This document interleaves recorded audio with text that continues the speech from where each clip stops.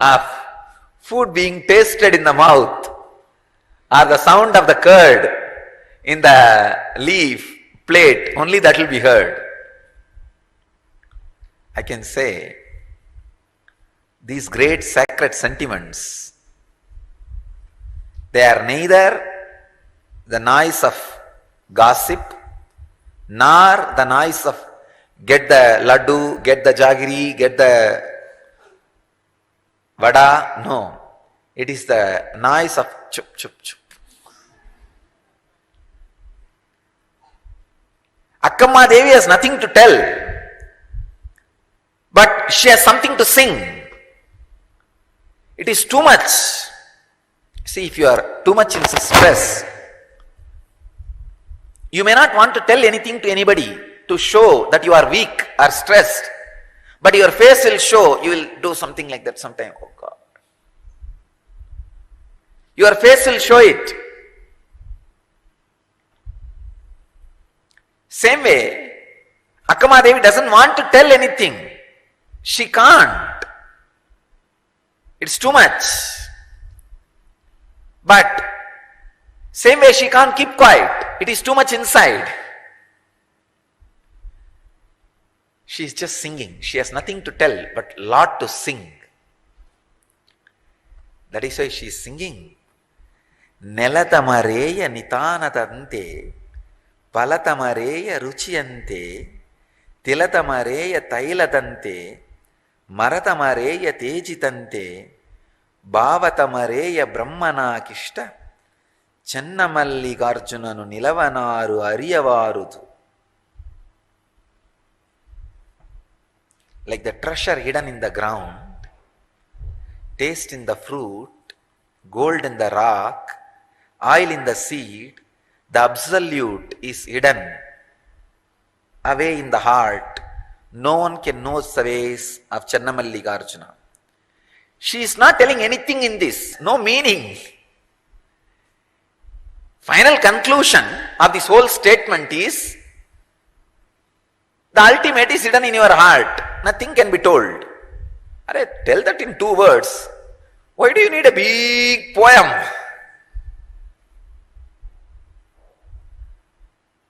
Because it is too much to be told in 2 words. You can't do anything. When you are possessed with that experience, anything you do is poetry.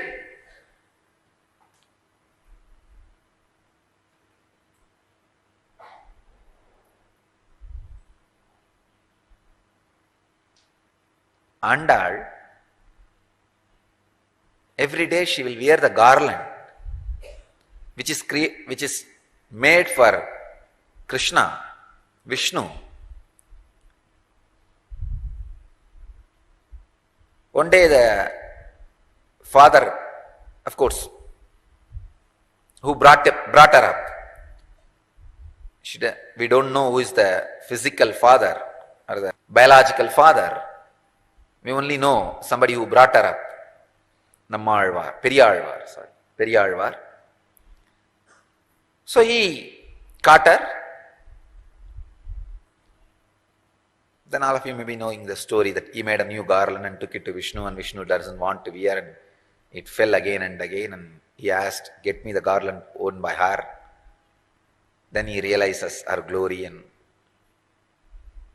somebody asks her, what do you mean by wearing the garland for Krishna?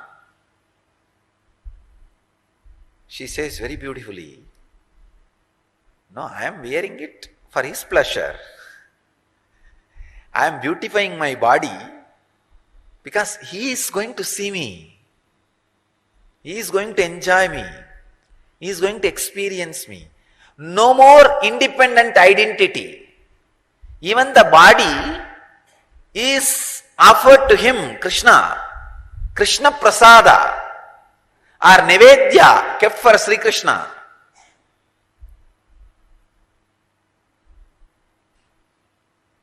That is why Krishna could not feel that is a different body. He said, let me wear the garland, put on her body. Achalamurti and Sachalamurti. The statue was Achalamurti and Andal was Sachalamurti. Because there was nothing inside Andal except Krishna.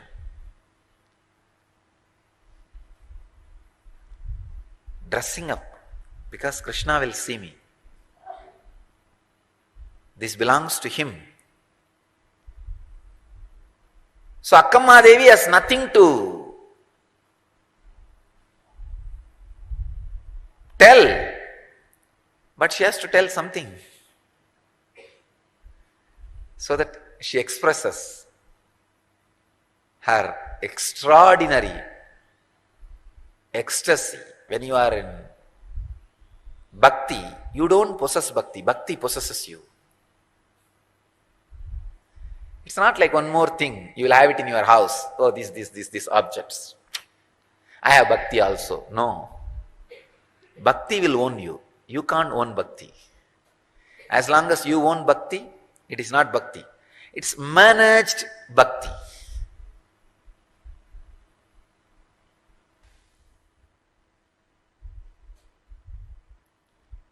Bhakti is awakening of the non-mechanical parts of your brain.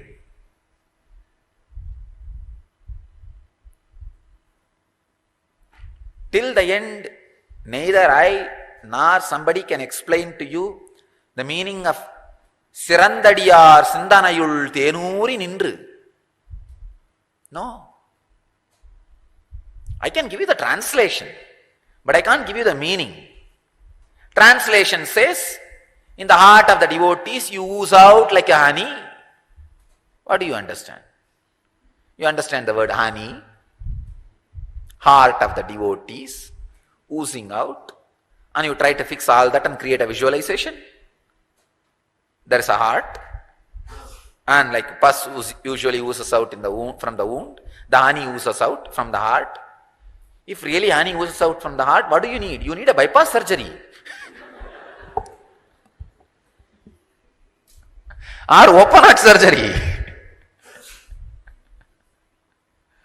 How will you describe? How will you explain? It is only the ecstasy which can sing. For Prema Bhakti, explanation is not possible. Only experience is possible. Maybe. How my eyes expand when I utter these words. How my throat chokes when I sing these words. The joy my body language expresses when I recite these verses. And the courage my being radiates with these great words, these sacred sentiments. Maybe I hope that can transmit this into you. The experience may be transmitted into you. That is the only reason I do go on singing, talking every morning.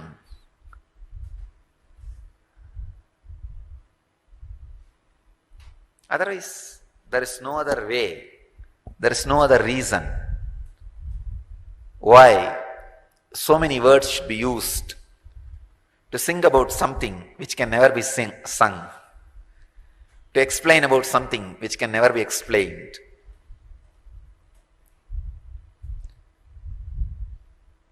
Maybe I'll try to define one or two things from the Narada Bhakti Sutras.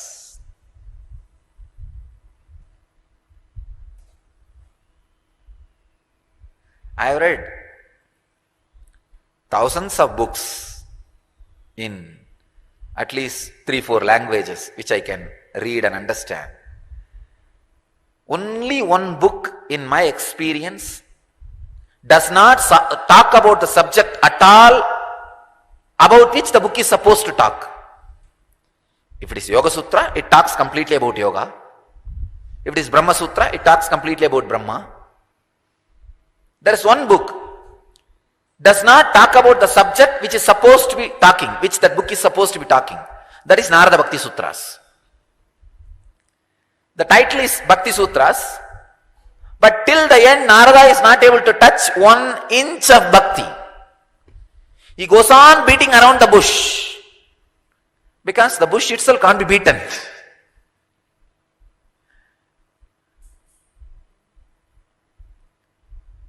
He just stands in this corner and takes a photograph. Oh, this looks nice. And jumps that corner and takes one more snap. Oh, this looks nice. But till the end, he is not able to create a portrait of the person. Understand? No one can create a portrait of bhakti.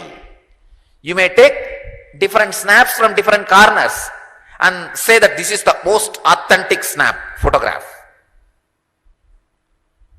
No. Here is a one snap from one corner, from Narada's Bhakti Sutras. Naradastu tatarpata kilacharat tatvismarane paramavya kulateti. The essential characteristics of bhakti are the consecration of all activities by complete self-surrender to Him, an extreme anguish if He were to be forgotten. Oh God!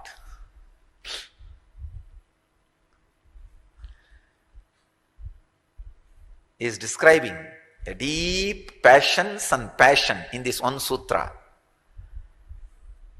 Self-surrender, an extreme anguish if He were to be forgotten.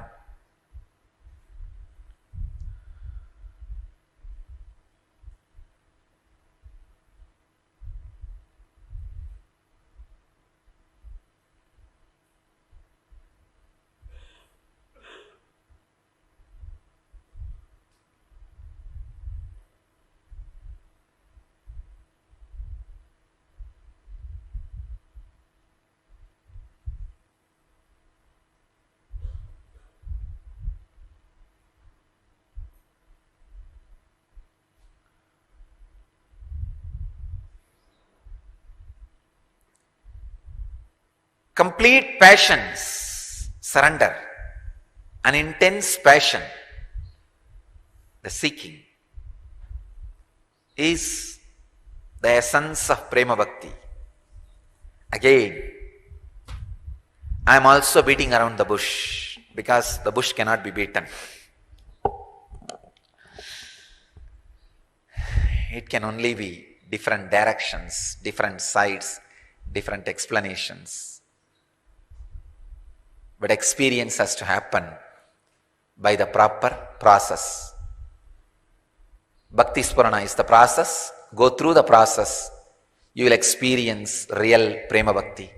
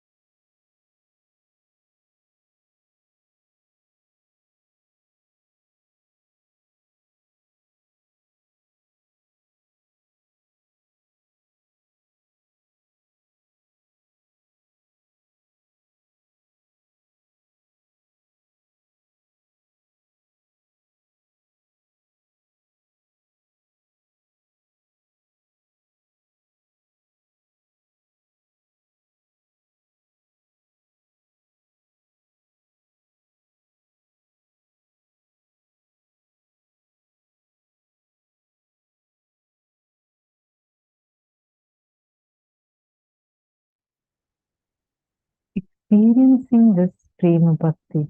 Such beautiful. I mean, Swamiji explained to us first the right attitude to have for prayer.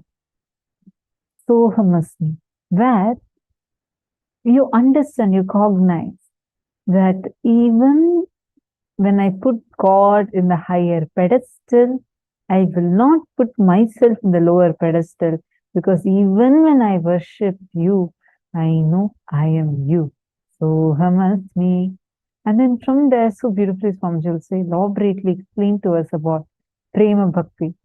Swamiji said, something that can never be explained, it can never be expressed or understood.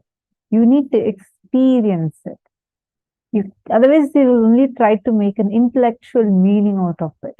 There's nothing that can be understood. No one can explain it. But you need to understand it by your experience. I request all of you to share. What did each one of you click with this? What was the click that you had from this? What did you understand as Prema Bhakti? And what did you understand as Sohamasmi? Take a few minutes and please share. Bhakti is the ultimate ecstasy.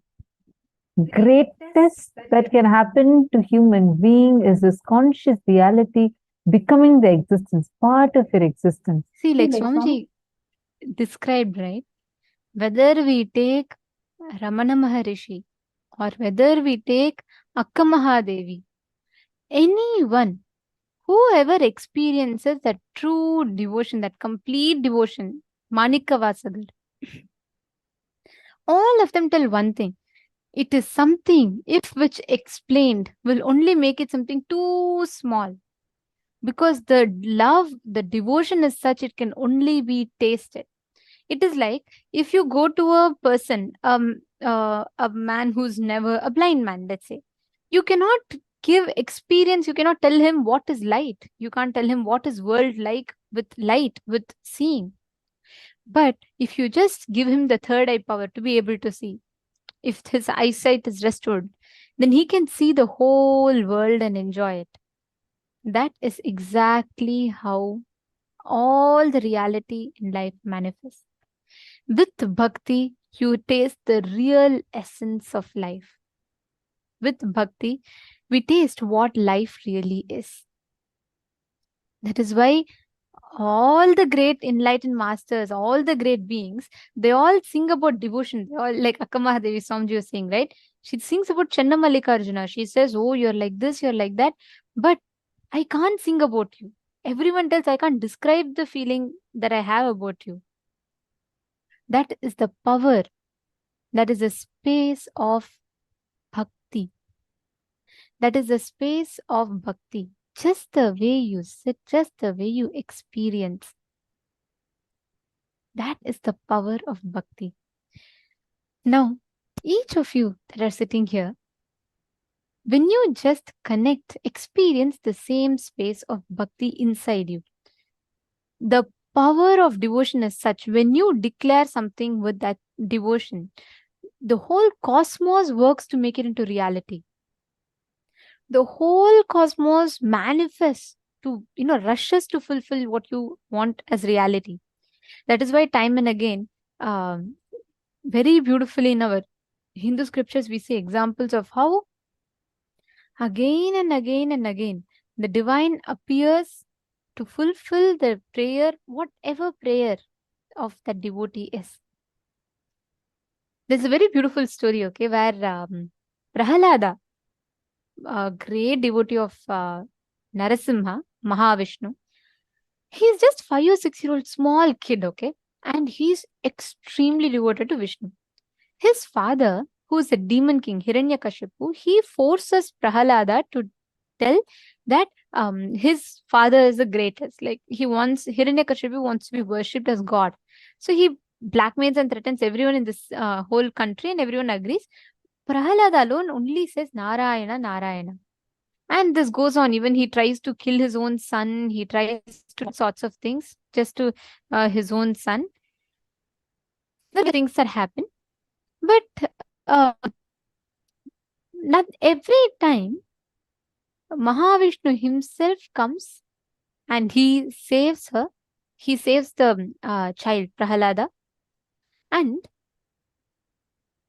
at one point, Hiranyakashipu gets extremely angry, frustrated. He says, if show me where your God is. You're saying Narayana is great, Narayana is great. Show me where Narayana is.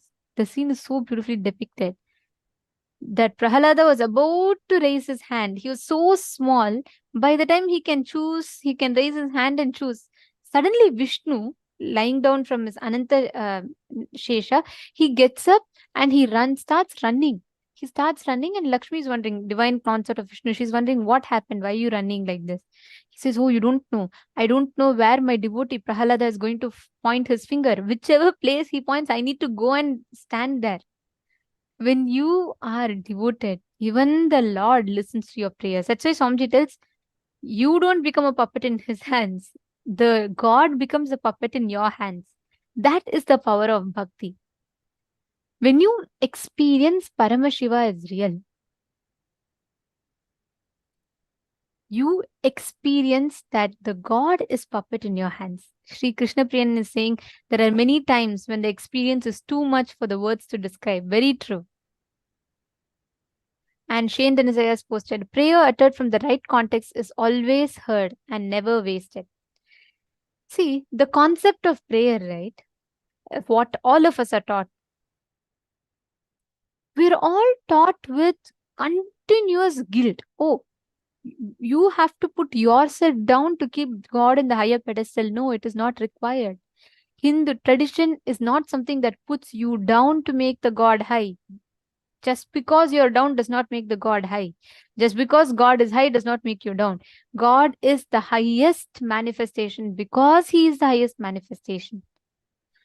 You are just experiencing that space. All you need to do is just experience that you are Him. Correct. Sanjay Oriya has posted, same with Krishna and Draupadi. Absolutely.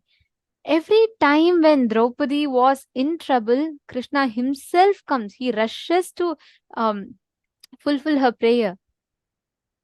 See, understand, there's a very beautiful significance in this. Most of the Western thought, current school of thinking, we're all taught you're a sinner. Oh, from birth, you're a sin. You are born out of a sin. So you are a sinner. You have to pray to the Lord for redemption. All these are the types of thought currents we hear. All these are the types of cognitions that we know. But actually, please understand, Hinduism tells the very introduction you get to about you to you is you are consciousness. You are a manifestation of that ultimate consciousness. The only thing you need to do is radiate that. God does not need us to be low for Him to be high. He manifests the unembodied, the formless becomes the form just to remind you that He is you. You are Him. We are all the reflections of that divine. Bhakti does not surrender, does not mean you are saying, oh, I know God is higher than me, so I am lower than Him, so I surrender to Him. No. Surrender means I am one and the same with the God, and He is me, I am Him. Because of that oneness, I surrender myself to God. That is the beauty, that is the juice of oneness. Yes, Bhakti possesses you. Ma Priyatma Surupni has posted what Swamiji said. Bhakti possesses you, not you possess the Bhakti. Absolutely. You can never own Bhakti. You can never say, okay, I want to, if it is, that is why only by the grace of the Guru you worship Guru. There's a very beautiful line in the Devarams, in the Tamil songs of Paramashiva. The line says, Avanarulale avantal vanangi. Shiva Puranam declares, only by His grace can you worship Him. Without His permission, without His grace, you cannot worship Him. The moment you are having that bhakti itself means understand it is by His grace that you are having bhakti. That is the power of bhakti. That is the power of devotion. That deep feeling connection, that deep space of oneness in you. each enlightened master, just visit each one's life. You will see in the most toughest of situations also, the way their devotion they'll stand with. There's a very beautiful incident from Krishna's life. I love this incident a lot. So once there's a great king, his son and his wife, they're all deeply devoted to Krishna. Okay.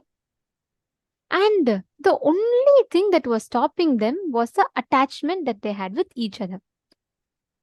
Krishna, the ever-loving, ever-compassionate one, he decides to show the world their greatness, the greatness of this family.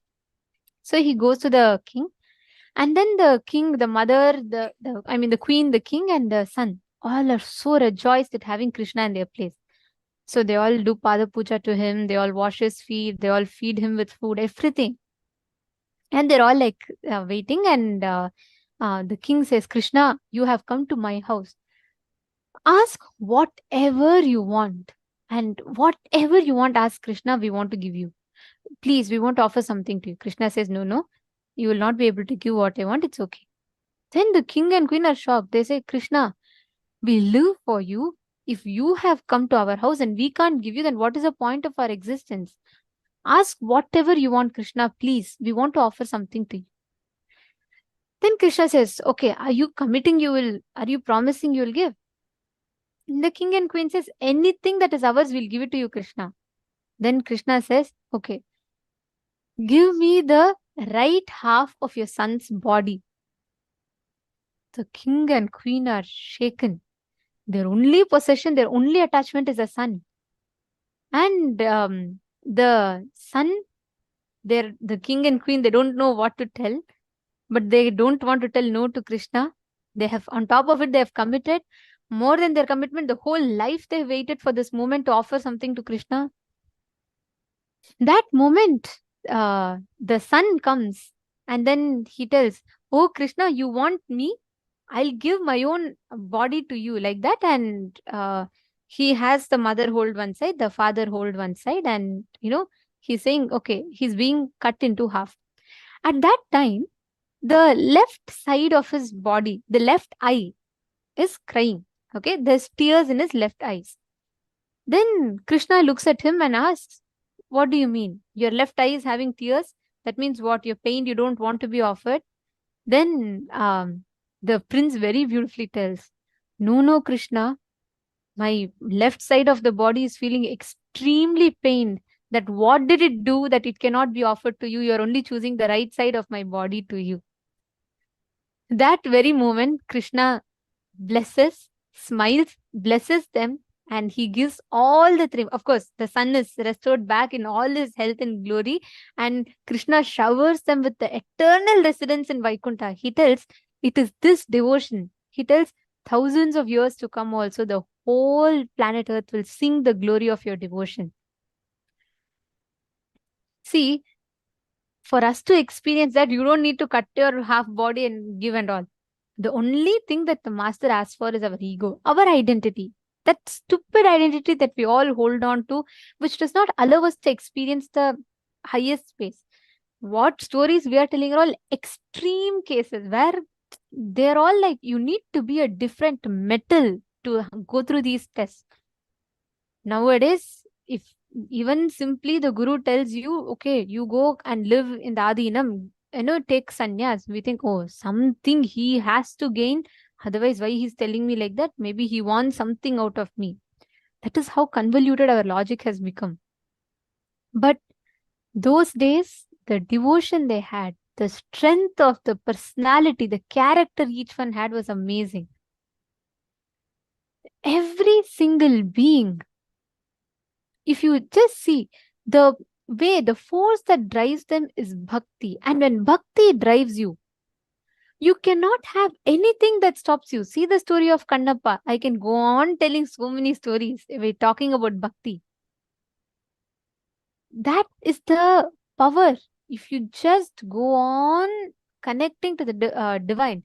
So another very beautiful story from Vittala's life. Like I know I can go on telling hundreds of stories like this. Everything in Hinduism is based on this bhakti. And like Swamiji said, it can never be described.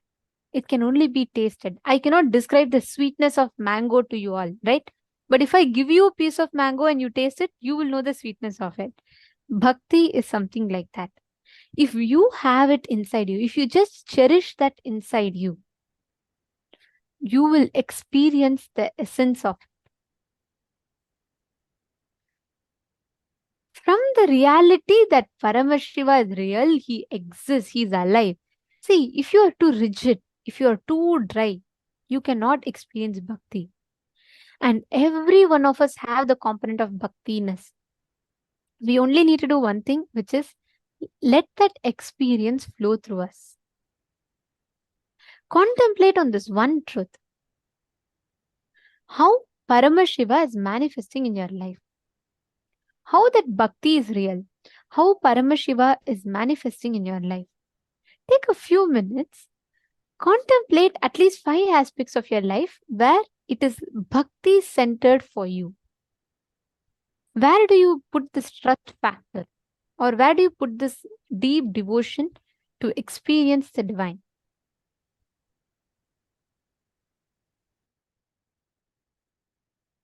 Please take a few minutes.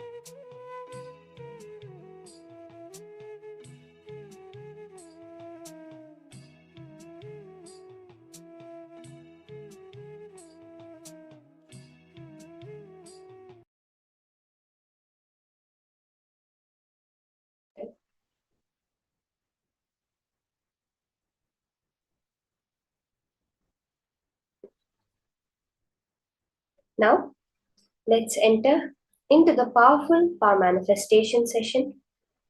Continuing this power of Aushadha Darshanam, in the first round, we all connected to a partner and did the manifestation.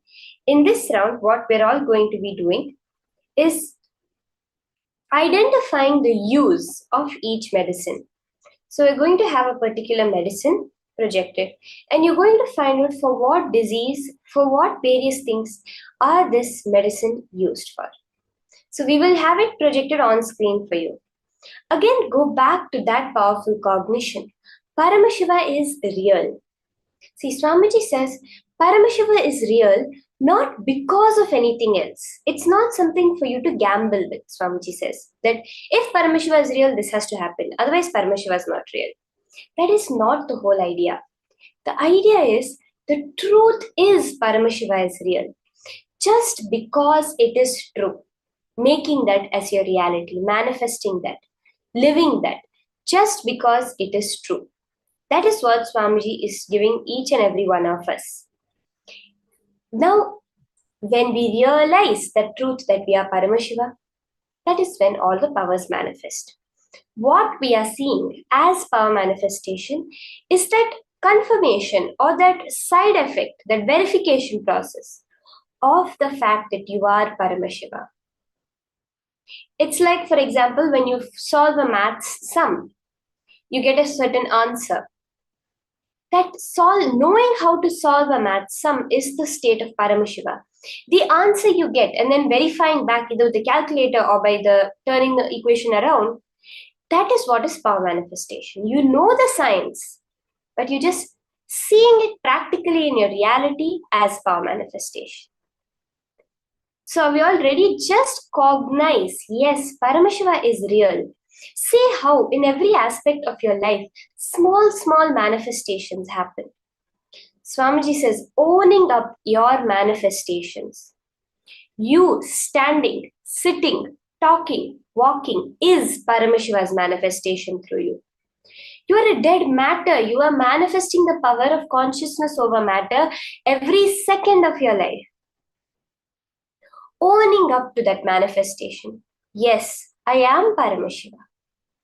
From there, all the power manifestation starts. Are we ready now? We will have a image projected on screen and you're going to be scanning the use of that medicine. We'll do a few rounds.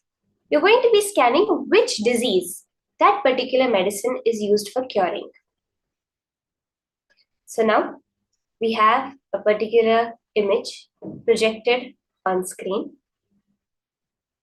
Start. Connect to Paramashiva intensely. And each one of you are going to post in the chat whatever details Paramashiva reveals to you about that medicine.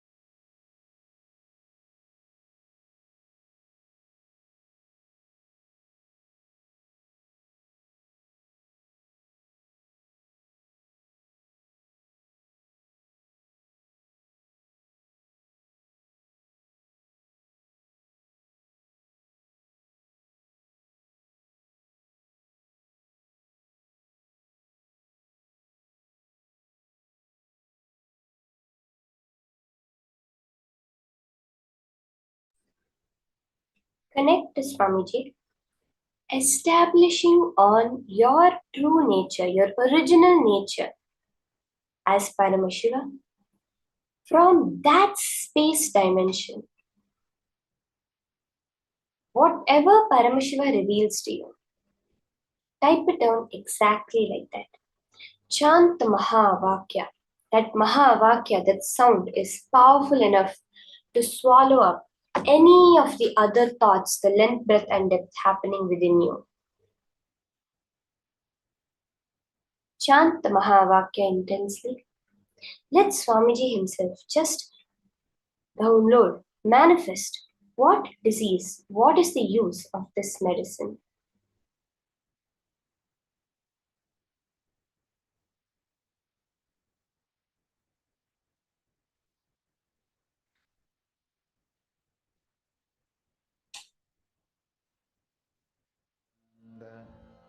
Paramashivoham. Om Nithyananda. Paramashivoham. Om Nithyananda. Paramashivoham. Om Okay? Nithyananda. Now, Paramashivoham. each one of us can post in the chat of your respective buildings. You can all post now.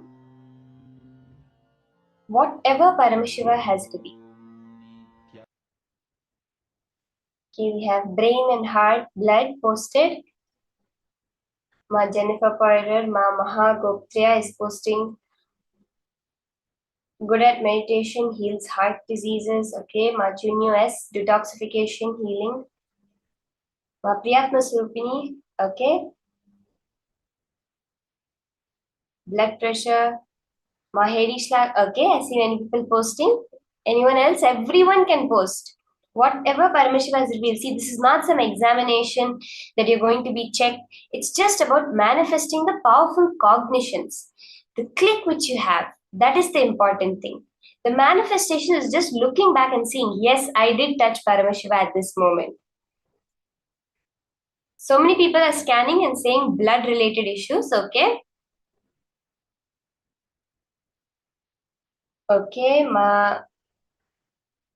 Mavanji is saying liver related, clear the system eyes, helps bones, osteoporosis. Ma Sadashiva Mai.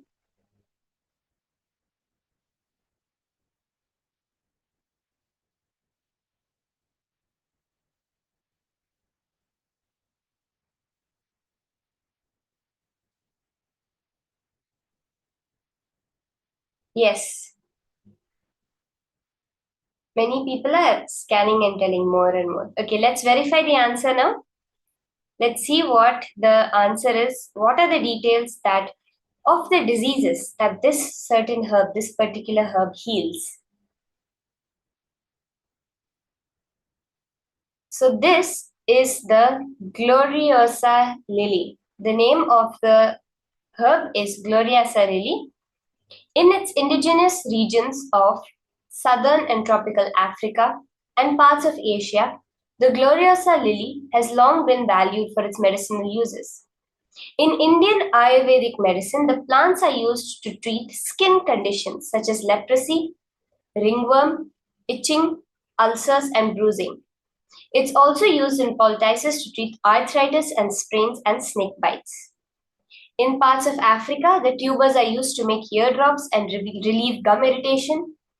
The leaves, tubers, and sap treat parasitic infestations such as tapeworms, roundworms, and liver flukes. Many people saw liver. Ash from burnt leaf is used to promote wound healing.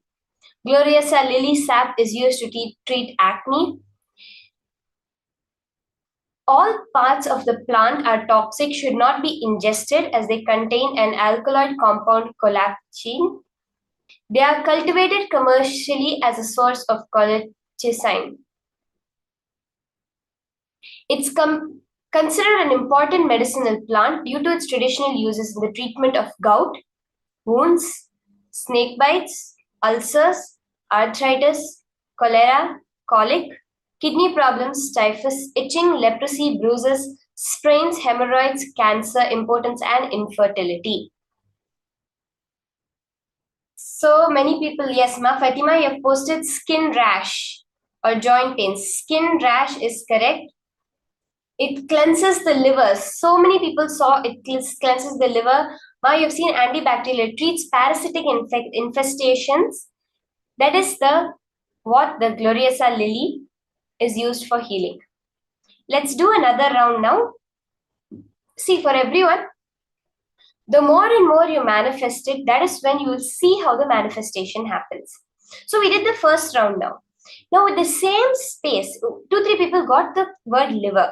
Now what each of you are going to do is post the details.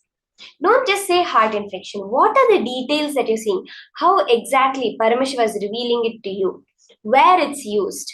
All these uses of a particular herb. Okay? Are we all ready for the next round? Let's have the next picture projected that we are all going to be scanning now.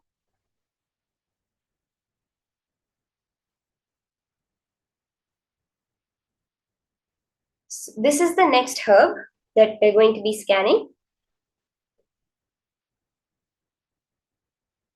Just connect to Swamiji, chant the Mahavakya. Whatever details Paramashiva reveals to you, post it exactly like that in the chat.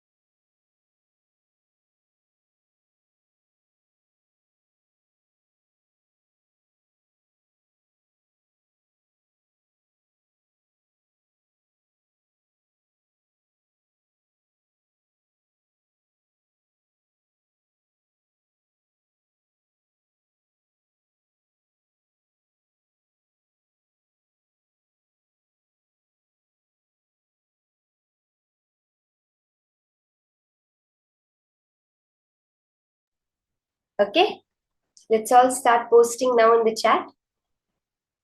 I request everyone, you can start posting whatever Paramashiva revealed to you as the details of this herb. See, if at all your mind is telling you something, just go by what your third eye says. and post in detail what are all the various uses. If you're seeing a certain chemical component in there, you can post that. What are all the uses, the medicinal uses in the various traditions of medicine for the particular plant? We have purpose to heal kidney, anti-inflammatory, ease the heart palpitations, nervous system, tea, ointment, antibacterial, blood circulation, calming. We have many people answering. If there's anyone left to post, give up smoking, Ma Mahagoptriya, for circulation, memory, Patanja Devane, keeps calm, helps headaches, nerve related, gives beauty, keep fresh, can cure headaches. Okay, blood vessels, hypertension, anti-inflammatory, unclear thoughts, bad dreams, passive thinking patterns, overloaded. Okay, heals throat and cold, gets squeezed and soaked in water. Okay, let's see the answer now, what this herb is and what are the various medicinal uses of this herb. Let's verify our answers now. So this is the Salvia rosmarinus. I think it's known as rosemary. And the WHO, World Health Organization, acknowledges that rosemary has been used in traditional medicine for centuries. It contains cholagug, diuretic, emmenagogue, and oral tonic properties. It is well known that rosemary reduces triglyceride and cholesterol levels. In addition, it acts as a cholagogue, promoting the elimination of bile. Rosemary enhances memory, brain functioning, cognitive functioning, and alertness. The needles-like leaves of rosemary give out a pleasant fragrance and is used in making essential oil too. It has a very rich and fragrant nectar. So all of you that saw helps in reducing the triglyceride, cholesterol, it promotes the elimination of bile, it enhances memory, brain functioning, cognitive functioning, and alertness. These are all the various memory. Ma Tanja Devane, you have posted memory, that is right. Calming, Ma Jennifer Poirier.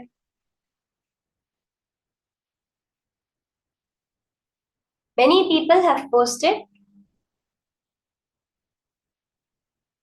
many of the details that are so accurate for this particular herb.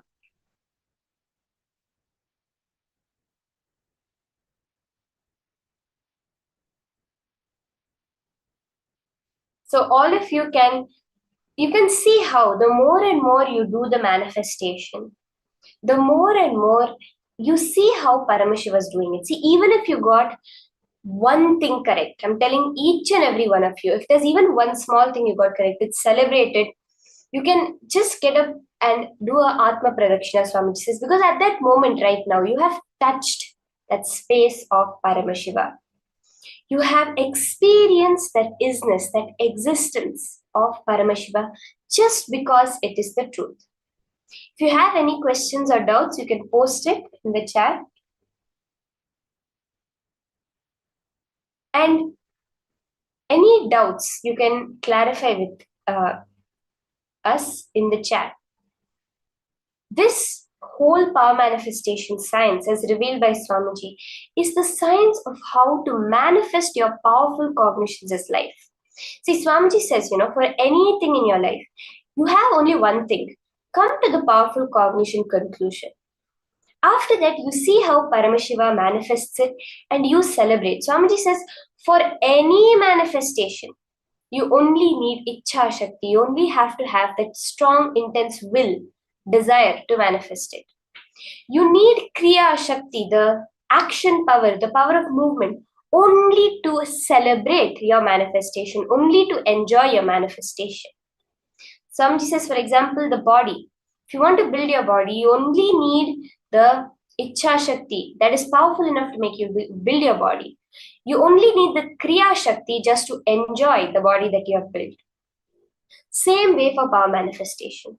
To manifest any powers, the only thing you need is that intense Ichha Shakti to manifest powers And once Paramashiva manifests, you need the Kriya Shakti just to enjoy the manifestation of Paramashiva. So now we are going to be entering into the next session, learning about that ultimate space of oneness, Parama Advaita. That is the space from which power manifestation happens. Let us now listen to higher powerful cognitions on Parama Advaita from Swamiji himself.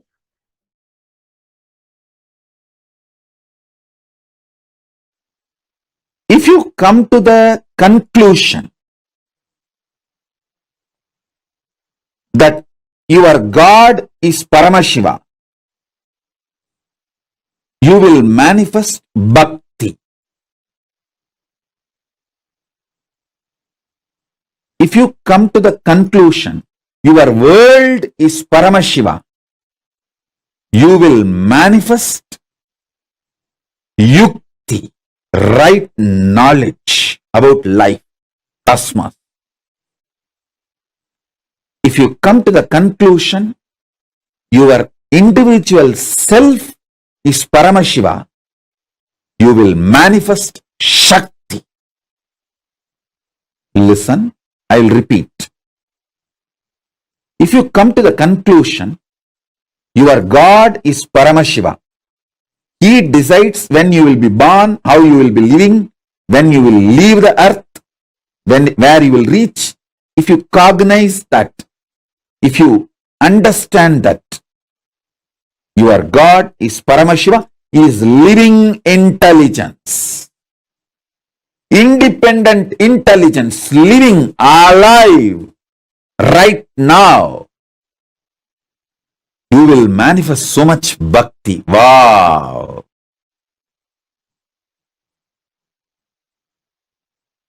If you understand this whole world,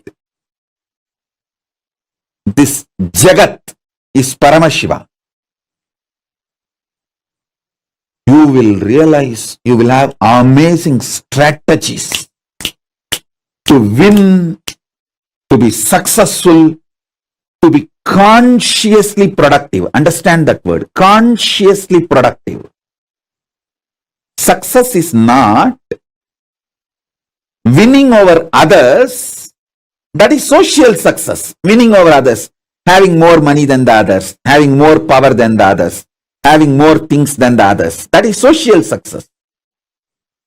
But I am talking is conscious success, feeling that you can do anything. Ishwaratva.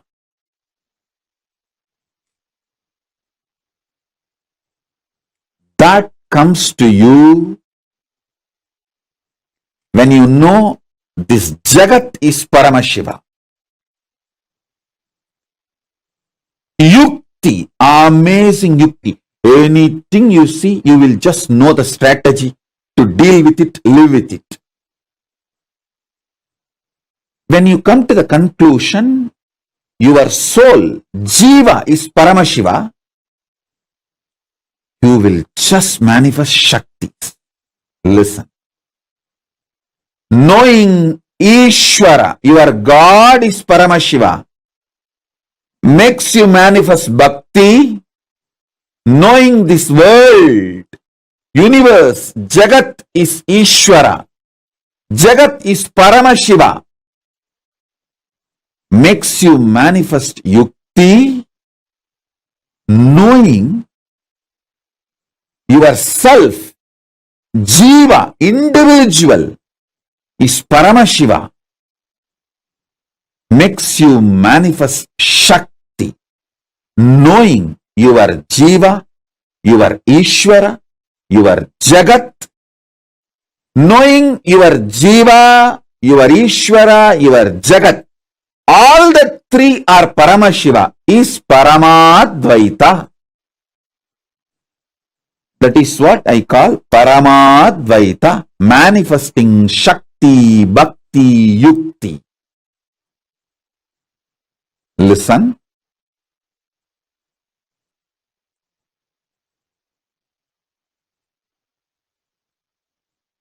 Knowing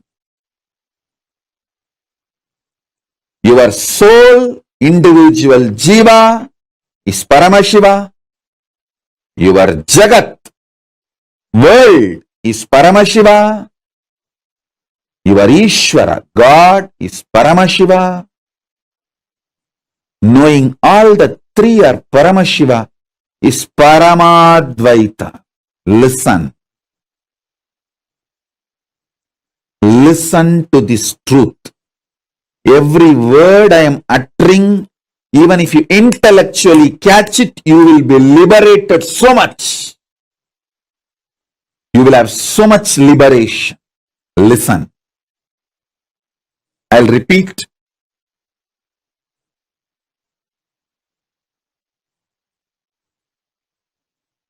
Cognizing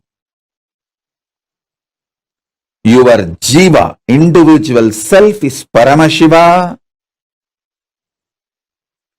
makes you manifest Shakti. Cognizing your Jagat, world,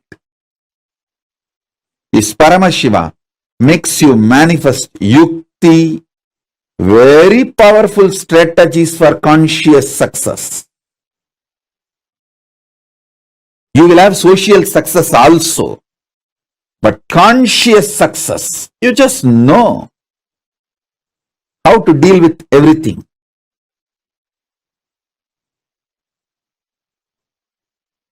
And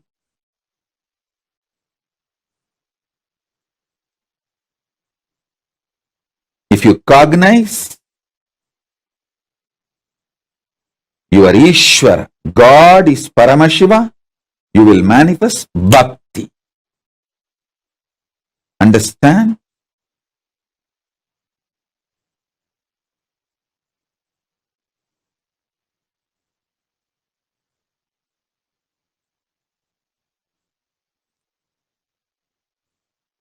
Realizing your soul, Jiva, Jagat, your world, Ishvara, your God, all three are Paramashiva, is Parama Advaita.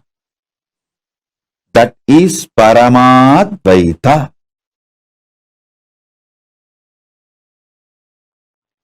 In course of life,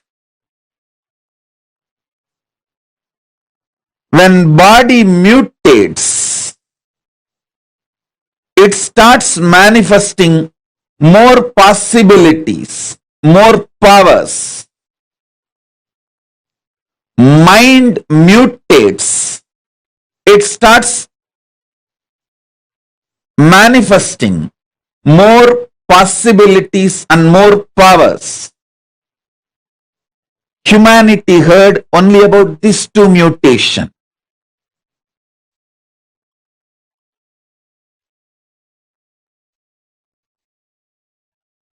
Humanity heard only about physical mutation and mental mutation.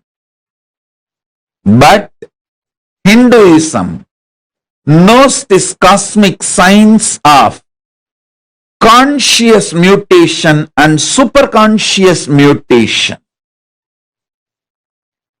Conscious mutation means realizing you are more than your body, your mind. You are more than the length, breadth, depth, time, space, dimensions. Consciousness is foundation, source of length, breadth, depth, time, space. I can say the force of consciousness is the foundation of gravitation force, electromagnetic force, nuclear force, and strong nuclear force. Exploring the possibility of your own consciousness, powers of your own consciousness, and manifesting it is conscious mutation process. In Sanskrit, we call it Pratyekatma Chaitanya Jakratam. The Vedas and Agamas, the ancient Hindu scriptures, which reveals about the cosmic science of Hinduism, describes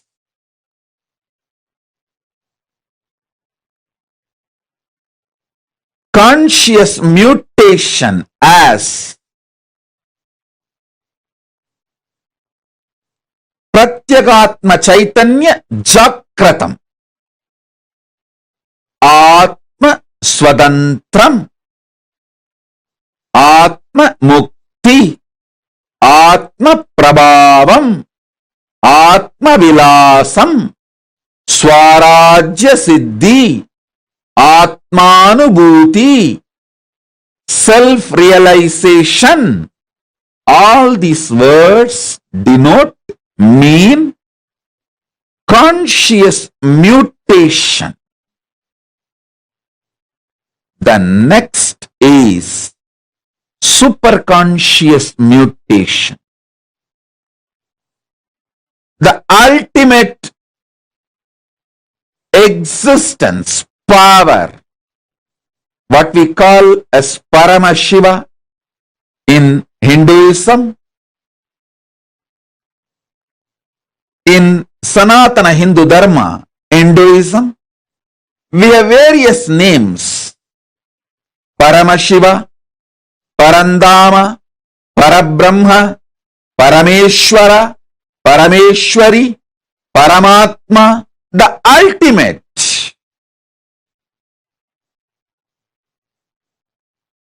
That superconsciousness entering into individual consciousness of you, your individual consciousness, and mutation happening, you manifesting. That superconscious mutation is the ultimate, we call it moksha, ultimate liberation, Parama Advaita Anubhuti. In Sanskrit, we use the word Parama Advaita Anubhuti, ultimate oneness. Hindu tradition, Sanatana Hindu Dharma is focused on this superconscious mutation, ultimate oneness. Just physical mutation and mental mutation happens in the lower planes of the universe. But conscious mutation, superconscious mutation happens in the higher planes of the universe, vertical time zones of the universe.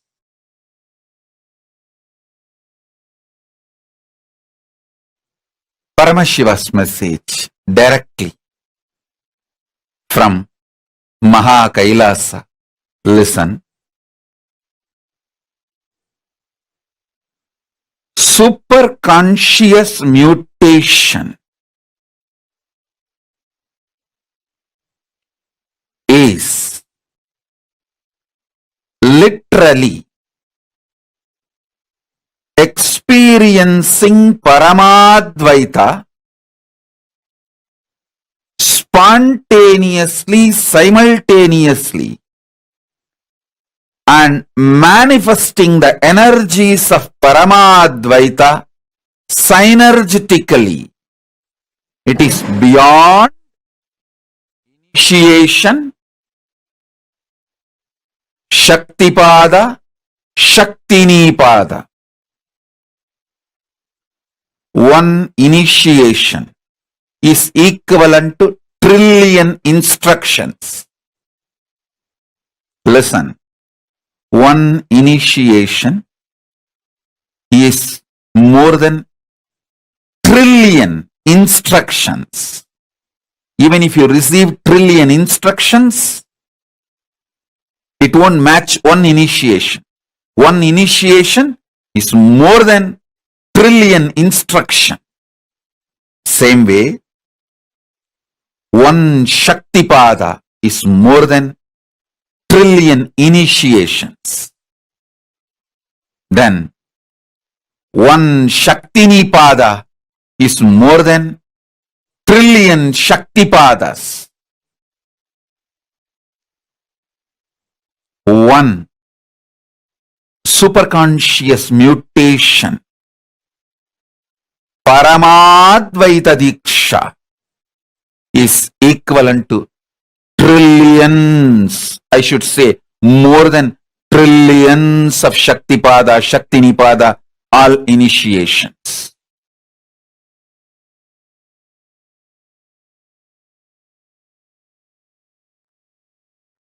Superconscious mutation is the process of manifesting Paramashiva in all your 25 phases and phases. PHASES, phase, phases. Phases, FACES.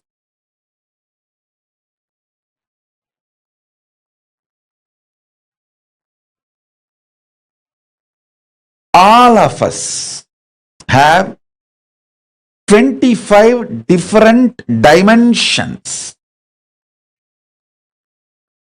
which functions spontaneously, simultaneously, without getting confused with each other. Listen. Your ability to put your body in autopilot mode, like your heart beating itself, blood purifying itself, liver functioning itself, digestion happening on its own, logical thinking, cognizing happening on its own, emotional processing of how you feel about others and yourself and situation, the emotional cognitions happening on its own. If you just look, 25 different dimensions of you is independently functioning spontaneously, simultaneously, synergetically. So understand, your logic, which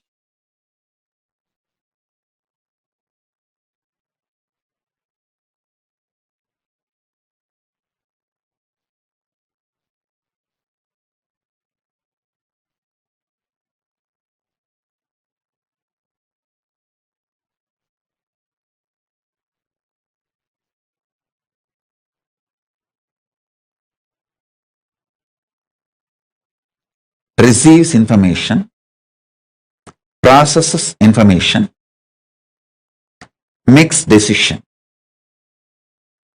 Your emotional cognitions receives inputs, processes and decides. Understand? Listen.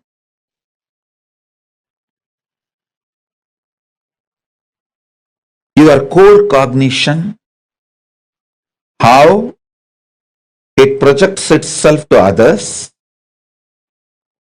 and how it feels about itself and how it is. All these 25 different dimensions of you getting superconscious mutation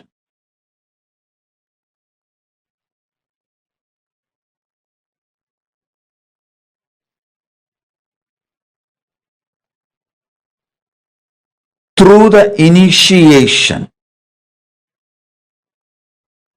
is the process I am doing right now for all of you. Listen.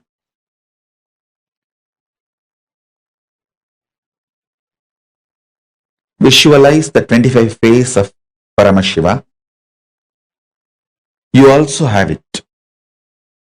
You also have that same 25 faces. Different face of you is each of that face.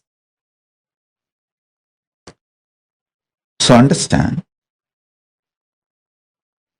all the 25 faces of Paramashiva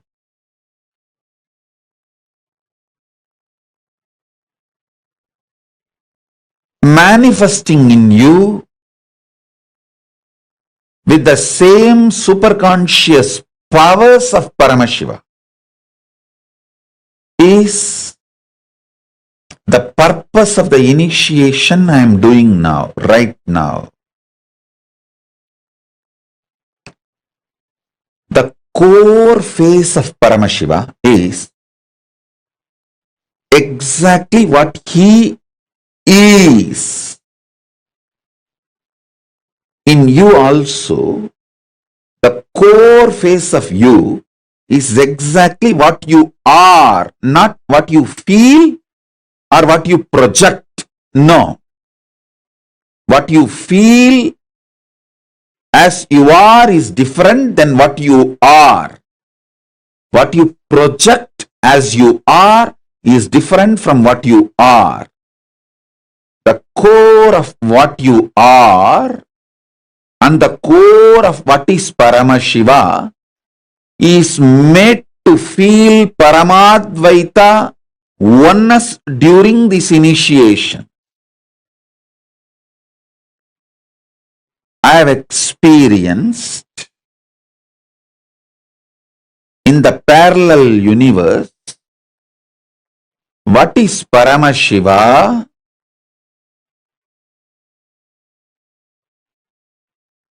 in Mahakailasa, what is me in this Bhuloka. The core of Paramashiva, what he is and what I am, is one and the same. That Parama Advaita, when I ignite in you through the initiation, all the different dimensions of Paramashiva, all the 25 phases of you starts getting awakened, starts manifesting.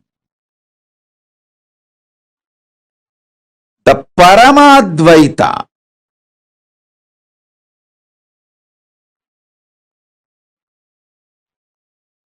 Parama Advaita is an extremely powerful superconscious mutation process.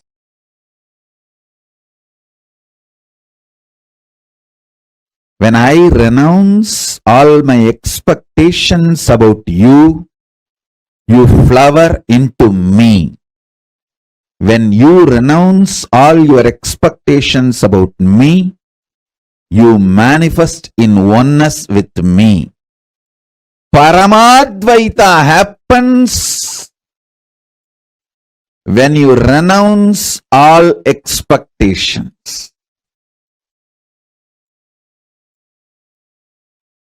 So I declare now,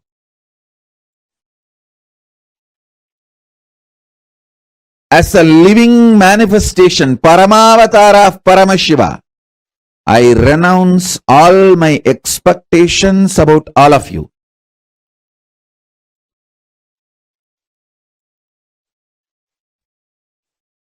all of you decide to renounce all the expectations you have about everything, including the expectations you have about this initiation.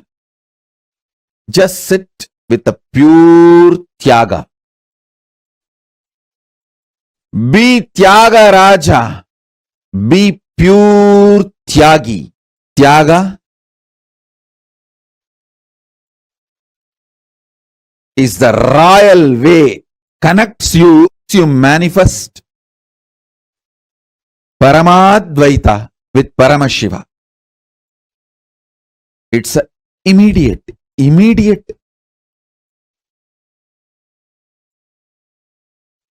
way of manifesting the superconscious mutation.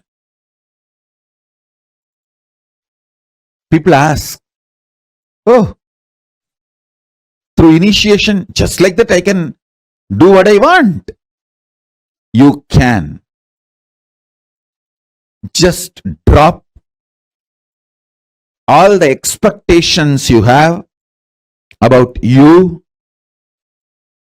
from you, by you, and all expectations you have with Paramashiva, with universe. Drop everything. And sit now with the Tyaga as a Tyagi. Paramadvaita and Saranagati. Paramadvaita from the space of Paramashiva, Saranagati from the space of you. Both are parallel universe, synergetic, spontaneous, simultaneous trigger. When he triggers Paramadvaita Anubhuti, you experience Saranagati. When you trigger Saranagati, he experiences Paramadvaita Anubhuti. When you trigger Saranagati, he experiences Paramadvaita and he triggers more Saranagati in you, and your more Saranagati triggers more Paramadvaita in him. So end of the day, Paramadvaita and Saranagati merges into one and becomes one beyond oneness.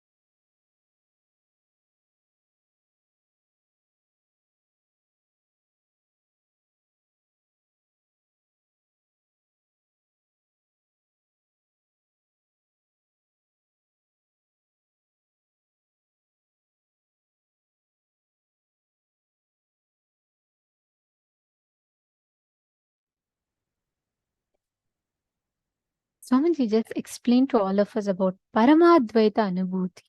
What is Parama Advaita? See, Parama Advaita is the parallel universe synergy trigger where you release a parallel universe synergy trigger to Paramashiva, your own highest, best manifestation, the highest manifestation of yourself. Like Swamiji just explained, Parama Advaita is where you experience that ultimate manifestation, Paramashiva himself happening as your own extension. See, there's a very beautiful story of Kannappa Nayanar. Many of you might know it. For those of you who don't know. So I'm just going to be sharing this story. It's a very, very beautiful story, okay? Once, there's a hunter. And he's like, he doesn't know anything and he's just hunting and all that. One day, as he is walking by, he sees a Shivalinga. The moment he sees that Shivalinga, it's like love at first sight for him. The moment he sees it, he's completely in love. He doesn't know what is it. He doesn't know anything. It's just a stone, right? He sees it and he's like so much, suddenly he feels so attached, so much in love with it. He's unable to forget it. He's unable to forget Paramashiva. And he's like, next day again, he goes back to that place. He sees that the priest of that temple is worshipping that Shivalinga. He sees that he's offering some flowers. He's pouring water and doing the abhishekam. And then he's giving some food to eat. He sees it and then he learns, that is Paramashiva himself. But Kannappa Nayanar is he's a hunter. He doesn't know mantras. He doesn't know great rituals. He doesn't know any of this. He is a mere hunter. But he is in love with Paramashiva. He doesn't even know who Paramashiva is. He's just in love with Shivalinga. He sees this priest doing this and he understands, okay, this is the way to express love. You should give sacred bath. Okay, you should give some food to eat and you should offer flowers and decorate. So he's so excited and but he can't go when the priest is there in temple. They'll not allow. It's a remote temple in a forest, so there are not many people. It's just a Shivalingam and the priest is offering. And he waits for the priest to go so that he can experience his intimate time with Paramashiva. So as usual, the priest used to come every morning. He'll offer the rituals, puja, everything, and then he will go. After the priest leaves, Kannappa Nayanar will come to the deity and he will see the Shivalinga. He will see, okay, there is water. He's just had the abhishekam. There's like beautiful flowers decorating and there's food kept to eat. Immediately, Kannappa will get an idea. Oh, if this is the way to experience and express love for this deity, I will also do the same. He immediately goes. He goes, all he knows as food is what? He goes and hunts the animal. He gets the meat of the animal and then he goes and he plucks some forest flowers and, wild forest flowers, leaves and all that. And now he has to carry the meat, he has to carry the flowers. So he puts the flower on his head and then he needs to go to the river and get water. He doesn't have a way to carry water. So he goes, takes the water, he fills his mouth with the water. And then he gets the meat and then he comes and he offers the meat to Paramashiva. He from his mouth, he pours the water to Paramashiva. He takes the wild flowers from his head and he offers it to Paramashiva. See, in Hinduism, we don't, it's considered actually like, it's considered very inauspicious to offer like that. It's considered actually, it is not right. You should not offer. It's disrespect to the deity if you offer from the mouth and all that. You should not do. And it should be, that's the typical as per Shastras. But Kannappa knew no Shastras. He had no knowledge of any of it. But his love was so much. And he does this offering. He sits and spends the whole day with Paramashiva and he goes back. Next day morning, the priest comes. He sees that there is meat in front of Paramashiva. He is just shocked. He says, oh Prabhu, I am how when I am doing puja to you, when I am taking care of you, how did in my presence, how can someone come and offer meat to you? It is against the Shastras and he's so pained. See, for him, he feels like some non-integrity has been done.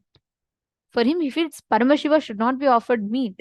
And then he sees some forest flowers on Paramashiva. It's all scattered here and there. He's so pained by it. The priest is like so shocked. He starts crying to Paramashiva. He says, Paramashiva, please forgive me. I don't know how this happened. He comes, clears up. Again, he puts Abhishekam. He again puts the proper flowers. He puts the proper Chandan Kumkum. He does the proper food, fruits he offers. And then he goes. Next day when he comes back, again the same thing happens. Again he sees meat. Now he's dejected. Every day Kannappa comes and spends time. Now Paramashiva decides it is time for the priest to know the power of devotion behind it. So the priest goes that day when he's falling asleep. He says, Paramashiva, if my love for you is real, please tell me who's doing this to you. I want to know. And I want to stop that person. I want to punish that person for what he's doing. So that night, Paramashiva appears in the dream of this priest, and Paramashiva tells, okay, I'll show you the person, but I need you to follow one condition. You should just witness whatever is happening tomorrow, hiding behind the tree. You should hide behind the tree, you should not be visible, but you should see whatever is happening tomorrow.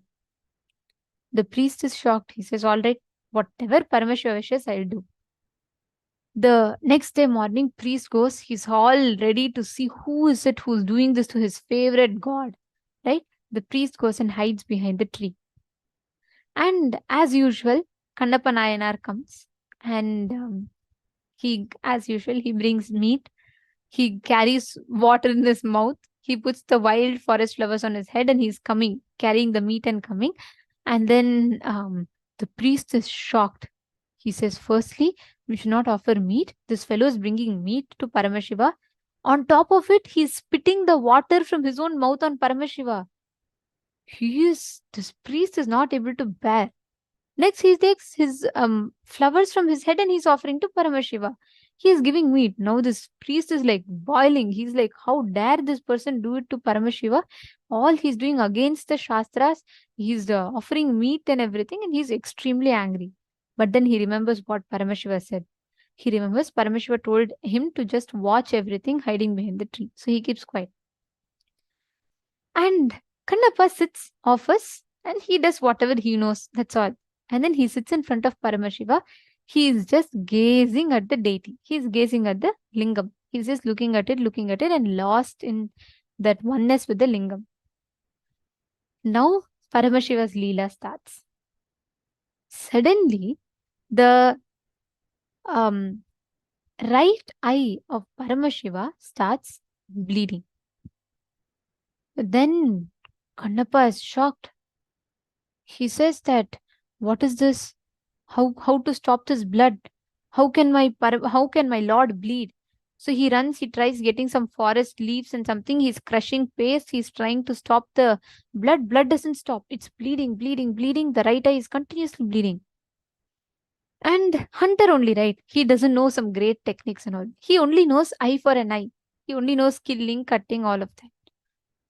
The moment he sees that the eye of Paramashiva is bleeding, he's shocked. He runs around and even the priest is shocked. He's like, what is happening? But he's continuing to watch.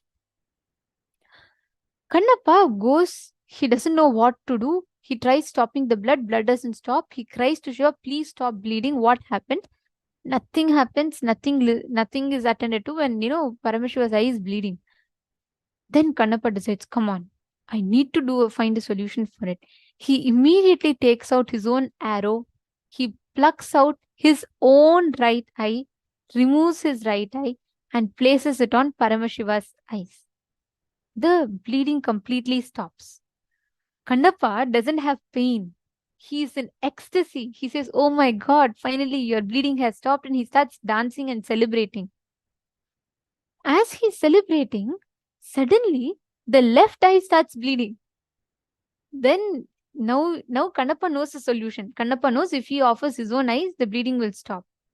So now Kannappa is trying to see, oh Prabhu, if I cut my left eye, How will I see to put my eyes? I need to know where exactly I need to put. So beautifully the story goes. Kannappa takes his leg. He keeps his leg on Paramashiva's left eye just as an identification, like how we have the hand. Like that, he keeps his leg because his hands are going to be busy taking out his eye. So he puts his leg on Paramashiva's left eye. He is about to take his arrow and, go and pluck out the left eye and offer. He plucks out the left eye about to offer to Paramashiva. Paramashiva says, Kannappa, stop. He comes out of the deity. He says, stop. And Paramashiva says, just to test your love for me, just to show the world the greatness of your love for me, I did this Leela. Now, not just 2 eyes, I will give you my 3rd eye also. And he blesses Kannappa with all the 3 eyes. And he gives him the ultimate mukti to Kannappa. And he tells, because you have given your own eye to me, you are like a father to me. Because an extension of your organ is in mine. So Paramashiva says, your name will hence be called as Kannappa, the one who gave the eyes to Paramashiva. The priest who witnessed all this realizes the greatness of love of Kannappa and comes and falls at his feet. This is precisely what is Parama Advaita. Like Swamiji said, no logic applies. Your only thing is that Paramashiva is the reflection of your highest identity as you. Whatever you carry inside of you as your highest identity, Paramashiva reflects that. Identifying that, connecting with that is what is Paramadvaita.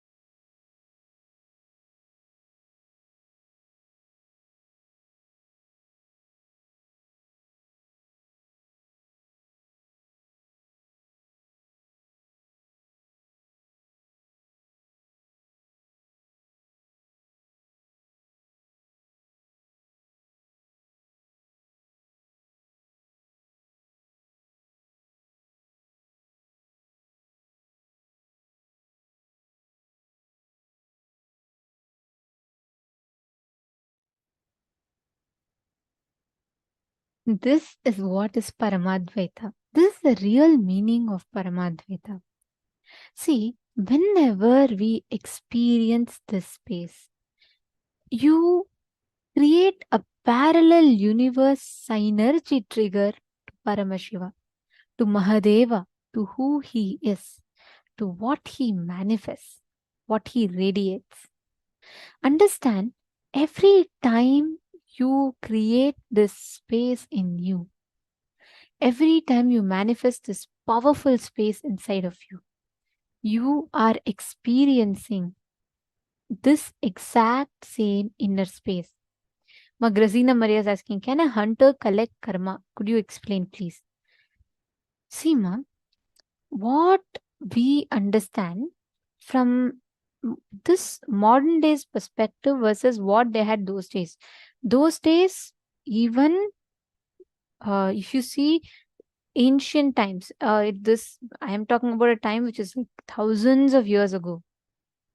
And in those days, for a hunter, for people who lived in the forest, this was their lifestyle. They were extremely sensitive to the forest. They will not hunt. They have their own set of rules. And in that, when it comes in that particular, what to say, with that intelligence that they had at that point in time, with what they did, it will not create a separate karma for them. But of course, killing will give a karma. Let me be very clear with that. Anyone, any form of killing, each of them had their own karma. But the level of what we understand now, if a person knowing it is wrong goes and does it, they get karma also. And those times, their livelihood was that. It was part of their lifestyle. It still generates karma. It's not that they're free from karma and all that. It does give them karma. But Kannappa was different. That is, see, it's like this. If I ask you, before you knew the knowledge of being non-veg is wrong or right or whatever it is, and you made a choice to become a vegetarian, before that, if someone comes to you and asks with love, you might serve them the non-veg food. It is not that your context is wrong. So Kannappa and all, we can't even count him under any of the human frames. His level of love, devotion and dedication was extremely different.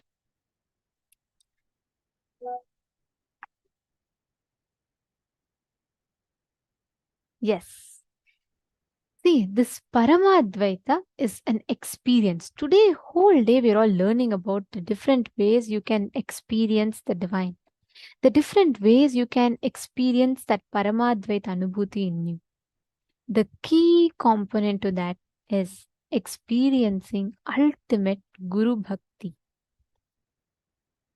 Now, in this same space, I'd like to request all of you, all the participants, let us all enter into the power manifestation session now, where we manifest the power of Aushadha Darshanam. Are we all ready? It's the same like last time. I'm going to be projecting a question to all of you, and you're all going to be scanning and identifying the use of this particular medication. Okay? Just focus on establishing yourself in Paramadvaita. That's all. That's the main thing you need to do. Leave the results to Swamiji. Shall we start? Okay. So I'm going to be projecting the Aushadha. I request all of you to please chant the Mahavakya. Connect to Swamiji.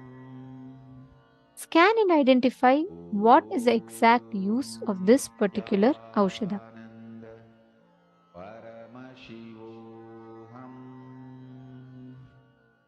Om Nithyananda. Paramashivoham. Om Nithyananda. Paramashivoham. Om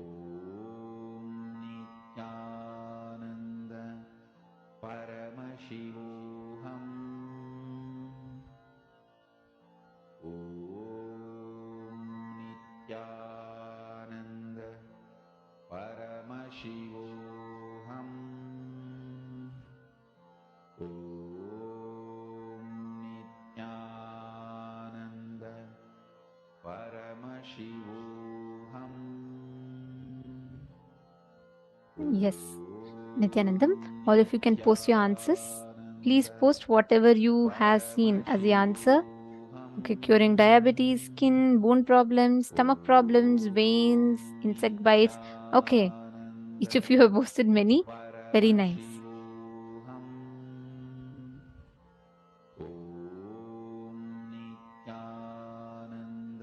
Wonderful. Okay, see, I'll share with you all what happens when you manifest this power.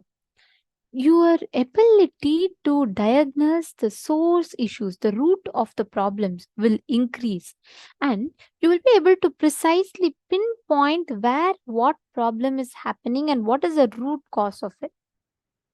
When you manifest this power today, right, it is working on giving you that confidence of the power manifestation.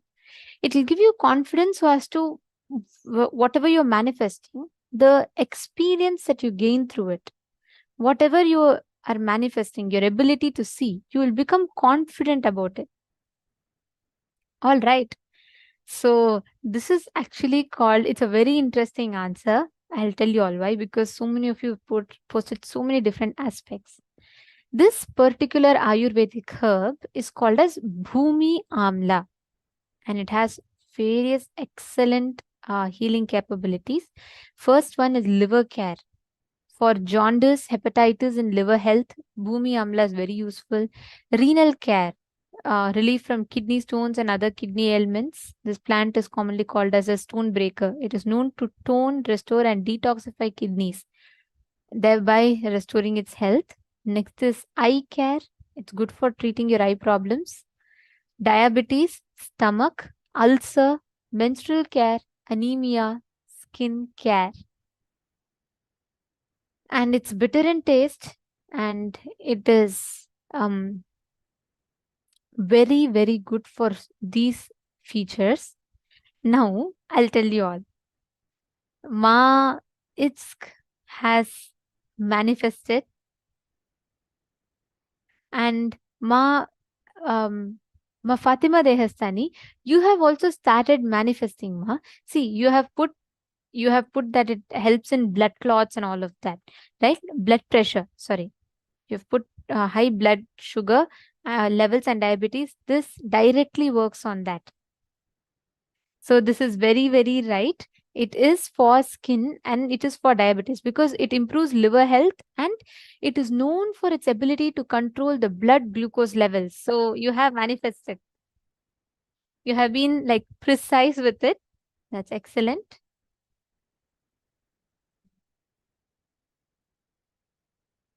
Okay, I see so many of you have posted.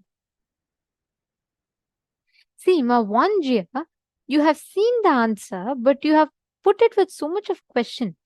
You are saying, okay, could it be polio? Could it be for this, that? Don't give options. See, what your third eye is showing, go with it. You don't worry about whether it is right or wrong. But start posting it out, whatever your third eye is showing you. And Ma Grazina Maria, you have also manifested. Wow. You have posted, you can see some blood connection. That's nice. Ma Olga, you have put used to make eye drops for liver detox. Spot on. Wow. Beautiful, Ma. You have manifested. Ma Maheshwari has manifested. Ma Fatima Dehestani is manifested. And so many of you have manifested.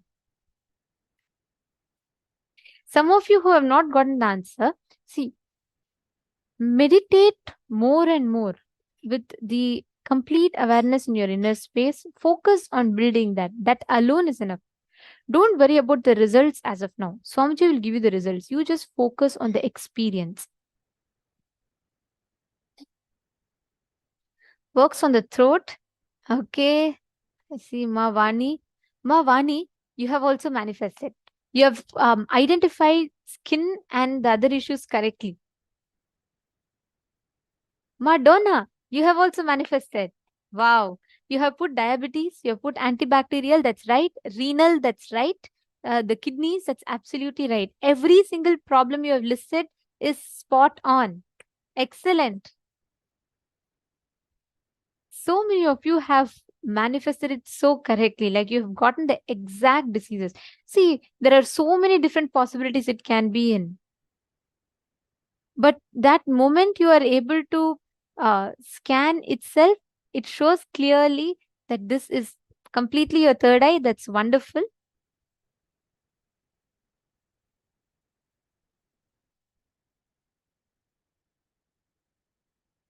Okay.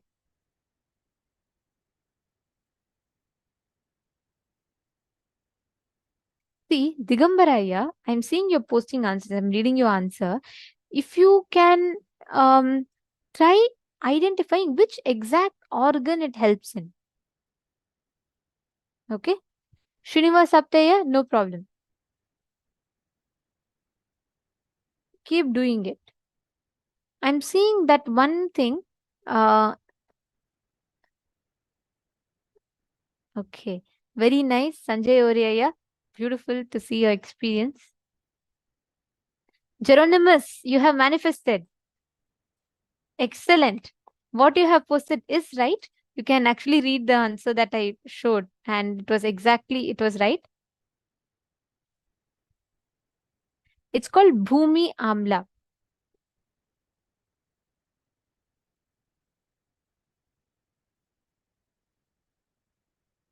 Very nice.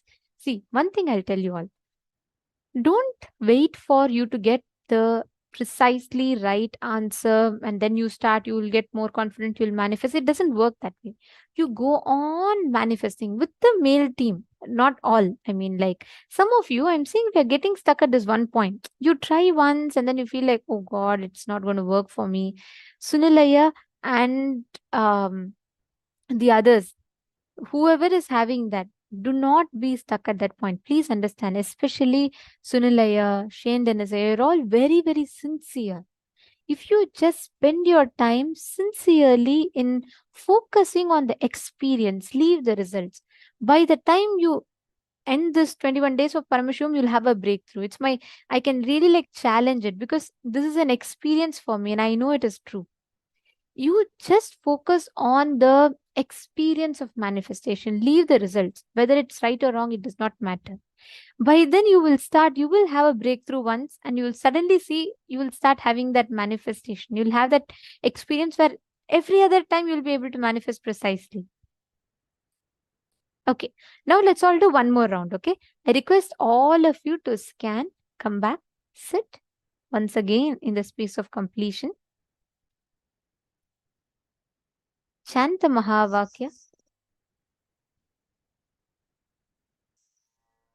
Now identify the exact With this one spiritual powerful cognition, chant uses this of this herb as it's Mahavakya. shown to you all. Scan.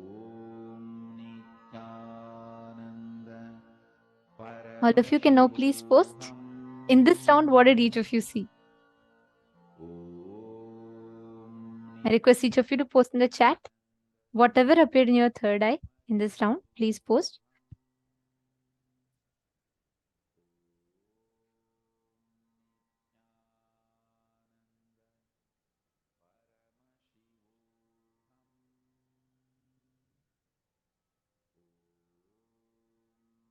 See, whatever appeared, everything catch the exact thought current as you saw in the previous round. Whatever thought current is stopping you, catch exactly that thought current and replace it with again and again the space of Parama Advaita. Take a few minutes. I request each of you to please post whatever you saw in this round.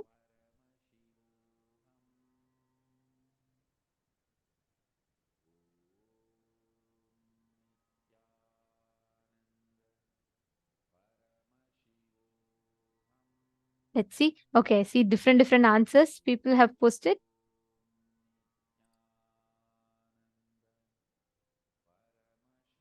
So you should not give. Okay, I see one thing. I see some of you are posting all the different diseases that you know. See, it should not be logic. It should not be logical. It should be you seeing whatever your third eye is showing, you should keep sharing that. Do not apply your logic. See, some of you are putting like it could be something with liver, something with heart, something with blood, it could be something with burns, bites. Do not give multiple choice options. You're supposed to scan and post the exact things that you are seeing. See, one same medicine could be beneficial for multiple things. That is different. If you're seeing like Madonna in the last round, you precisely saw the entire list, exact every part that the medicine is useful for. That is amazing. But what I'm talking about is I see some of you putting this or this. It could be this or this or this or this. Don't do that. Okay. You don't guess. Don't try to use your logic. When you use your logic, you'll only feel more underconfident about the manifestation. You'll feel like, oh, I was guessing it. It didn't really manifest. So don't do that to yourself. Okay. So now let's verify the answer. The exact medicine that I projected for you all was the plant called chameleon, and the whole plant is an antibacterial, anti-inflammatory, antimicrobial plant, and it's mainly used for it's used like an astringent, which is basically used to treat insect bites, all of these. This is also used as an laxative. This is used for cancer, coughs, dysentery, and enterics and fever. These are the main source of the main uses of this medicine, and it is said to strengthen the immune system in the body, and it is used for snake bites and skin disorders. So these are the main things that it is used for. Okay. I saw many of you got the answer right. Firstly, one of you had posted, so I'm just trying to pull up the answer.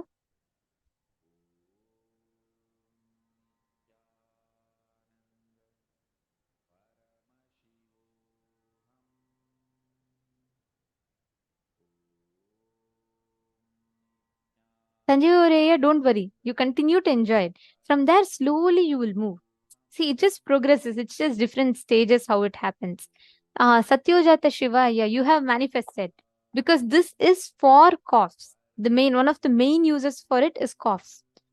And even Daniel Bhatyaraya, you have also manifested. That's excellent. And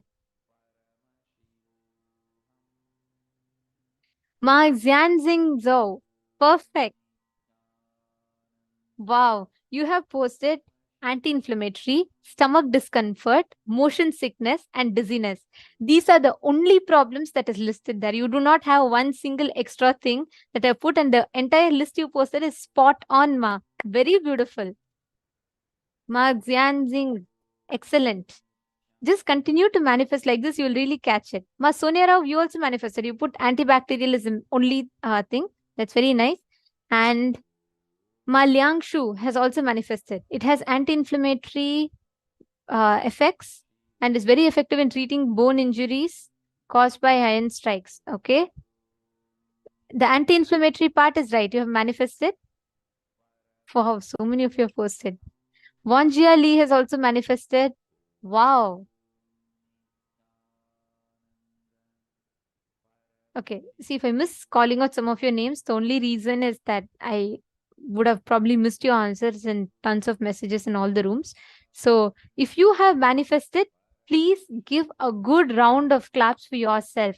Please understand, it is not a joke. There is 100 possibilities. You could have scanned for knee pain. You could have scanned for some bone problems. You could have scanned for any possibility out there. But even in the list that you listed, each of it is precisely spot on for this particular thing, because it is a laxative and it also cures snake bites. And that is the exact thing. And it's two completely random different things. See, that is what is power manifestation, where you're not applying your logic, you're manifesting the pure science of it. Excellent. So happy that all of you are manifesting.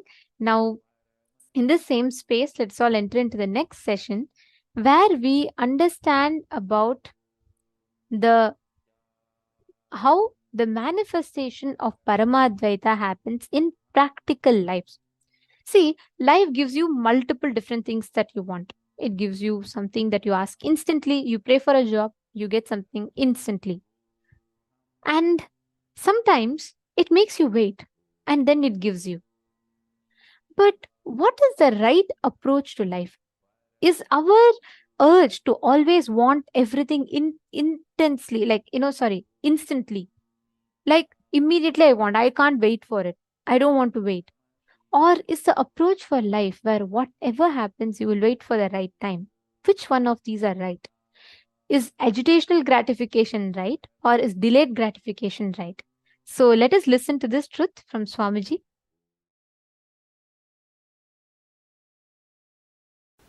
The Isavasya Upanishads, 11th verse. Please recite along with me.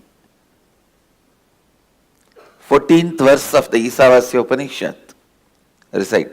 Sambhudim cha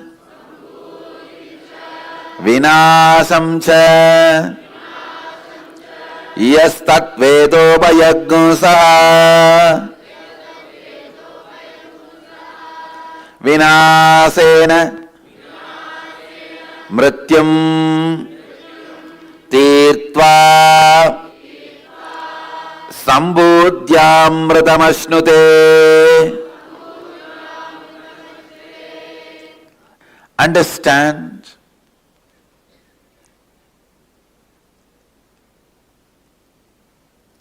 cognize your existence,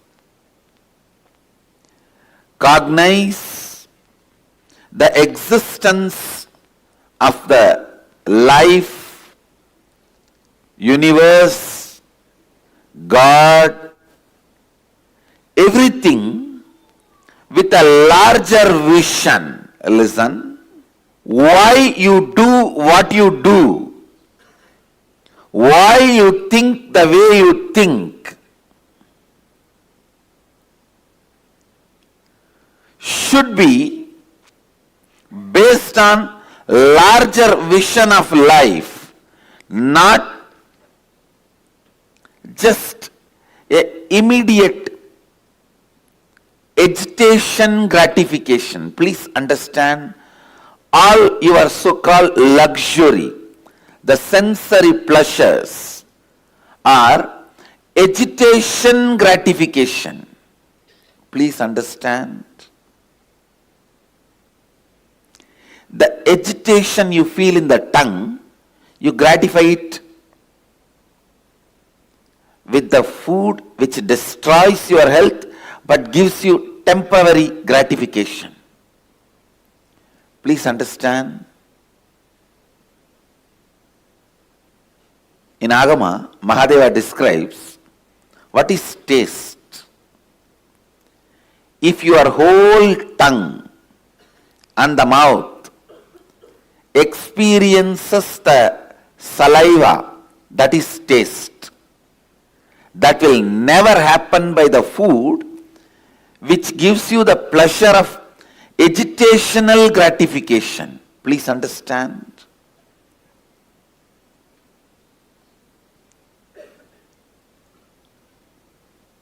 High spicy. Understand?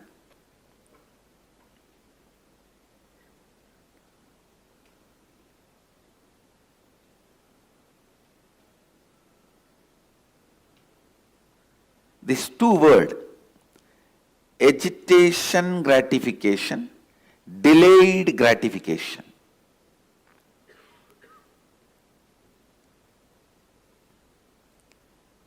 When you think you are going to exist only this 20-25 years which is in front of your eyes, you will always opt for only agitational gratification things.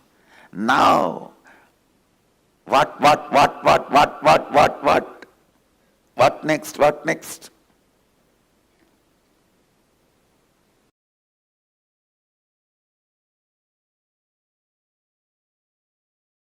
See, I'll give you the signs of parasite. Whenever you go through the intense flood of hormones and chemicals, for example, hunger,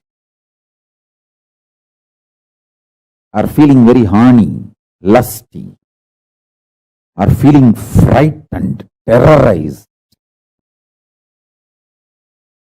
whether you feel lusty, sexually driven, horny, or frightened, terrorized, or hungry, all these three is just flood of hormones and chemicals inside you.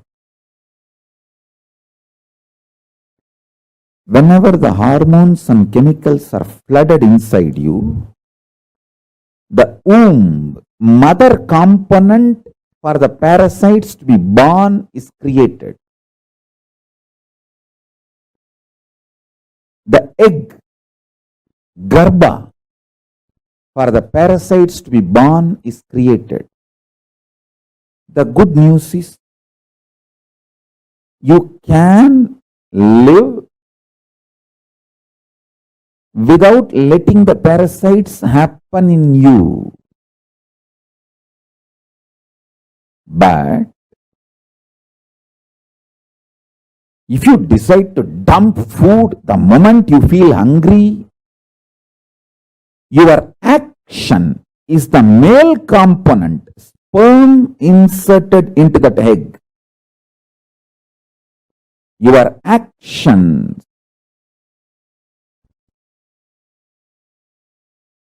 going with the flow pattern of the hormones and chemicals in you, your actions are male component added to the female component, parasite is born.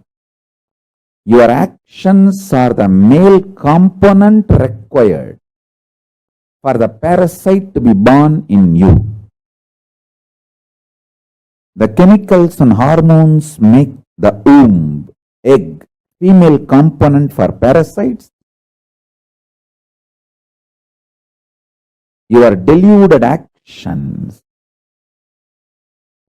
going with the flow of the hormones and chemicals, those actions are male component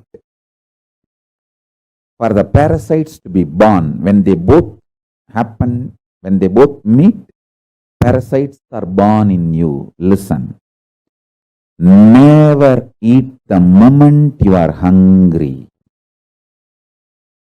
Bring eating to a very clear, conscious flow. I give you the best practice. Eat only once a day. Listen to every line. Eat only once a day. At least within next 6 months, come to this practice. Raise yourself. Eat only once a day.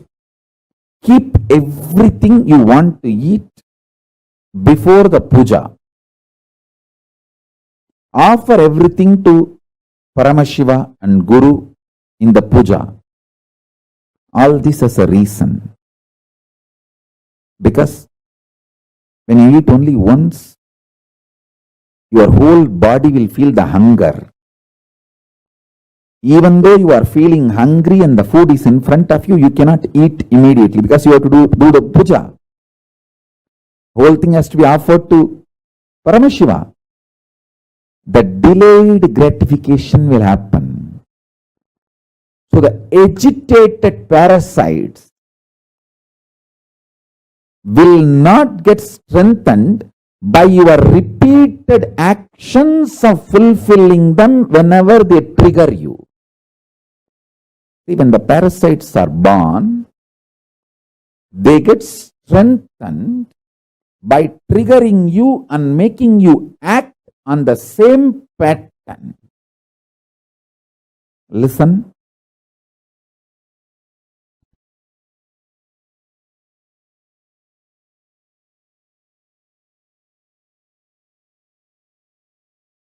Only once in 24 hours you are going to eat means the whole body will be hungry. Even though the body is hungry, your parasites are triggered, and the parasites are triggering the not just hunger, anger, and the food is there in front, but you can't eat because you have to now do the puja and offer the whole thing to the deity. And finally you have to eat. The whole boiling, triggering of the parasite, the whole thing will happen and settle down. Your eating will not strengthen the patterns your parasites trigger in you. Delayed gratification will kill the parasites and the patterns triggered by the parasite. A person who does delayed gratification lives healthy, long.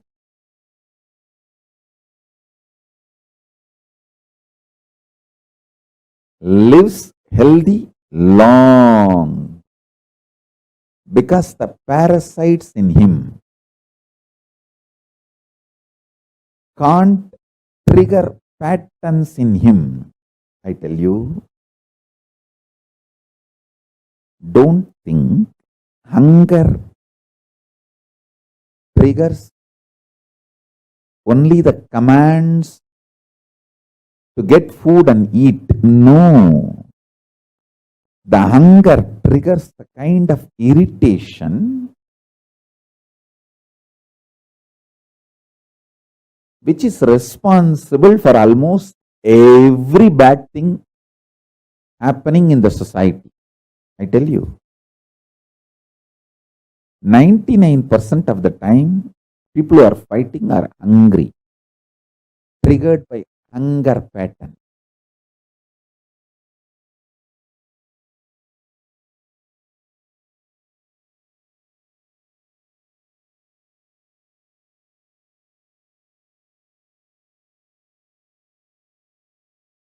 Annadana is the best strategy. I have always seen, whenever the people come to visit me, guess I tell them first, feed them, give them food, then I will meet them. So the meeting will always be pleasant. They will be in the mood to listen to what I am saying. There will be beautiful communication. Parasites get strengthened. I tell you, life is a beautiful gambling. Either it can make you God or it can just destroy you. It is how you play. Life is neither good nor bad. It's how you play. If you allow the parasites to take decisions for you, be very clear, then you are planning for the success of the parasites, not you. And parasites do not take the responsibility for all the happenings of your life externally. Good, bad, right, wrong. It's only you who need to take the responsibility for the good, bad, right, wrong. It's you who is going to enjoy or suffer, not the parasites which is hiding inside your muscle memory. They just continue to suck you and make you believe parasites and the patterns generated by parasites are you. They literally take over your identity. Understand? When I open my third eye, I burn your parasites, not you. But you always say, oh, Swamiji is so ferocious. Hey, I am ferocious on your parasite, not on you. I love you. When I show my ferociousness, I make a loud statement, I love you. And I am burning your parasite.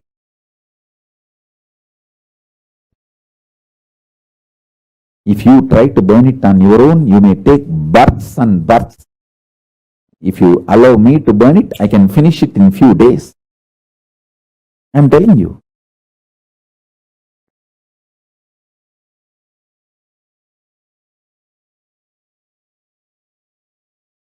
Make these simple things. Make one meal a day as a life. That also keep everything ready. The smell, hot food, fresh food. And naturally, all the patterns, parasites, everything will be triggered inside you. You'll be already hungry and the smell of the food, but you can't eat because you have to do the puja now. Once you keep everything ready. The delayed gratification. So after the puja, if you eat, you will eat exactly what you need, how much you need. The whole process of eating will not tire you, it will empower you. I tell you, the most healthiest people who lived for a long time, healthily, I have seen in my life, all of them, 100%, whether my grandmother or Kanchi Paramacharya. My grandmother lived 103. Another one grandmother lived 106. My grandfather lived more than 90. And Kanchi Paramacharya lived 100 years. Just I think few months less than 100 years. All of them whom I have seen who lived long, all of them had one lifestyle. Less food or no food. Very less eating. They built the body systematically from the young age itself to live with minimum food, minimum quantity of food. Their food was very subtle, like breathing or liquid. Paramacharya will fast for days continuously. In my family, everyone lived quite a long time. Other than my father, everyone lived such long. number of years. Because all of them had this habit of fasting for Paramashiva.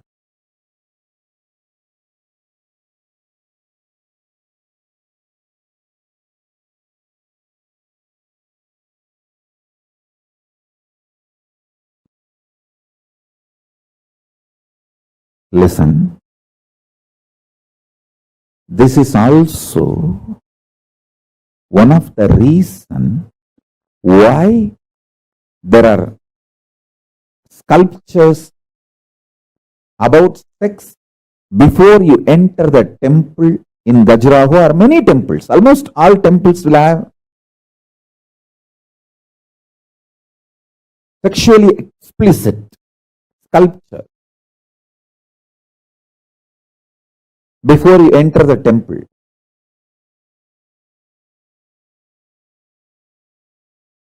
It's like delayed gratification. You have come to the temple. There are multiple reasons. One, that is the way that proper right sex education was preserved and presented to generations in Hindu tradition. And second, you are sexually triggered, but you can't act out. Now you have to go to the temple inside and do puja.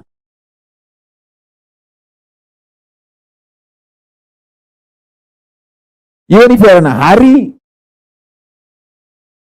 it will take hours. You have to go to temple and do puja and return the home, come back to the home or where you stay. Only then you can find your husband or wife or partner, whatever. By the time the delayed gratification will happen, your patterns, your parasite cannot become powerful due to your actions.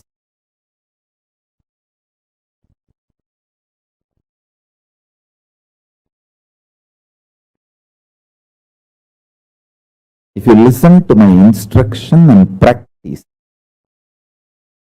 only one meal a day, that also all the food you are supposed to eat, you will keep it ready and start the puja. By the time you start the puja, literally all your parasites will be triggered, microbes will be triggered. They will all be passing commands inside you. Hey, do this, do. And everything will be triggered. But you are silently supposed to sit and do puja. Bhadyam samarpayami. By the time you finish the puja and start eating, all that patterns will settle down and beautifully the delayed gratification will happen. Your eating will not strengthen your parasites, microbes and the patterns triggered by them.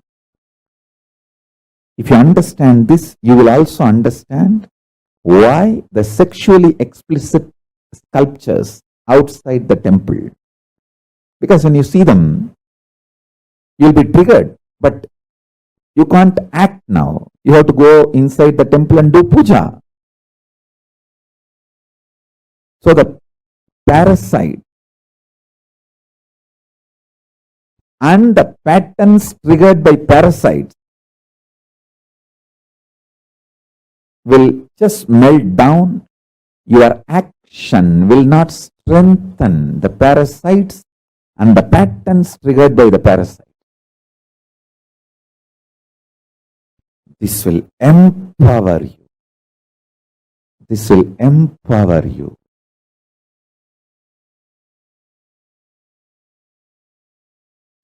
To be energetic, you don't need to eat whole day.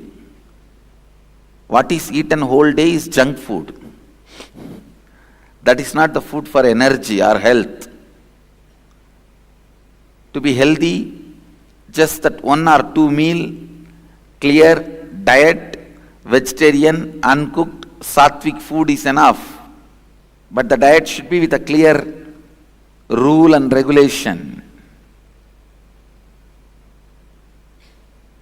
Same way, to be enlightened, you don't even need to do whole day spiritual practices. Just the right cognitions awaken the right cognitions inside and install them, invoke them. Please understand. Now the truths I am teaching, if you invoke them inside your being, they will be making peace inside you eternally. The deepermost part of the cosmic consciousness is peace. Sadashiva. You can experience that by this verse. Please understand. This verse can make you experience the deepermost part of the cosmos, the eternal peace, the Sadashiva. Only one thing. Sit with yourself. Cognize what all is perishable, inauthentic ambitions in you, what all imperishable, authentic, conscious manifestation in you. Don't be afraid. You may suddenly find there is nothing authentic in you. Everything is just perishable, inauthentic. Don't be afraid of that. Everything being inauthentic is not something wrong, but you living it without recognizing it is something wrong. So even if you recognize, everything you know inside you is inauthentic.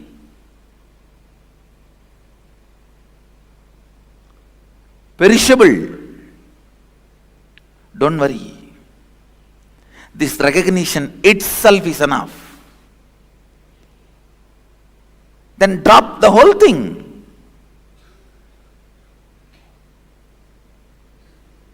Drop everything you discovered as perishable.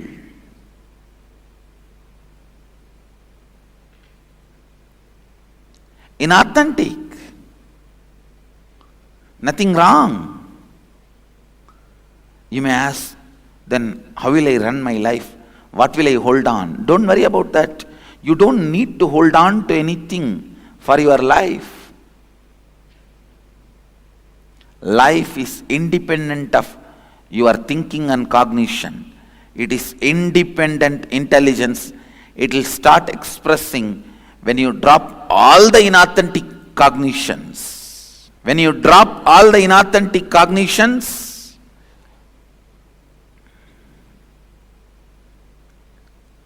you will see automatically the imperishable starts expressing in your thinking, action, behavior, response, talking, walking, in every way. Expression of Sadashiva starts happening. Actually,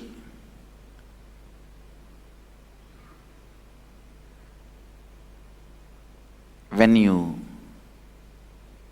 recognize all the inauthentic components of you, when you cognize all the inauthentic components of you, they will melt down and the authentic, imperishable will start manifesting. That manifestation is what I call living enlightenment, living Advaita, Shivoham. The cause of manifestation, Sambhavat, is Shambhava. The cause of happening is happening means manifestation means Shambhavat. The source of happening, the cause of happening is Shambhava.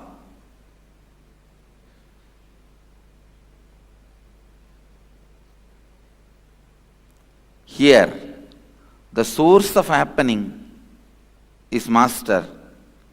The source of happening is being reproduced in every one of you with all its multiple powers and multiple experiences in every possible way.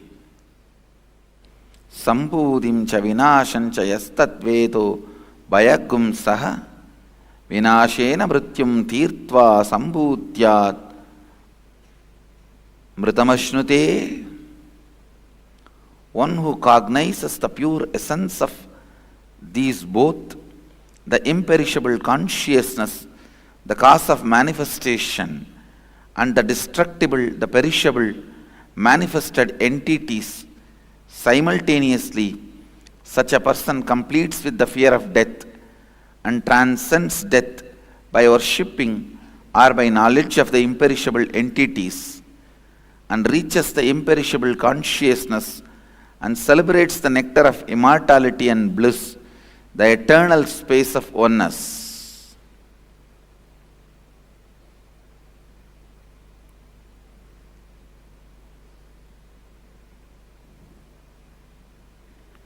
Celebrate the imperishable. Celebrate the eternal.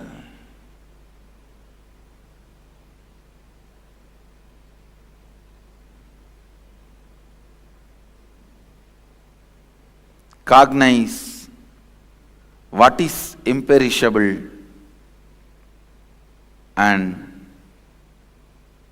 what is perishable, what is destructible, what is indestructible.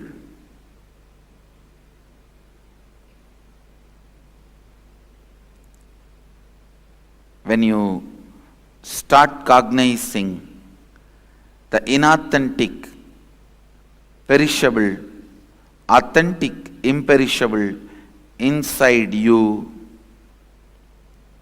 you complete with the fear of death and transcend death. Then no more death for you.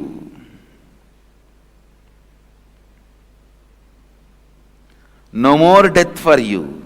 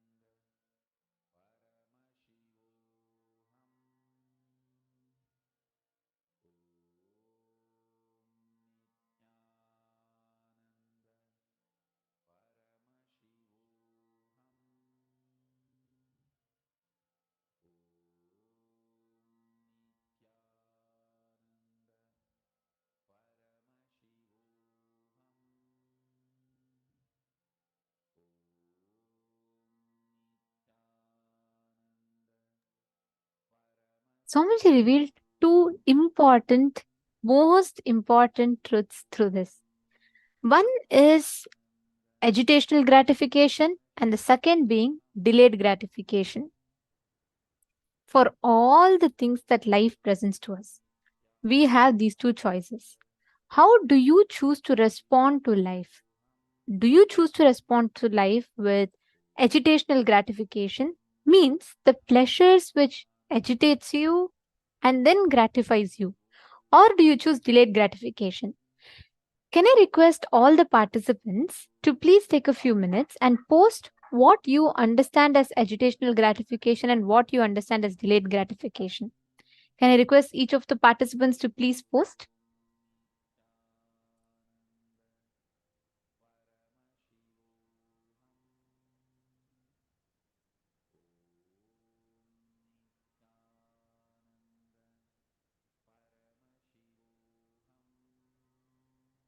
I request all the participants to take a minute and please post.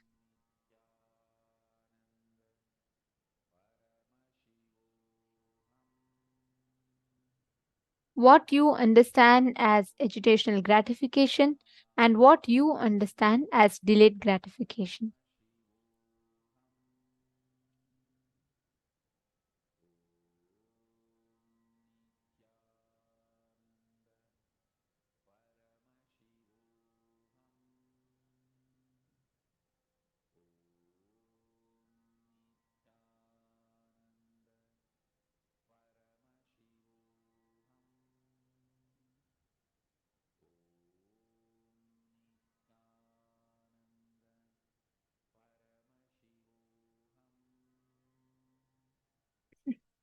See, the agitational gratification and delayed gratification are two of the most important factors for us to understand.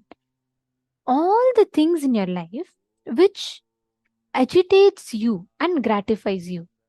Like when you think you're going to exist only this 20-25 years which is in front of your eyes, you will always opt for agitational gratification things. See all the choices you make. People say this, the Western school of thinking has it that, you live only once. Your life is only once. All the decisions made with the understanding that you live only once, understand all those decisions will always make you be very short sighted in life. You will always look for instantly gratifying. Okay, what can I do immediately? I have only the 70 years in front of me. So let me just grab whatever is there. Understand, it's not consciously we all act like that, but unconsciously, this is the exact thought process that runs 100% in all the people who think they only live once. I'll just give you all an example. Let's say, you believe that you live only once. Now imagine what happens. You have only this 20-25 years that you have to live in front of you. So what do? You immediately try grabbing as much as you can. Let me take all the wealth possible. Let me take all the, let me exploit the planet Earth. You won't bother. Pollution doesn't bother you because it's going to anyways take 100 more years to impact. Climate change will not bother you. Anyways, it will take another 100 years for it to give impact completely. You will start operating. That is why today humanity is suffering with wars. Humanity is suffering with global warming. Humanity is suffering with pollution. Why? Mother Earth is being exploited. Why? It is this one reason, sole reason, which is all of us, whoever functions from the cognition that their life is only once. This just 20-25 years is their life. They're all stuck in this one cognition. Agitational gratification is where you get agitated and you gratify yourself. You're constantly agitating your patterns and then you're gratifying. With this, what happens is you are very narrow-minded, you're very short-sighted in life. Even your thinking is very narrow-minded. It becomes narrow-minded at that point in time. We simply refuse to take anything else into cognition and we operate in life out of that. So please understand, all agitational gratification in life functions from this one basic fundamental principle. Next is delayed gratification. In Hinduism, we have this thinking where it is not just once or twice. We believe in janmas, births and deaths. Each of us are born with a purpose, we all live with a purpose, and each of us are going to be born. Like whatever is your karma, your duty, you're going to be born again to fulfill that in the next birth. Like this, just because of this one cognition, you will not be able to exploit planet Earth, because even now if you leave the body, next birth you have to come and live in the same place. So you better not exploit. I am just giving a very, very vague, I should say very gross example of the impact of what this thinking is. In so many different levels, it has different impacts in us. Understand all decisions you take out of agitational gratification. Today, go to the food industry. The whole advertisement that you see about your favorite restaurant, they agitate your taste, they agitate your senses and gratify you. Means as soon as you enter the restaurant, what do you see? The delicious smell, the catchy pictures of the food, and then the menu card displayed so beautifully, like the photos of the food that they put. It's so yummy. The smell is so yummy. In all the different ways, they capture your senses. By the time it comes, you're already agitated. The saliva is there in the mouth, you're waiting to eat it. The moment it comes, it gratifies you. That is why today so much of obesity is there. Why? Humanity runs based on agitational gratification. We don't bother what that burger is going to do to your body, how long it is going to sit. No. Instantly, does it gratify you? Yes, if then take it. Understand, the smoking cigarette box will have it clearly written, smoking causes cancer. Still, people go pay money and buy it. Why? It's this exact same thing. Agitational gratification. In that moment, your patterns are triggered. You want to go pick up and smoke. You just go and do it because that's agitational gratification. Are all of you understanding? You're all catching it? Many situations in our life, all of us operate and function out of agitational gratification. Jennifer Poirier has posted, agitation and excitement inside us which pushes us to act with impulse is agitational gratification because of the unfulfillment, delusion of separation. Beautiful. True. Most importantly, it is the half understanding with which we see or function in life. Our decisions in life is always based on our patterns. Let's say if you strongly believe wealth cannot be there for you, then the moment you see it, instantly you start experiencing that agitation. So you run behind it to experience the fulfillment for it. And you get stuck. This is what happens time and again, time and again. Listen very carefully. Every time you let your pattern get triggered and you run behind it to fulfill that pattern, you are in agitational gratification. If you worked for fame, you will have it. If you work for money, you will have it. If you work for love, you will have that. If whatever you work for, you will have that. If you work with the perishable understanding, worshipping the perishable, you will perish. The agitational gratification is nothing but worshipping the ignorance, worshipping the perishable. Delayed gratification is worshipping the imperishable. Are all of you understanding the difference between perishable and imperishable? Like the agitational gratification and delayed gratification? All of you got it? Just visit in your life, go back in your life and see what are all the places that you are doing it in? Which are the different places where you have that agitational gratification? Look back, look into your life and pen down. each of you take a few minutes and write down, because even without we knowing, we constantly cherish the perishable inside. Whenever you are enjoying what you consider as pleasure, actually see, you will be agitated at that point in time. Whether it is your favorite food, your taste buds are agitated. Your whole, see, when an restaurant runs an advertisement, imagine you're watching your favorite pizza ad. Whether the music, the kind of scenes that they show, or the way that they show it, it agitates you immediately. So immediately you want to have it, isn't it? Then when you go to the restaurant, the smell of it, the flavor and the way it's presented, and you see that, the pictures of the pizza, all your senses are agitated. By then you are waiting for the food to come. Your brain doesn't even give you time to cognize what will happen in the longer run. That is what leads to addictions. Sit with yourself. See what are all the different perishable things you're holding on to. The perishable cognitions you're holding on to, which you don't want to let go of. Please pen them down.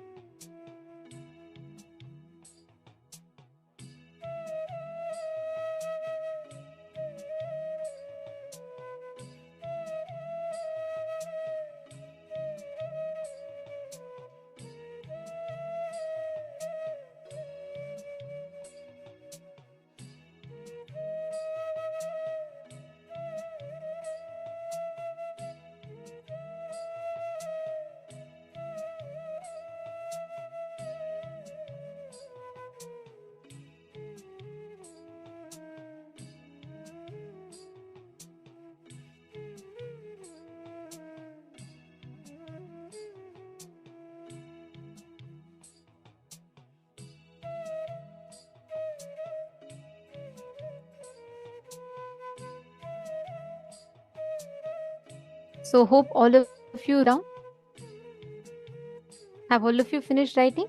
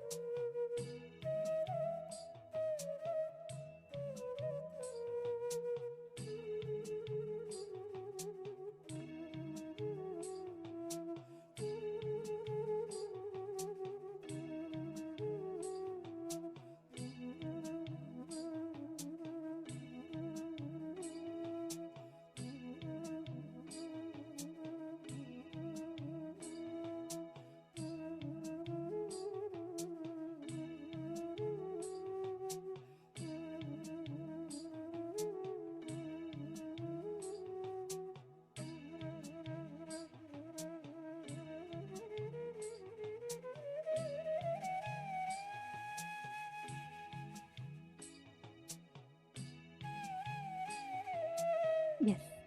Now, the moment you understand this, see, even for power manifestation, it is this exact same principle that we need to apply.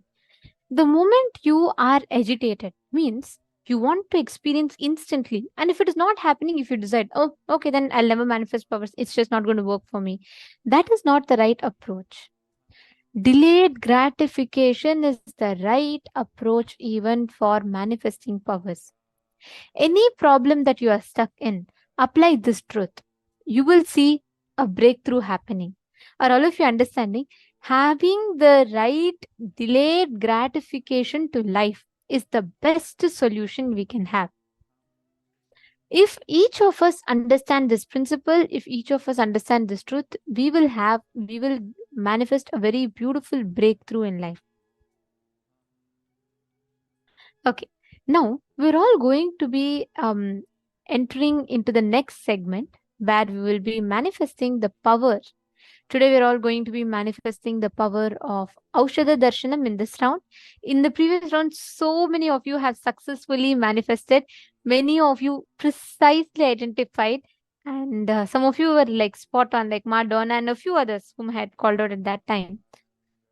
Now, in this round, we're going to do it a little different. You're going to be connecting to a partner and manifesting with them. We have done a lot of rounds where we scan different plans and we scan their benefits. Now, in this round, let us get ready to scan your near and dear ones and identifying what exact problem that they have. See, understand, not only you will be able to know the solution, you will also be able to precisely identify the problem, because of which you will be able to know the right solution.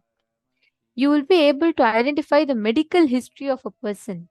So you will know if they give the consent, once you scan, you'll be able to see all the different issues they've had and you'll be able to suggest a solution to them through the third eye. One most important thing, see, please understand, this is not an alternative or a substitute for any medical diagnosis. Please do share with your partners, share with your friends always that you're only doing a practice. You're not a certified like manifester still. You're only doing a practice. So please explain this to your friends. And this is only, it may be right or wrong, but it is only as a practice round. You can explain this to them and you can manifest with them. Shall we all start? Okay. So now let's all get ready to enter into the power manifestation.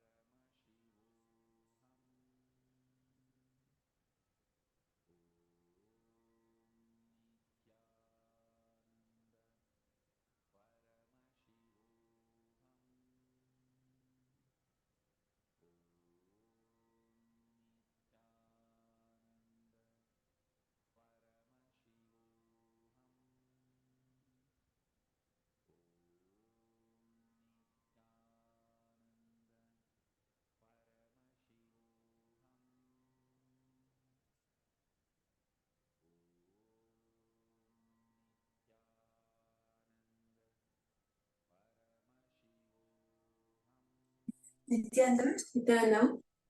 So now we are going to be entering into the power manifestation. So just before that, let me set the context. So now just holding the cognition that Swamiji gave us in satsang, that delayed gratification and agitated gratification, right? When we have the connection with our body by practicing one meal a day and doing puja and all the techniques that Swamiji gave, then we'll see that we will have more delayed gratification instead of agitated gratification. And that and we'll have more creation. We would have a healthier and more connection with our body. And you see that the more completion, more oneness you have with your body, you're able to connect and you're able to identify and see everything which is going on in your body and other people's bodies also. So using the same technique in powerful cognition, we are going to be manifesting the power of scanning your partner's medical history. I request everyone to just hold this cognition that yes, I'm going to have delayed gratification in my inner space and I'm going to complete with any agitated gratification which is there. Means anything which you're impatient to do, whether you want to eat or whatever you want to go and do. If you're having the agitation in it, if you're having the impatience in it, just complete with that and have the full complete space of delayed gratification. And you'll see that when that happens in you, when that space shift happens, you'll see how beautifully Swamiji also flows through you. Yes. So I'm sure all of us are excited from this beautiful space of completion and the powerful cognitions we received from Swami. So I request and invite each one of you, please do connect to the partners. Try to connect to somebody in your friends or family about whom you don't know much, right? About whose medical history you would not know. Connect to them and just request them about that. And as Nithyananda has mentioned, please do let them know that you are doing only a practice and it is not medically certified. They should not take decisions based anything about their health based these scans which we are now. See, when you connect to Swamiji, you will be able to scan and identify the whole medical history. Means the whole medical history means all the problems which they had. It might be major, it might be minor. All the what each of their internal organs have faced. If they had a kidney transplant, heart attack, or brain surgery, or any major thing, or even a minor attack, or they recently had a headache, anything, even X-ray of the body of the of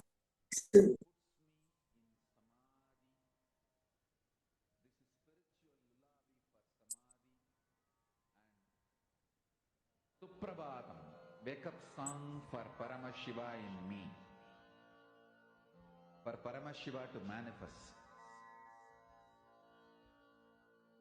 With this one spiritual powerful cognition, chant this Mahavagya.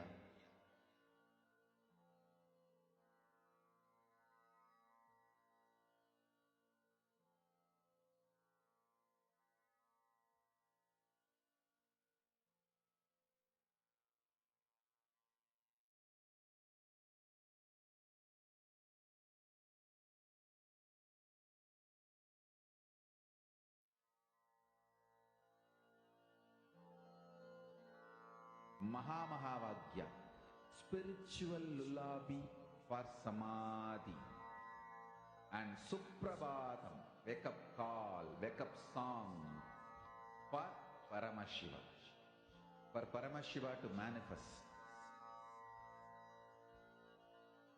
With this one spiritual powerful cognition, chant this Mahavagya.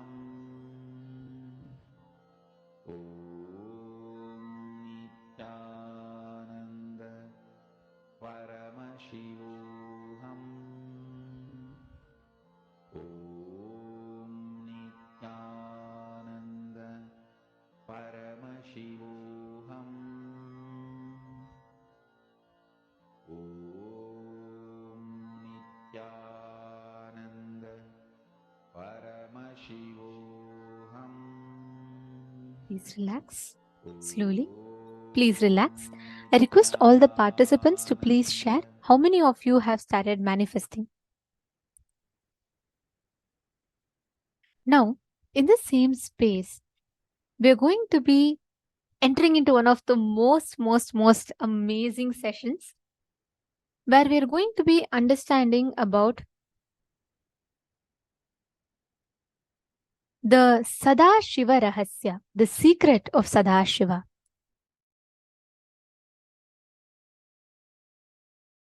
Everybody has three life. Public life, so means social life.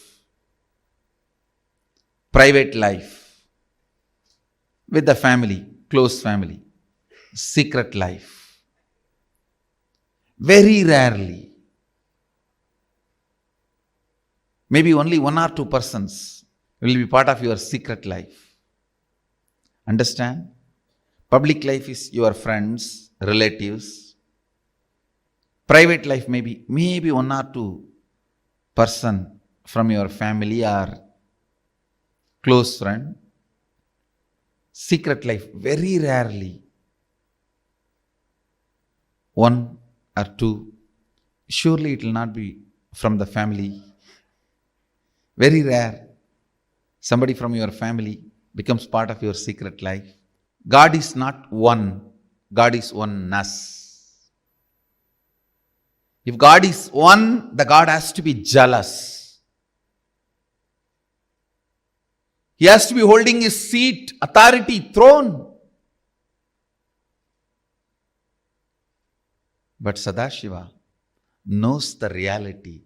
Oneness is God, not one. So, he is waiting for every one of us to celebrate the oneness, to celebrate his existence. Understand? This is the most important secret you need to know.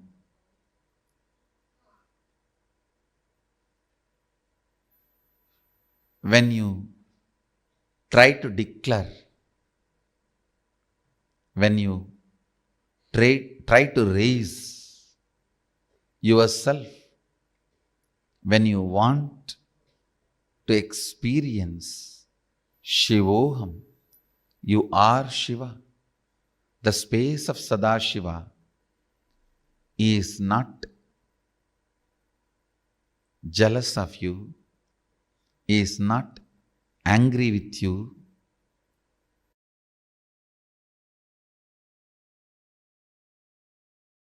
Understand the inner space of Mahadeva. Some of the important secrets you need to know from the inner space of Mahadeva. The most sacred secret from the inner space of Mahadeva. Please listen carefully.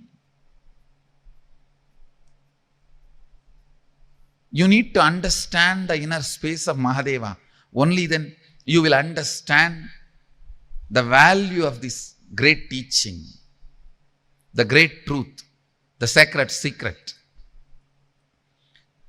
In your inner space, you constantly feel threatened by anybody and everybody. If somebody gets the same amount of money you have, you feel threatened. If somebody gets the same amount of name you have, you feel threatened. If somebody gets the same amount of fame you have, you feel threatened. Understand. In your inner space, you constantly feel threatened by others. If somebody gets the same power you have, you feel threatened by them. Your inner space feels threatened because you have a cognition, resources are limited. Resources are limited. So if somebody has, you can't have. Which is not the reality, which is only a comparative reality, not existential reality. Listen. Which is only a comparative reality, not existential reality. Sadashiva's inner space never feels threatened because he knows Shakti is endless. Resources are not limited. Shakti is not limited.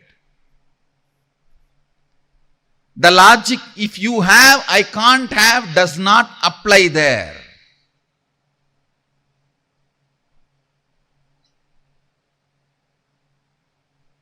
When he says Shivatvamasi, he means it. You are Shiva. If you listen to his truth and declare Shivoham, I am Shiva, he will not feel threatened. He will not judge you. He will not question you. He will not be asking, how dare you declare you are Shiva? Have you qualified yourself? Have you done all the tapas? Have you purified yourself? No, don't worry. The moment you declare, he is so happy, he has one more being through which he can manifest himself. Declaring, radiating, manifesting Shivoham does not need any special skill sets. It just needs your decision, Anya, will. He may tell the cup, keep it aside. The other cups like you, when they come, let them eat. At the most, he may keep the grass in corner. For the other cubs who are thinking they are sheep, when they come in, they need 1 or 2 meal till they realize they are lion. Sadashiva has no use from you. He has nothing to gain from you, but he is passionate about you, just to manifest himself through you. Nothing which you think is useful for him. For the sheep, the grass may be life. For the lion, it has no use. Understand, Sadashiva has no use. From your skill sets are the things you value. But he is passionately calling you, waiting for you. He is passionate about you, just to manifest through you. That is why I am saying, whenever you declare Shivoham, Sadashivoham, not only he does not feel jealous, competition, threatened, not only he is not going to question your qualification, purity, he is not going to ask for anything. He is not going to ask for any certification. He is just going to celebrate your declaration, because he feels, now I have one more inner space through which I can manifest. I can radiate. If God is one, he has to be jealous. But God is oneness, not one. If any of you have suffered by the one God who is jealous, feels threatened by anyone and everyone, please come here. We have a God who is oneness.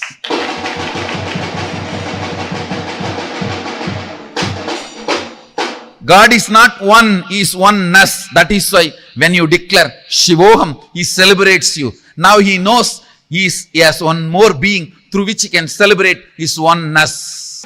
One God will always feel threatened, because there cannot be second one. The oneness God will always be celebrating, because he is going to manifest his oneness through everybody. Understand this Mahadeva Rahasya. First, his inner space does not feel threatened like you, because he knows resources are endless. Shakti is endless. Second, because he does not feel threatened, when you declare Shivoham, he is not going to ask you for your qualification, purity, all the certifications. He is only going to celebrate and start manifesting, radiating, encouraging, enriching, helping, supporting you to manifest the Shivoham completely. Third, he has nothing to gain from you other than fulfilling you by manifesting himself through your being. Mahadeva Rahasya. On this auspicious Guru Purnima day, for all of you is Vedanta, Siddhanta, Agamanta, Vedagamanta, Sara, Shivatvamasi. Shivatvamasi is the initiation from Guru. Shivoham is the declaration from yourself towards the cosmos. Shivatvamasi is initiation.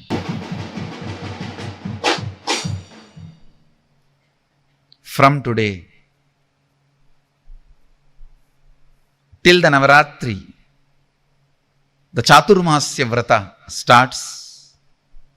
From this year, I wanted our whole Sangha to celebrate, follow the Chaturmasya Vrata. From today till Navaratri, the Chaturmasya ends. I wanted the whole Sangha to meditate, contemplate, declare, manifest, radiate this truth. Shivatvamasi. Take this as initiation.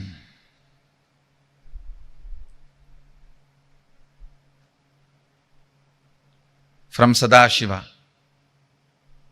and contemplate every day, if I am Sadashiva, then this is the way my life should manifest. Again and again and again, let your will declare you are Shiva and decide to manifest your life as you want. When you see life starts manifesting as you want, you will become more and more integrated to this truth of Shivoham. You will become more and more authentic to the truth, Shivoham. You will become more and more responsible to the truth, Shivoham. You will become more and more enriched. You will be enriched and enriching the truth, Shivoham.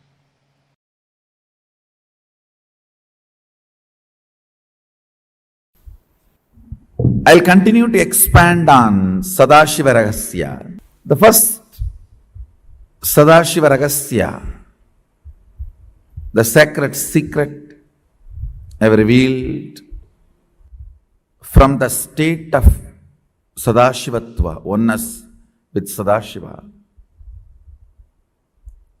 When the space is created and a command is manifested,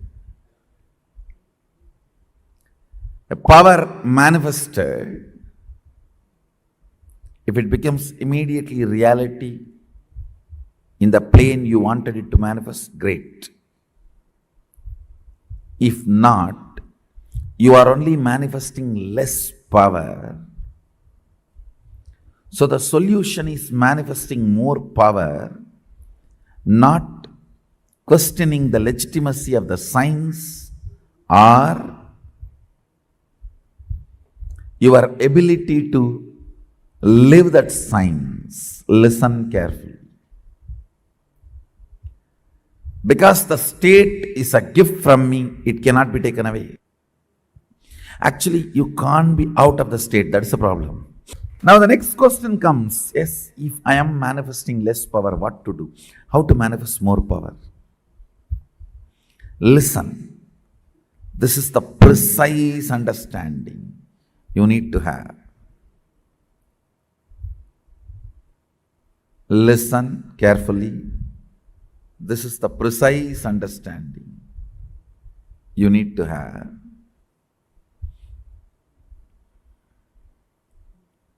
State is the bow, the space is the thread, and arrow is the sankalpa with which you pull. When it goes and attacks and manifests, what do you want is the power manifestation. Listen carefully. State is the bow, space is the thread. The action of putting the arrow is the sankalpa. Putting the arrow and pulling it, that is creating the space and manifesting the sankalpa as the reality. Listen carefully. The way to manifest more power is create better space.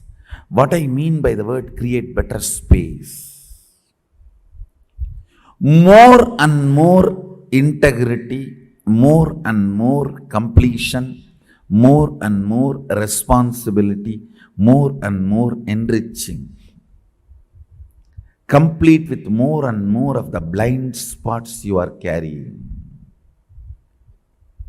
Understand?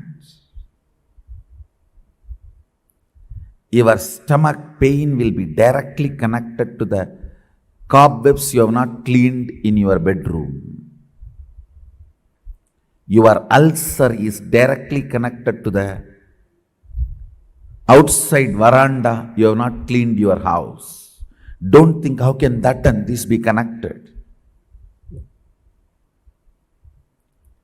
Only if you have ulcer, stomach problems, your eyes will not even be aware of the dirt around you. If your eyes are not even aware of the dirt around you, something is boiling inside you.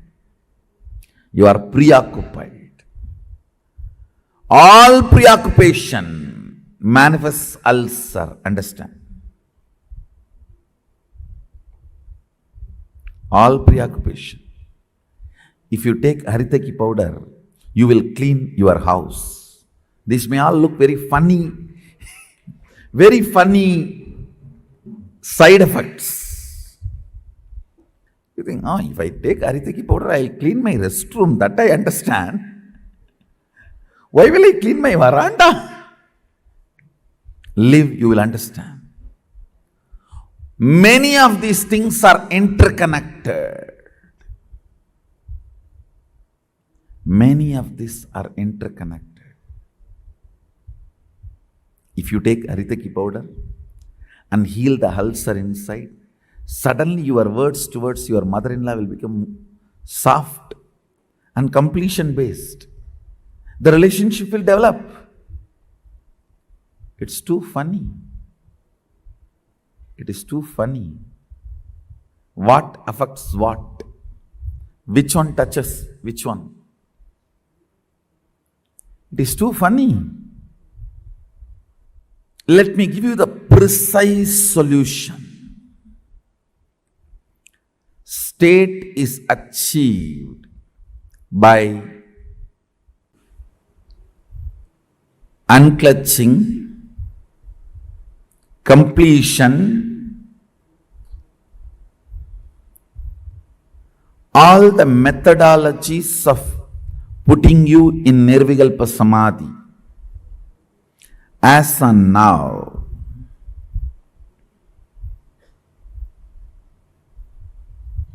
understand, I don't see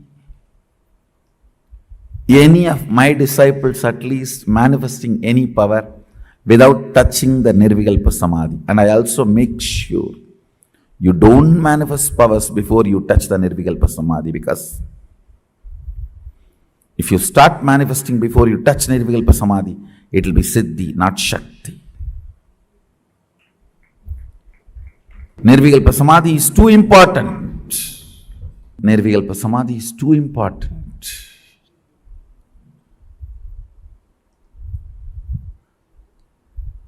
State is achieved by unclutching, completion.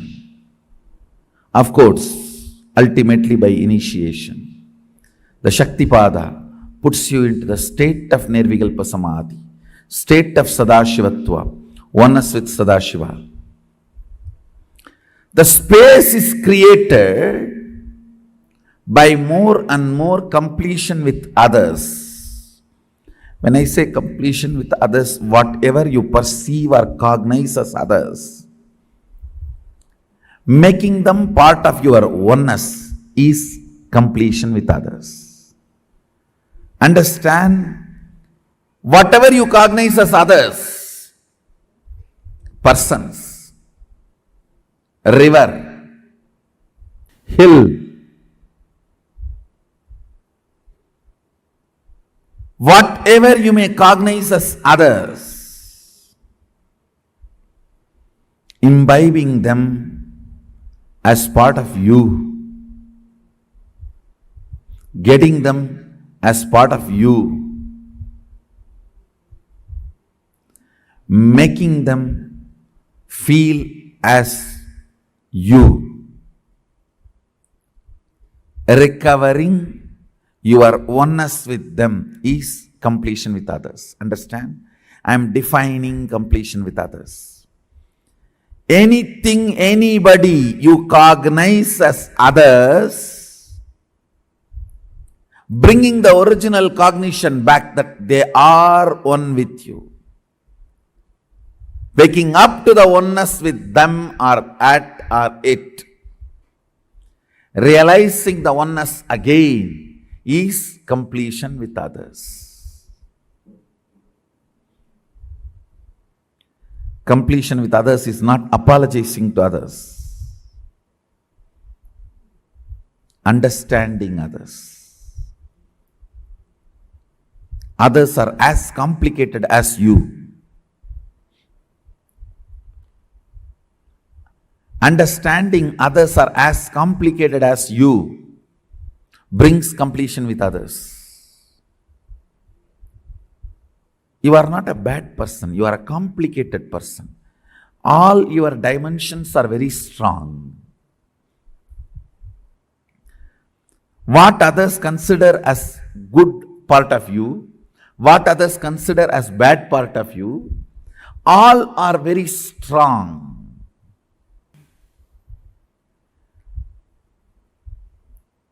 Creating the space, the more oneness space you create, more powers you manifest. It is the space you create decides whether the sankalpa is going to become reality or not, whether the command is going to become reality or not. Understand? More and more proper space means continuously discover the blind spots and complete with it. Discover the blind spots and complete with it.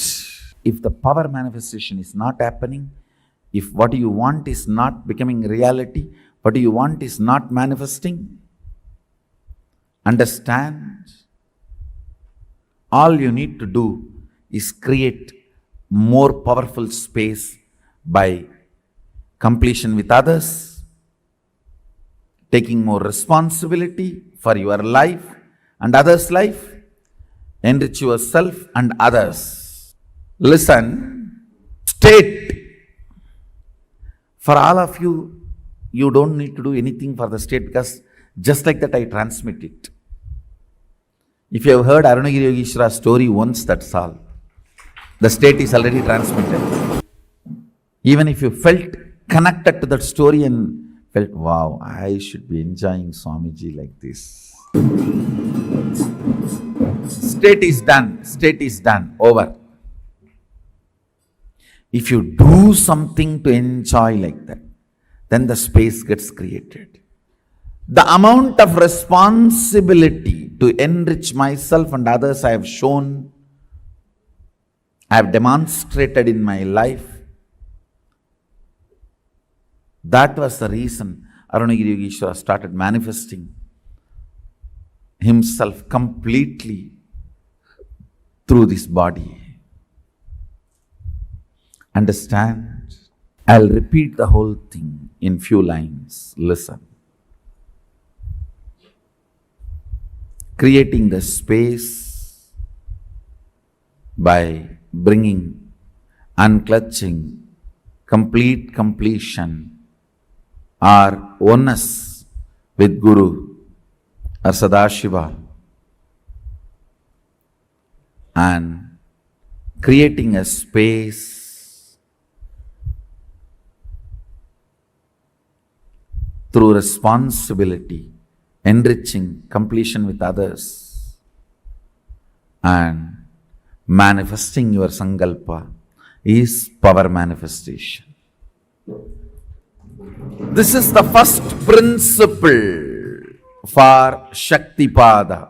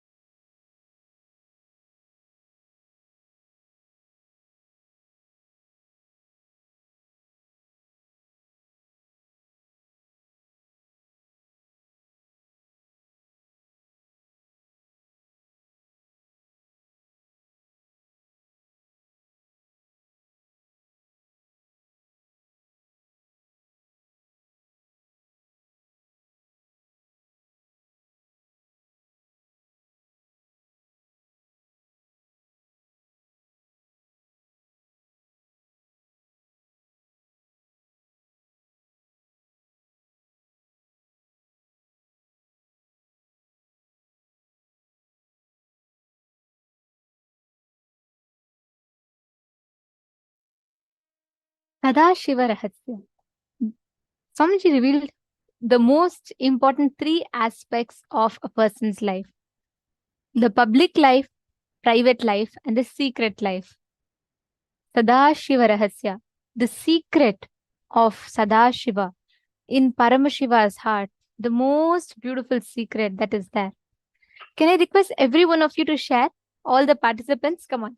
I request each of you to post what is that Sadashiva Rahasya? What is it that is in Sadashiva's own, what is the secret of Sadashiva? Can I request each of you to post? This is such a beautiful, this is actually one of the most beautiful truths that Swamiji has revealed. If we just understand this one, right, all the self-beating, powerless cognitions will completely leave us. Swamiji revealed these three, right?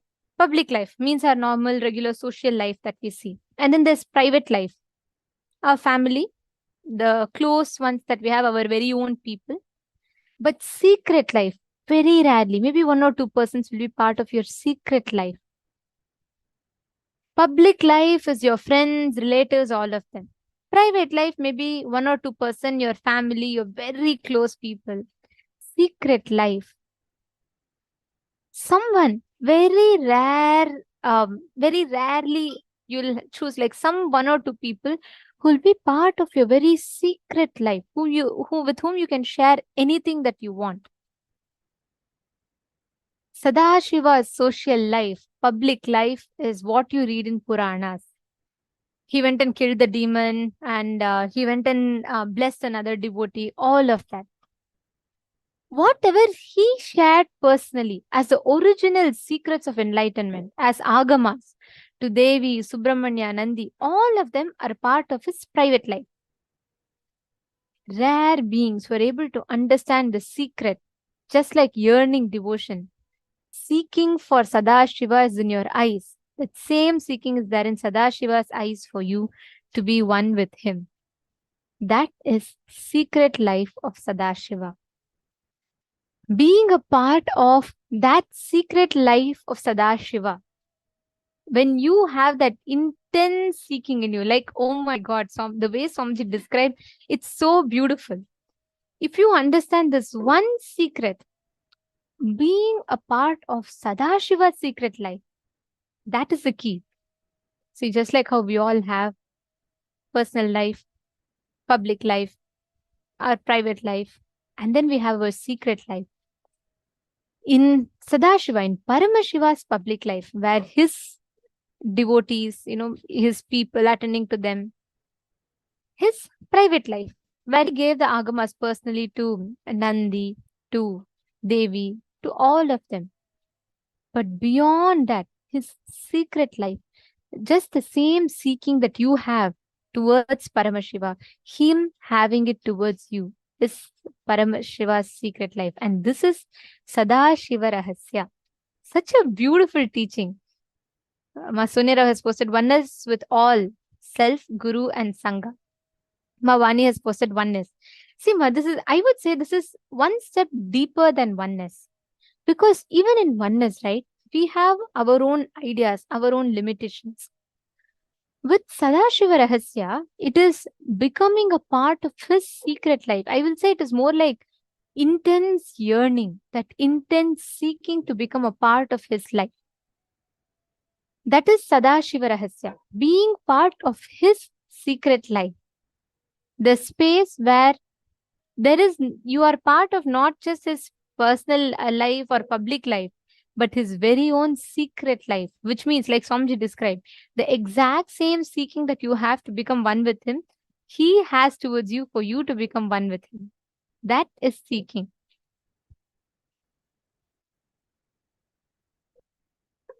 Swamiji has revealed this secret, or I should say this powerful teachings, one of the most beautiful manners. If we just apply this one teaching in our lives, the way we expand, the way we see how reality occurs in front of us, all of them will be completely different. But how is it that you can become part of Sadashiva's secret life? What is it that we need to have in our inner space? for us to become part of His secret life. How do we exactly become a part of His secret life? To understand this, it is important for us to understand one of the key aspects of Bhakti, which is surrender.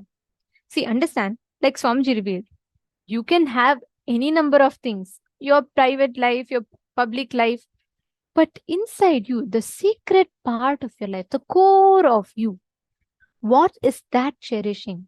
Surrendering that core of you to Paramashiva is surrender. But how can this surrender happen in our normal life? We all are so busy running behind things that we all have in life, different situations that we all face. We're all so busy with running with our priorities, but we forget to understand the secret of surrender. How do we experience that? We are going to be learning about that in the next session, where we are going to understand surrender in Paramashiva's own words.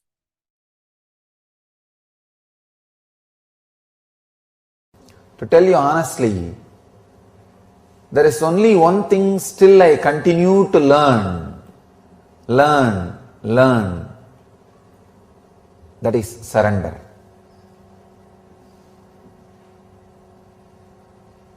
There is one thing in the cosmos which you can't say you finished learning. It is unending process. As I always say that enlightenment is final but not ultimate. Sorry, it's ultimate but not final.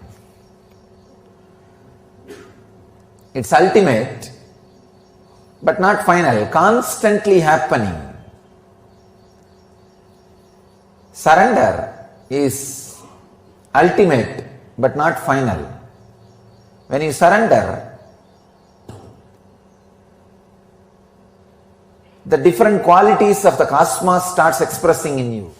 People come, surrender, they experience the beautiful, intense period of ecstasy and expansion. Suddenly, after a certain intellectual, emotional, being level expansion, unfortunately, their intellect starts judging the very source to which they surrendered and the expansion happened. They start judging the master.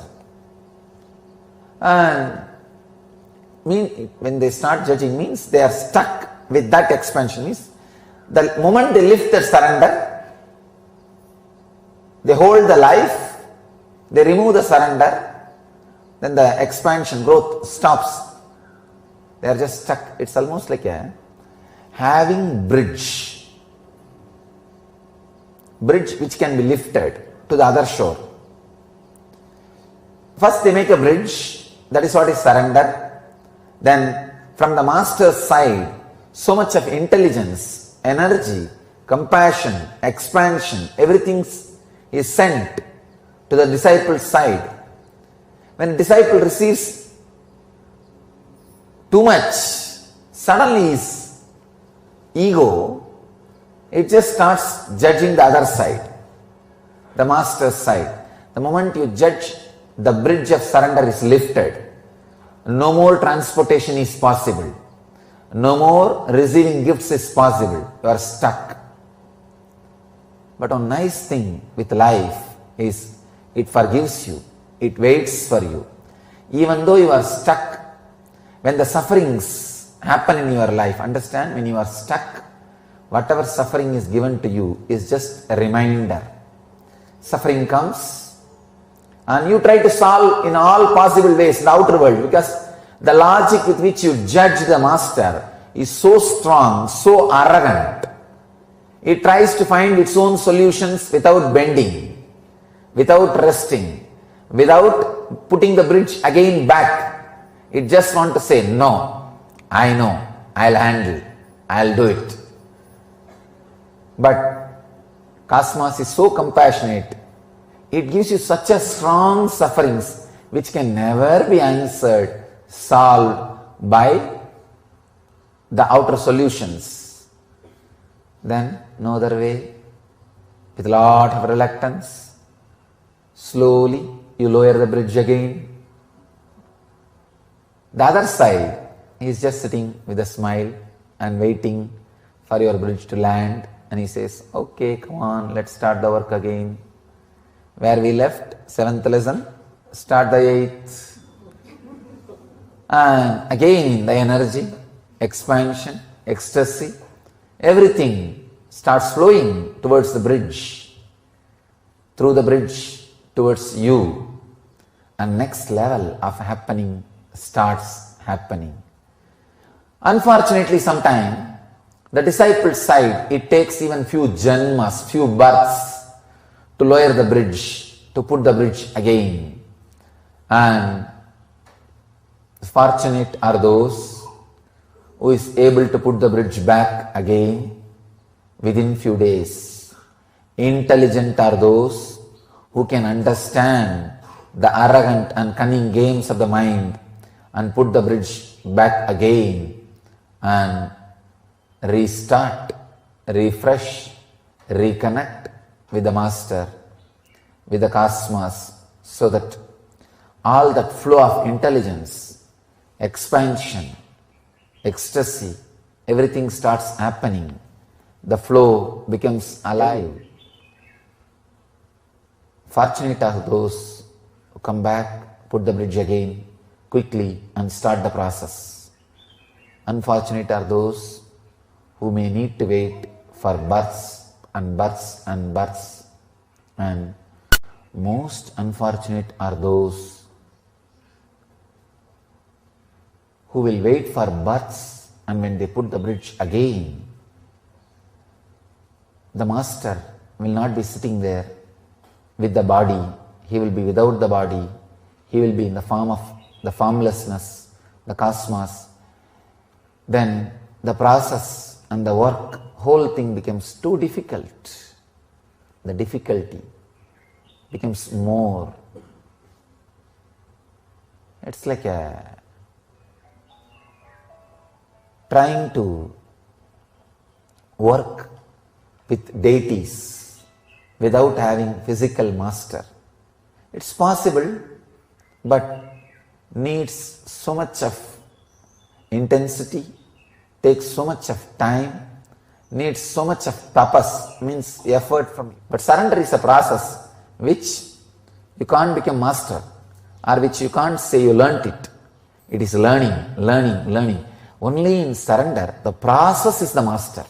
Nobody else can be the master. I tell you, surrender is the one thing even an incarnation goes on learning.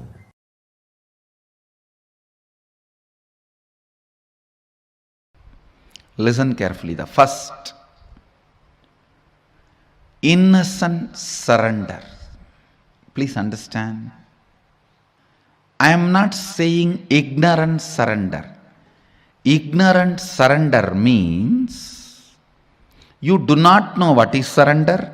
You do not know to whom are you going to surrender. You do not know what is going to happen after that surrender. You do not know what is going to happen if you don't surrender. You do not know the original concept of surrender. Just trying to throw away your responsibility in the name of surrender is ignorant surrender. Innocent surrender means you know everything and you don't have insecurity inside about going through this path. That is innocent surrender. Understand the difference between these two. I'll explain. I have seen the hypocrisy of human beings in any 10 level. People come and tell, Swamiji, I surrendered everything at your feet. In the end of the one-day program, during energy session, please cure my cancer. I tell them, all right, stay for 2-3 days, I'll heal you. No, tomorrow morning I have to go for my work.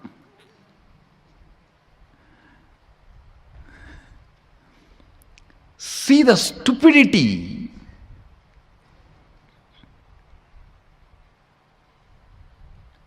No, I surrender to you, you heal now and send me for my work.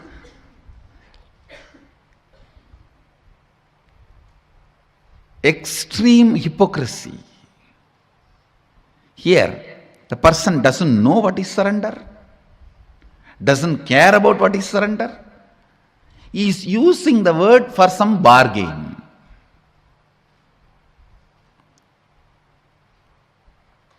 Innocent surrender means you have a thorough idea what is surrender, to whom are you surrendering, what will happen after that, what will happen if you don't, what is the right context, everything. You know the whole thing, and you do not have the fear of transformation it is going to bring inside you. Understand? You do not have the fear, the transformation it is going to bring inside you. What is exactly you are afraid? With surrender, suddenly your own taste about life may change, which you are afraid of. Oh God, I may suddenly start liking something else. Then what will happen to all the things for which I worked for 10 years? What will happen to that house which I brought designing, which I built designing every room? What will happen to the car which I bought enjoying the mirror, side mirror, front mirror, clock, these, that, so many things? What will happen to all that? Suddenly my desires may change, my fears may change, my thinking may change. Understand? When you mature, your desires do mature. If you decide your desires should not get matured, you stop your maturity. With surrender, the first thing you will experience is your desires and fears will get matured. And they will completely disappear. That is different. That is the ultimate experience. But the moment you start practicing surrender, your desires and fears will start getting matured. Your anxiety, your fear, whatever emotions with which you are struggling, your incompletions, all these will start getting matured. You may not have incompletion with the people who are living with you or with the day-to-day life. You may have incompletion with incompletion itself, that why I am not able to complete you. That can never be equated to the incompletion you are having with the next person because she did not smile at you or he did not smile at you, they did not respond to you, they poured water on you. Your incompletion about they poured water on you is totally different than your incompletion about incompletion. That why still? The moment you start practicing surrender, the first thing will happen to you is maturity in your desires, in your anxiety, in your fears, in your greed, in your everything. If you are surrendering to somebody, asking for enlightenment, leading you to beyond coming and going, birth and death, that is matured surrender. Even in surrender,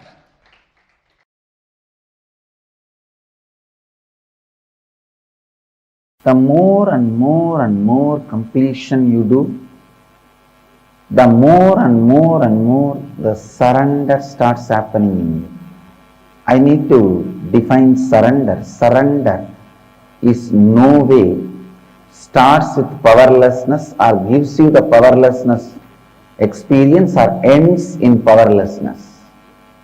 Surrender starts with powerfulness, leads you from power to more powerfulness, ends in ultimate powerfulness, higher self.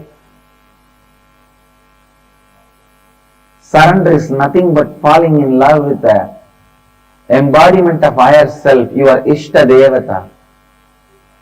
Your Ishta is nothing but your higher self. Surrender should lead to more and more Ishta, not Kashta.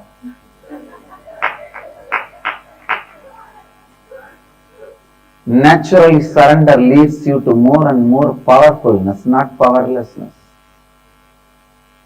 It leads to more and more powerfulness, more and more joy, more and more strength.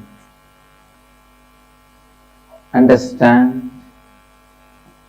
When you carry the space of surrender, everything in the life listens to you. Even a plant drops all its thorns just by your request. Surrender is misinterpreted, given wrong meaning in the Western thought trends. There the word is used more like in the war, when you lose, you drop all the weapons and surrender. Here I am not using in that meaning. The word surrender has totally different meaning in the Bhakti literatures. So maybe I may not even want to use the word surrender in English. I use the word Sharanagati, just in Sanskrit. Even completion you can intellectually grasp, even if you don't practice, just watch the satsang, you will intellectually grasp what is the completion, what is the power of completion, I am sure. See, the completion can be understood even if you listen intellectually, but the Sharanagati is surrender. You need to see somebody experiencing and radiating it. You need to be around some great bhakta, devotee. Because it is such a beautiful experience. You need to see that radiating in the body language. Saranagati, surrender, can't be understood just by the intellectual. When the science of completion connects with the science of surrender, the space you create becomes reality. Because all your individual incompletions should be completed. When you are complete, your individual identity should be surrendered to the cosmos. Then cosmos functions through you.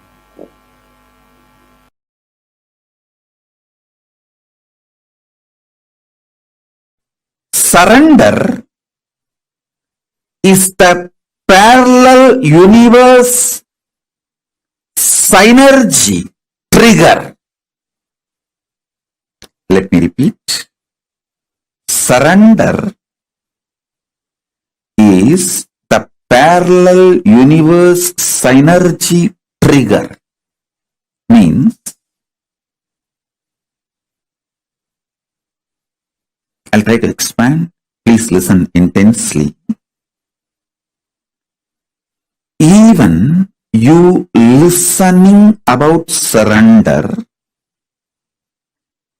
internalizing, trying to cognize, do manana about surrender,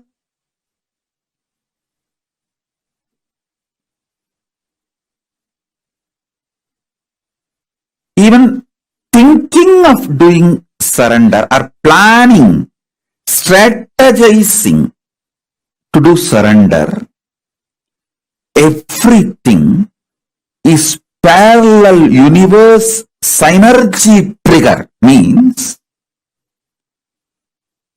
Paramashiva has already decided and he has picked you up. You are handpicked, chosen. That is why you can even hear about surrender.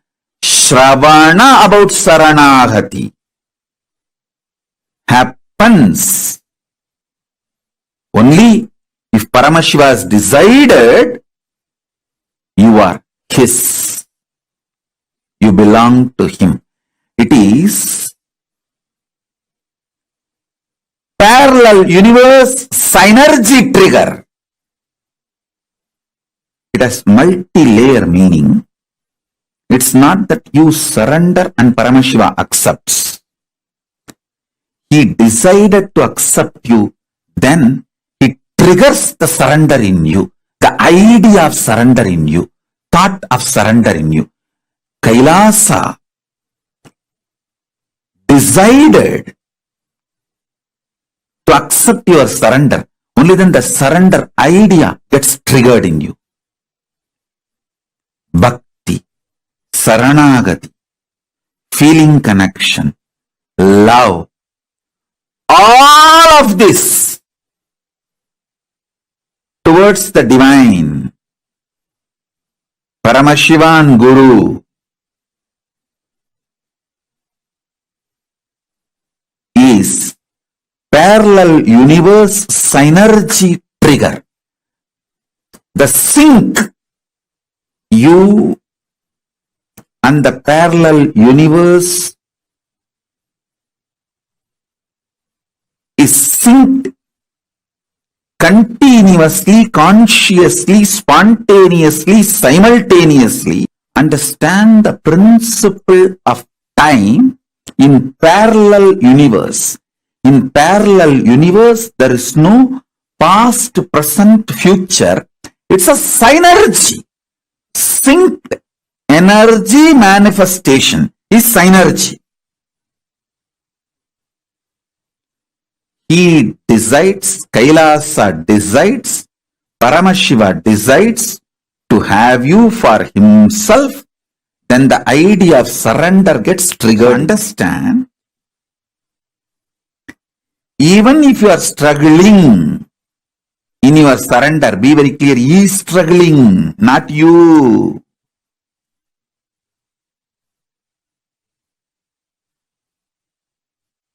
R.I.P. Rest in Paramashiva.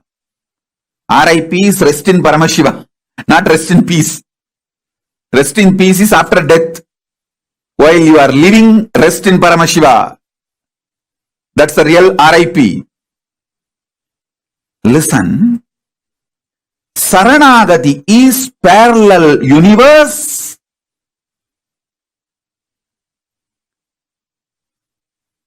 Synergy trigger. So, whether you are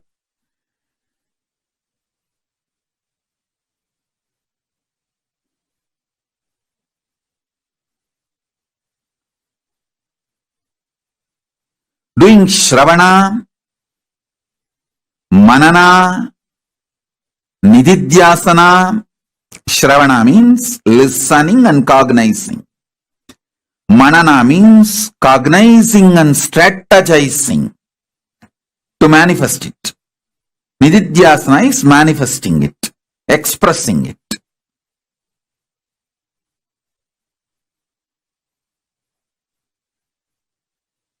So understand, in all three levels, what you go through, he is going through.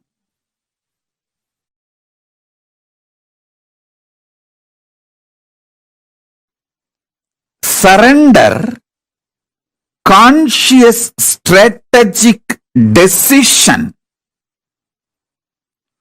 to have Saranagati triggers parallel universe, synergetic, spontaneous, simultaneous, intense, Parama Advaitam, ultimate oneness. If you are struggling to surrender, understand, he is struggling, not you. With that understanding, oh, Paramashiva, you are struggling to digest me into you. I am cooperating. Let me cooperate. With this attitude of supporting Paramashiva in triggering the ultimate oneness, if you decide to surrender, surrender will not be torturous experience. Listen. Surrender will be extremely joyful, ecstatic. If you do it from the attitude of he is struggling to swallow you into oneness, not you are struggling to surrender. With this understanding, Paramashiva is struggling to digest me into him and manifest oneness. So let me just support by consciously deciding to experience oneness, surrender, saranagati. Shift the whole thing. You will see tapas will become a beautiful love affair. It will be an amazing journey. I tell you,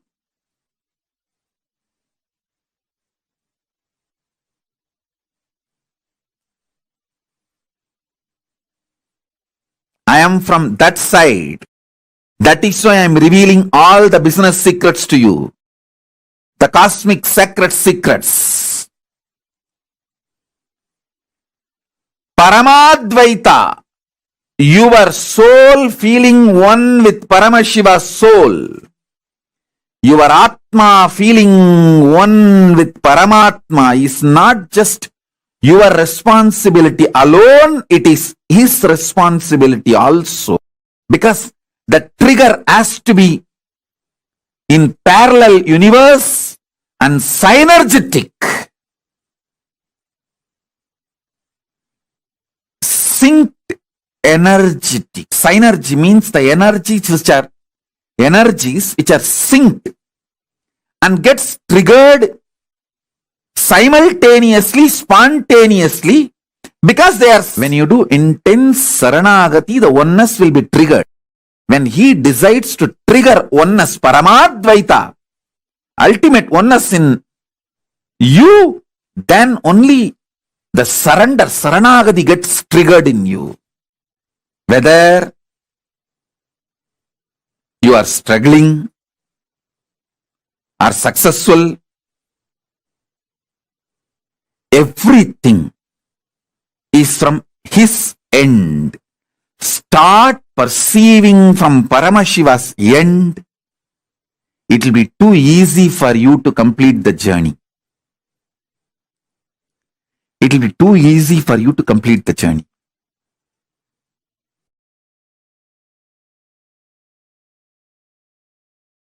Surrender.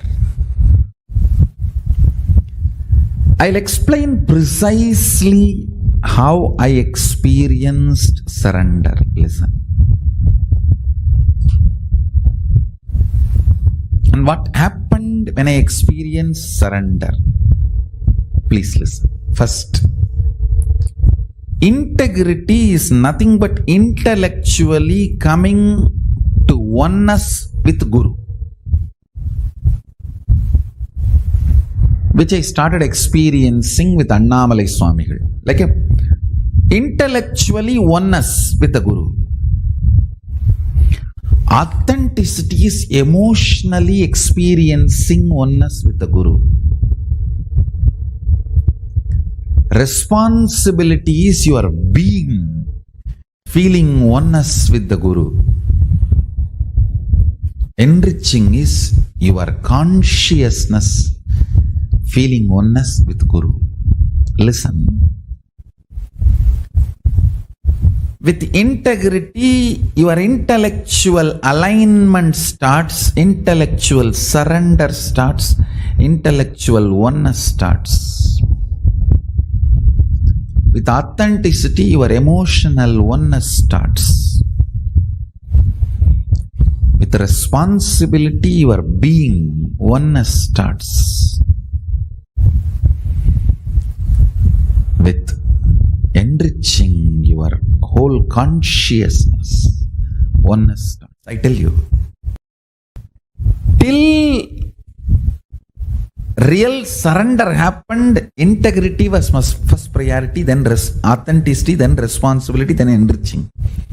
When the surrender happened, enriching becomes my first priority. That became my first priority. It's not that I gave up integrity, but enriching became the first operative cognition when surrender happened to me. Whoever wants, take this as a click. When you decide enriching as the first priority, simply surrender happens. Because for enriching, you have to have all the other three alignment. If you are not able to enrich somewhere, some part of you, whether your intellect or emotion or being is not convinced, not yet convinced, I tell you, from my Atma Pramana, when the surrender happened, when I decided the enriching to be the first part, component of my life, that be the powerful cognitions to drive me, I saw authenticity, responsibility, integrity, everything following. When I decided I'll spread what Paramashiva did to me, I will share that to the world and start enriching the world with Paramashiva, his being, who is he, and his state, his space, his powers, his being and his superconsciousness. I saw responsibility, authenticity, integrity, everything was following. If you want to experience surrender, start enriching. Then everything else just follows. Want sudden enlightenment, decide enriching to be your cognition. You have to make it happen. You will see responsibility, authenticity, integrity, everything just follows. Above all, he just does continuous miracles in your life. Last few days I am seeing continuous miracles. I can see very clearly. So, understand, when you decide to enrich, putting enriching as the first cognition, authenticity, responsibility, integrity, everything follows. Your brain radiates. Your knowledge explodes. Surrender becomes the space for Paramashiva to dance. It becomes the Chidambara for him to dance.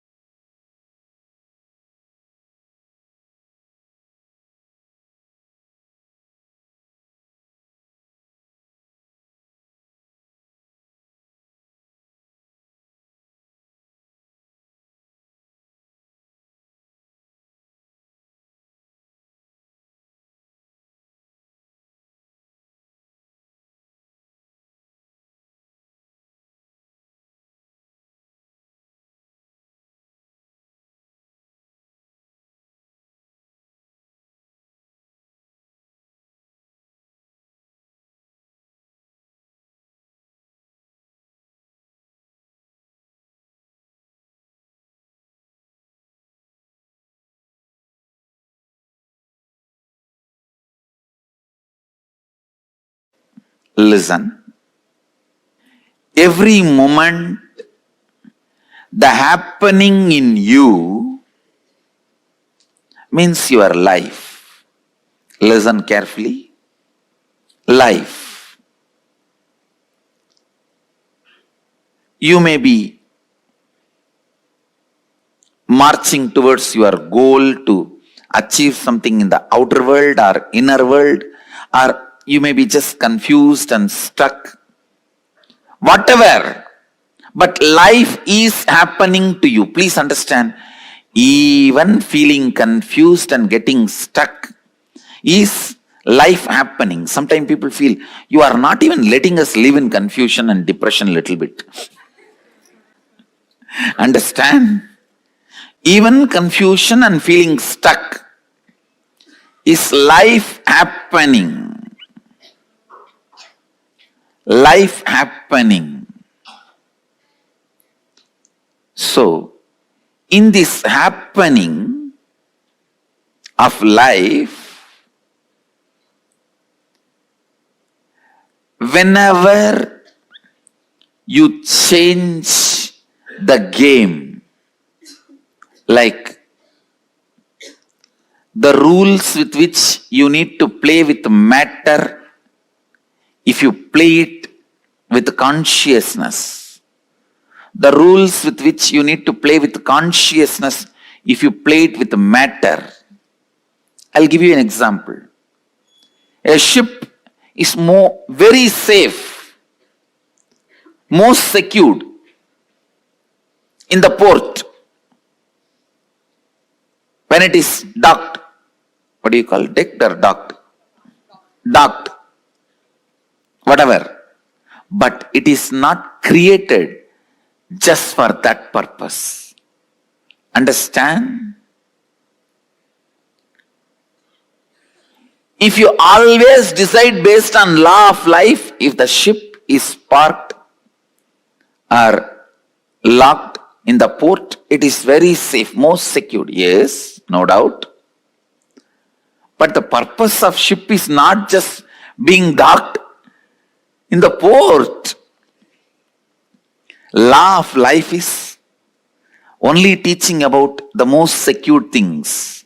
Flow of life is exciting, adventurous, innovating, opening up different possibilities.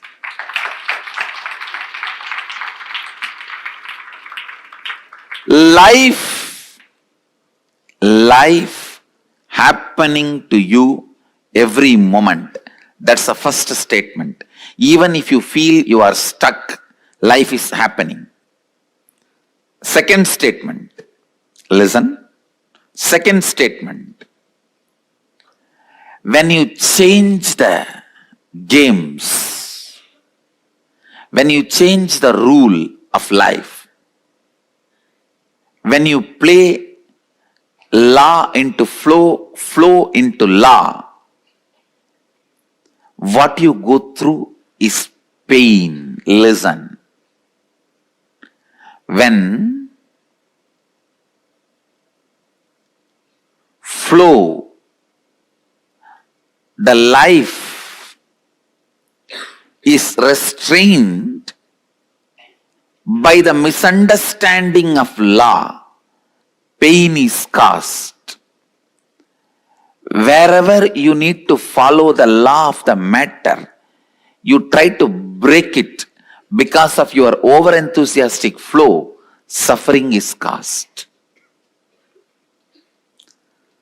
Listen to the third statement. The constant life happening, when you approach it with agitation, every moment, the purification process which is happening in you becomes painful. Listen, purification means more and more understanding of which is law, which is flow. Letting the flow to be, letting the law to protect. Dharma to protect, yama to enjoy. Listen, dharma to protect, yama to enjoy.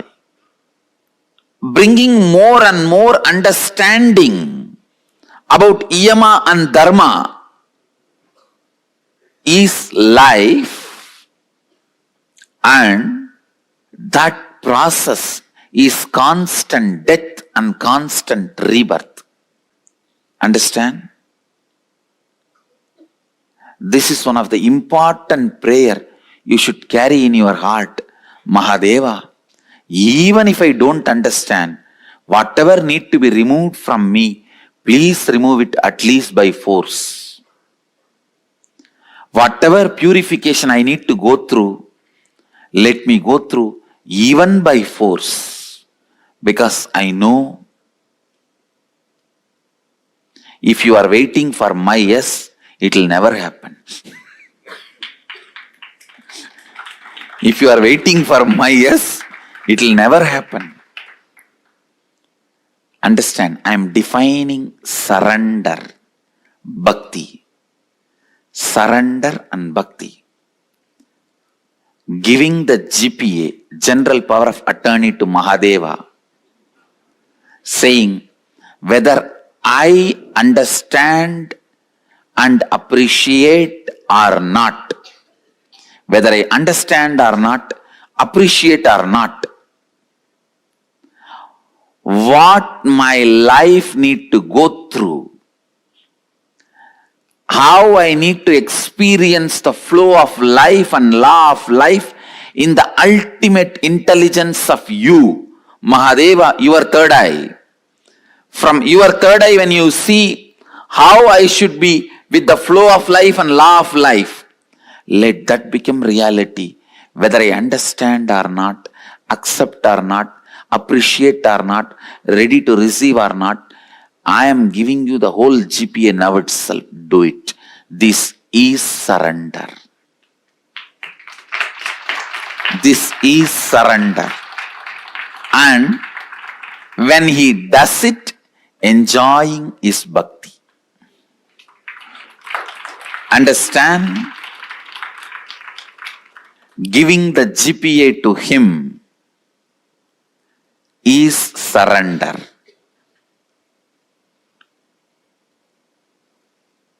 And when he does his job, enjoying it is bhakti. That is bhakti. Listen, I feel everyone should carry this truth in the heart as the context of life. And every time when Mahadeva rolls you, like a stone rolled in Ganga, each one of us are stones in Ganga. He just rolls all of us in the flow of life,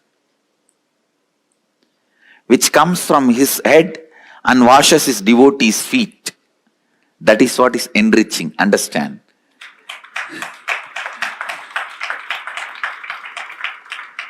Coming down from enlightenment, Mahadeva Sahasrara is the space of enlightenment.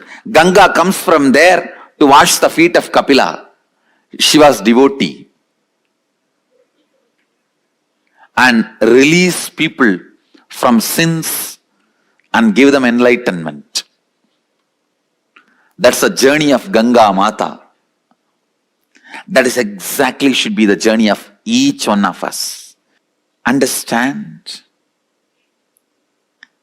Just like in Ganga, how the stones roll, all of us are stones rolling in the flow of life, flow of Ganga. Many unnecessary parts of us are chipped and we are polished. In all this flow, if you appreciate what life is doing to you, you will experience constant rebirth, rebirth, rebirth. If you don't, you will constantly experience death, death, death. Understand? Why me? Is looking at the life as death, then you will see constantly you are only dying. Understand, the most dangerous thing, seeing life as constant death, you will associate yourself with that small pieces of stone which gets chipped off. You will never be worshipped. Associate yourself with the main part which is going to be worshipped as Shiva. That part always feels, wow, I did not do anything. Just life moved me. In the flow, I am polished, cleared. Now I am worshipped as a God. That is what I call Brahmanyam Bahuputhrathaam, the favorite inheritor of the cosmos. Listen. constantly appreciating life, enjoying life, celebrating life, even when it forcefully removes some part of you from you, even if it removes something physically from you, some persons, some pleasures, some wealth, something which you want, or something which you don't want, or some part of your mind, even if forcibly, when it is removed, celebrating life, appreciating life will make you understand life is a constant rebirth, rebirth, rebirth. Anyone carries the context of life is bliss, is constantly reborn. Understand, this is the greatest gift a guru can give it to disciple. I am giving it to you, take it. This understanding, appreciate life even when you think something is being removed from you forcibly, even you are not able to see the longer vision life has for you. Sometimes you may not be able to see the larger vision life has for you. And don't be a tantrum throwing manager who need to be convinced constantly about the whole vision of a company for you to move even one file from one table to another table. To move one file from another file, one file from one table to another table. If a CEO has to come and sit with you and all directors and constantly remind you the whole vision of a company, you are a tantrum throwing stupid. Maybe once or twice this can be done. After a few days, they only have to decide to carry on without you being part of them. You are forcing that. Same way, even with life, don't drop the context again and again. Throw tantrum. Don't miss the vision of larger vision of life again and again and throw tantrum. Your tantrums with the life are not going to be responded in any way.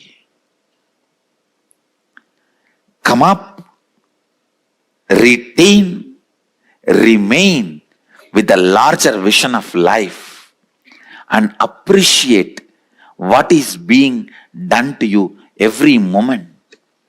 Many things which you yourself may not renounce is getting renounced, taken away forcibly. Many polishing which you may not do it on your own is getting done naturally. It is all finally for you to be worshipped as Shivalinga. The receiver of the worship is you. I tell you, man who celebrates life is worshipped. Man who is constantly complaining is worshipping. Who constantly complains, why me, why me, why me? Who constantly feels life is a death happening, death happening, death happening, suffocates himself, sees life only as death. Who understands constantly life is rebirth, rebirth, rebirth, rebirth, rebirth, rebirth. Whoever feels constantly life is a rebirth, celebrates life and feels as the favorite inheritor of the cosmos, Brahmanyam Bahuputhrathaam. means you have to constantly keep yourself in bliss and carry this context of life is a constant rebirth, not death. You have no right to feel suffering. You are not that small part which is getting chiseled. You are the bigger part which is getting polished. You are not the small part which is getting chiseled, chipped off. You are the bigger part which is getting polished. If you feel you are the small part which is getting chipped off, why me? Why me? Why me? If you feel you are the larger part which is getting polished, wow, wow me, wow me, wow me, wow it's me, wow it's me.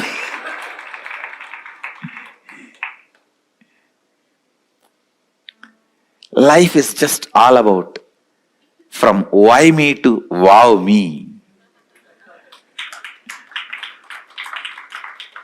Understand, I tell you one more thing. Life is so compassionate. Only minimum chipping is done and maximum polishing is done. It chips really only the minimum required. No. Others get chipped only little bit. I get chipped so much. No. You are in the hands of the most compassionate sculptor, Mahadeva. Especially when he himself comes as a guru. Understand?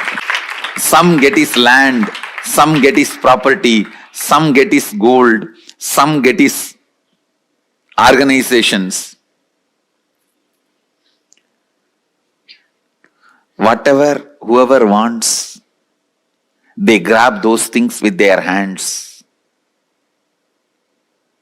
But to stand without grabbing anything, with folded hands or holding his feet, he picks them up to keep on his shoulder. Understand? Blessed are those who get him as Guru. People who grabbed things with their both hands, they won't be having him as Guru. That is the worst punishment. They don't need any other punishment other than not having him as a Guru for their life. Best thing can happen to you has already happened.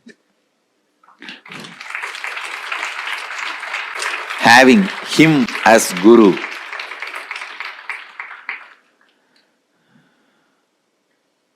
Listen. The conclusion statement I am making is actually the same as first statement, but step by step I have presented how constant death and constant rebirth is perceived by different mental setup. Whoever feels negative with the life feels constant death is happening. Whoever looks at the life with understanding and reverence will feel constant birth is happening. Understand, if you have the attitude of why me, even if you are world's richest man, you will not be in the space of completion and relaxed. Just if you develop this one understanding of Tyaga, I don't care about ups and downs. My conscious decisions and conclusions are my life. That's it. That's it. That Tyaga will manifest in tons of ways, like how Tyaga is manifesting in me. I have decided to be ferocious with me and decided to go and be in the temple.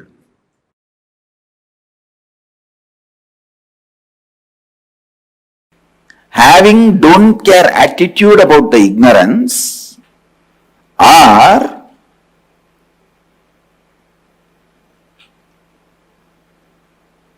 having something else as your priority than breaking the ignorance, or you are seeking. Other than seeking or breaking the ignorance, if something else becomes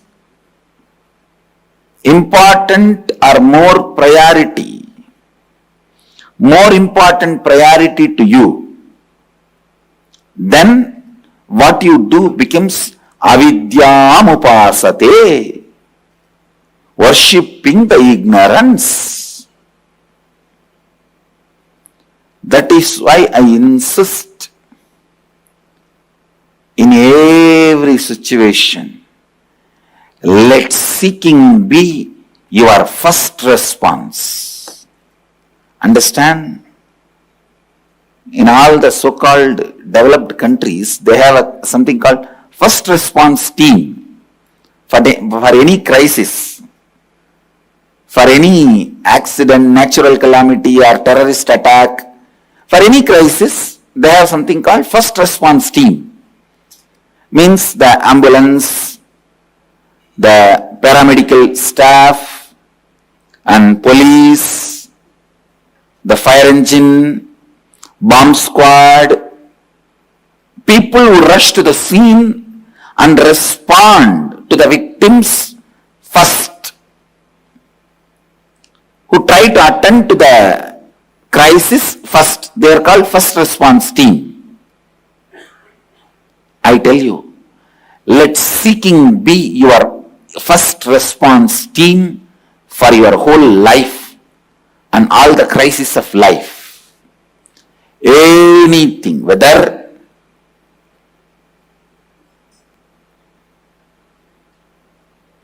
you lost some money in some business or lost your job, any crisis or even good things. You got married or wife ran away.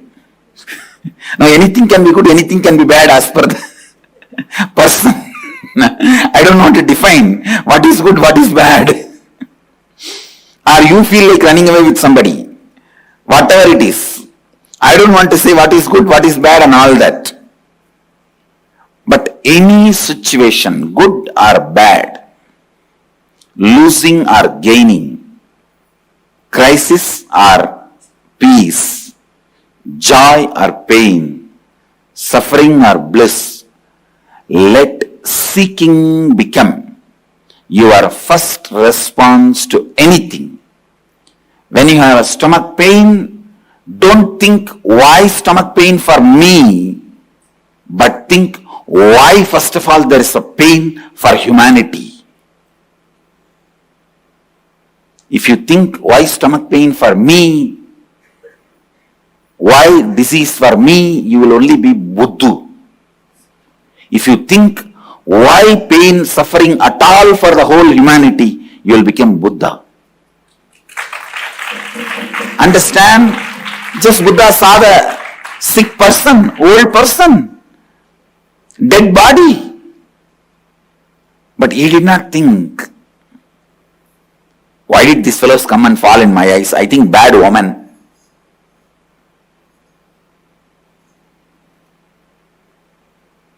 Why did I see these fellows?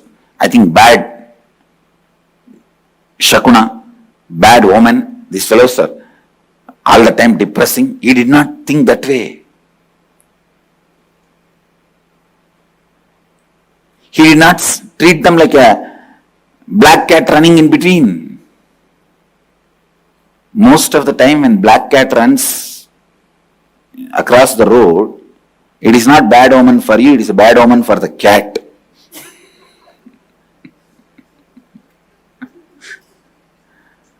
I was looking into this. Actually, almost in all cultures, this cat woman is there. I thought, why?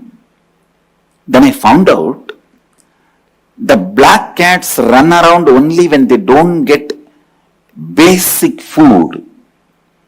And if you are in a society where simple food is not available for animals, where it has to run around, then there is something wrong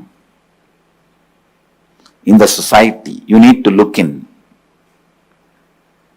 Actually, the black cat will not run around if he gets even a simple food. Anyhow, now let us not get into the woman science. Let's stop with this. Listen, whether it's a black cat running or seeing a sick person, Buddha did not look into that as his omen, or he did not think, oh, these fellows are, morning itself they came and fell in my eyes and I am feeling depressed. No. He asked, why this to humanity? He started throwing tantrum with the cosmos. I tell you, I am really telling you, whoever throws tantrum with the cosmos will be freed from the laws of cosmos.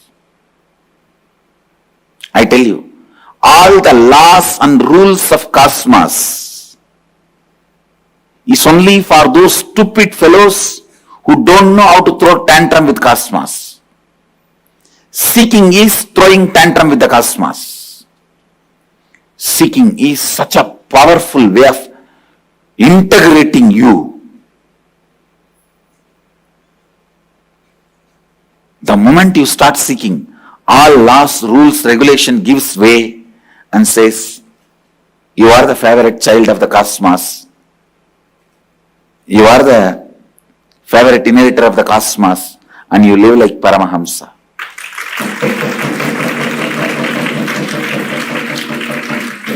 I am telling you, Dharma is for the fellows who are interested in Artha and Kama. If you question Dharma, start seeking the depth of Dharma, why it is. Why? What is it? What is the source of it? How can I go beyond it? If the why can be looked in. If the why can be looked in. With your whole being, if you question why, immediately cosmos frees you from all the laws, rules, regulations. All the laws, all the rules, all the regulations. You become free from it. You become a liberated being. I tell you. If you don't throw tantrum with the cosmic mother, question why, she will let you be in your Maya, delusion. Understand? Delusion is not throwing tantrum. Delusion is not throwing tantrum. If a child is just sleeping or playing with the small toys it has, or eating his candy, or drying on his urine, mother will do her work. She will continue to do her work. She will be engaged. Only if the child decides to throw everything and start screaming, even then she will try to give some better toys, better candy, and try to keep the child in his delusion. But if the child decides, no, I don't want anything, and throws everything and starts throwing tantrum, only then she will come and just lift him up to her lap. Same thing with the cosmos. As long as you are in your delusion and playing with your small toys, candies,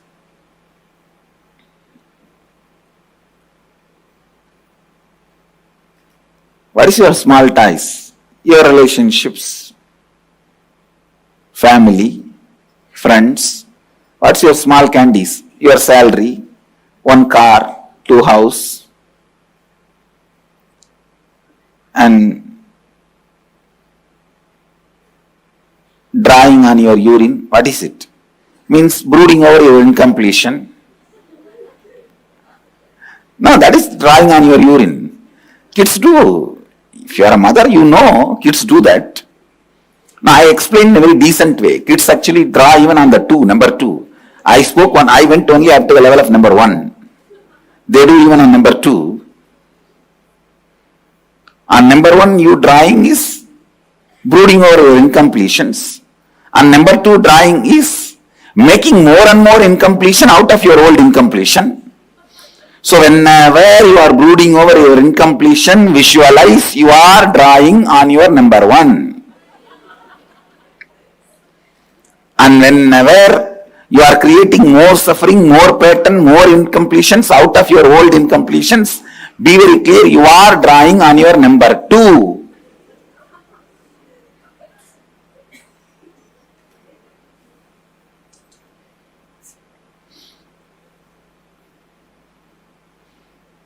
And projecting your incompletions on the master and abusing him means you are putting those fingers directly into your mouth. I don't think I need to describe more detailed. And then the cosmic mother will come and give you some more candies. Come on, better salary, better career opportunity, better house, lottery ticket, one extra fitting. She will try to give everything and divert your attention. If you are again back to that, she will say, all right. She will continue with her life. But only when you decide, no, I am really going to look into everything, question everything. What is pain? What is pleasure? What is life? What am I? When you feel pain, let your first response team be seeking. When you feel bliss, let your first response team be seeking. What is this bliss? What is this pleasure? Exactly what happens in me when I am having pleasure. Exactly what happens in me when I am having pain. I tell you, having your first response team as seeking as your first response team is the highest, best security you can get from cosmos.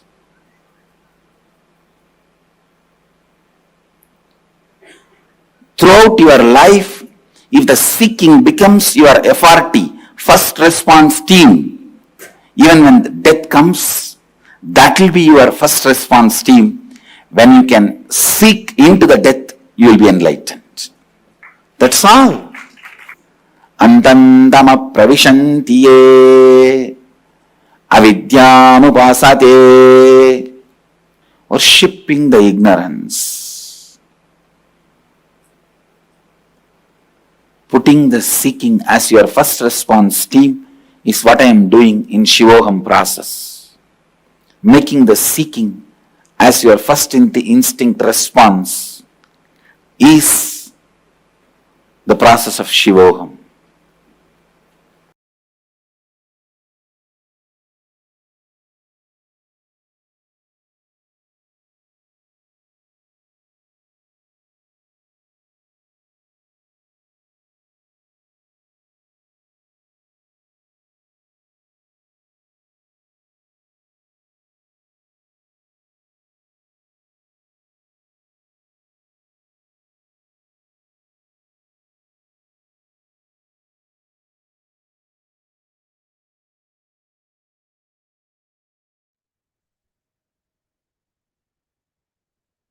seeking. This is the ultimate boon that all of us can receive. Like how Swami is explaining it, literally through tantrum to the cosmos. And every single one of us that are here sitting right now, I see people from various different countries, time zones that are logged in. I thank to every single one of you that are here. Can I request everyone, please kindly come on camera? Very, very shortly, we are going to be entering into the darshan. I request of you to please turn on cameras. Kindly come and settle down into your cameras.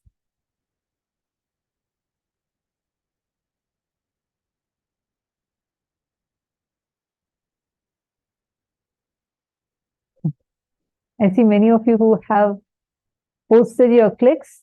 I'm just going to read out some of the participants who have posted their clicks. Nithyananda has said, let seeking be your first life. And Ma Parameshwari has posted, transform why me to wow, it's me. Okay, see many participants have posted. Some of the Chinese participants who are that to post your prayers, I request all of you to please wait. Kindly do not post your prayers right away. We are going to be having the darshan. And once Swamiji starts giving the darshan, that time you can post your prayers so that you can get the direct blessings from Swamiji. Yes. Can I request all others also to post your clicks? Please go to the Zoom chat and please share with us what are the clicks you had.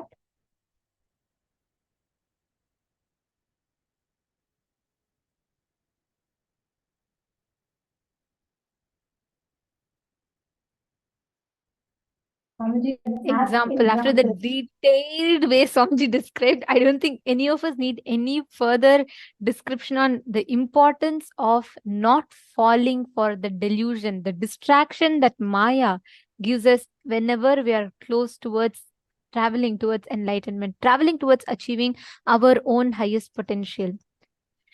Today, during the Sadashiva Rahasya session, we all learnt about being part of, what is Sadashiva's public life, what is Sadashiva's private life, and what is Sadashiva's secret life.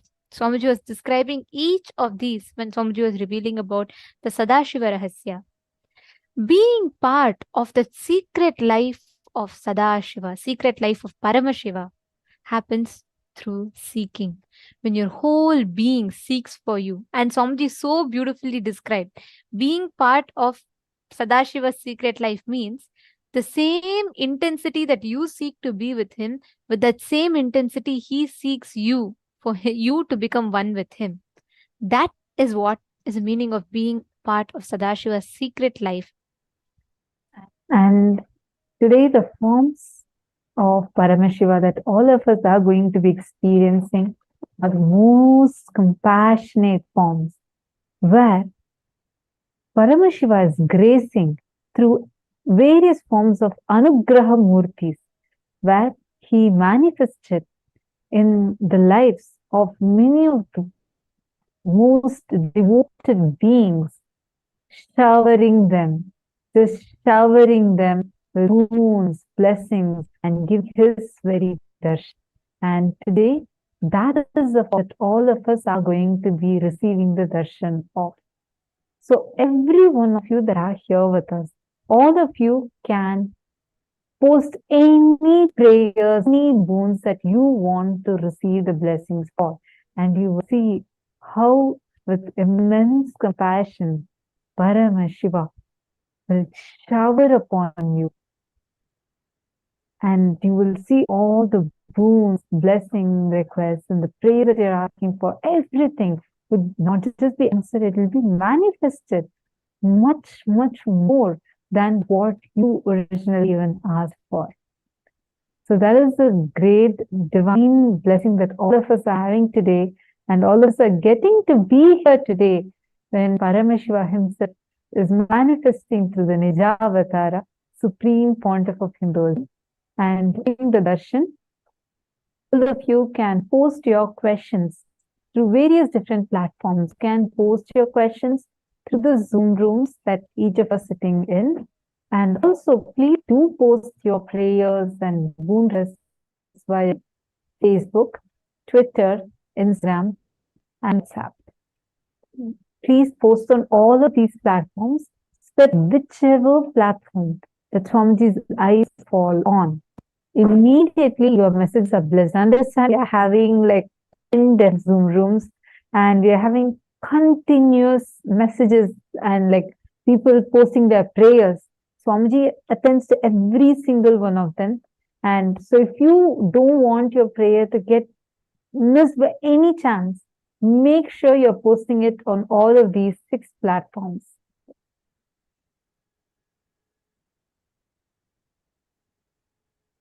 Request all of you to quickly settle down. I still see many of the cameras that are turned off in the male side.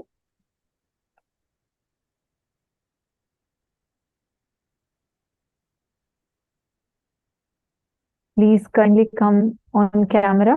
We are going to be having the Nayana Diksha. We are going to be receiving the Nayana Diksha where just through a look, the avatar transmits his energy, powers, blessing, and initiates you just by being seen by him.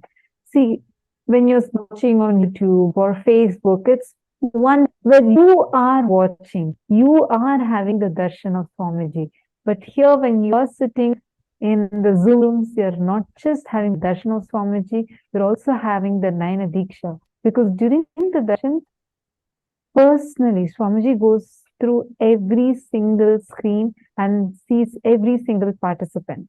So we request all of you to please ensure that you're sitting in a well-lit room and you're clearly visible in the camera so that you do not miss out on this Diksha.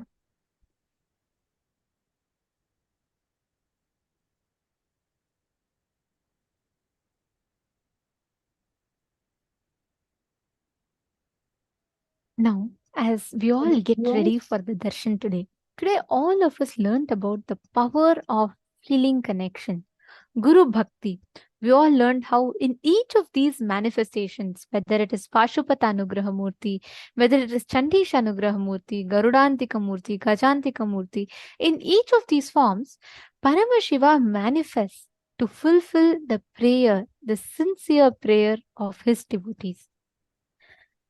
Whatever might be your situation, whatever might be your place, whatever might be your problems that you are stuck in, when you call Paramashiva with true, sincere integrity and intention, he will himself manifest and he will himself make sure that you are attended to, protected, and taken care of.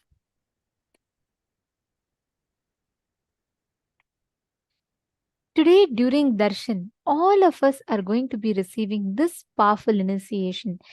And during the initiation, Swamiji is going to be giving all of us the Guru Diksha, means the space to experience the initiation where we will experience that deep feeling connection with Guru, with Paramashiva himself, who is manifested in our life as the Supreme Pontiff of Hinduism.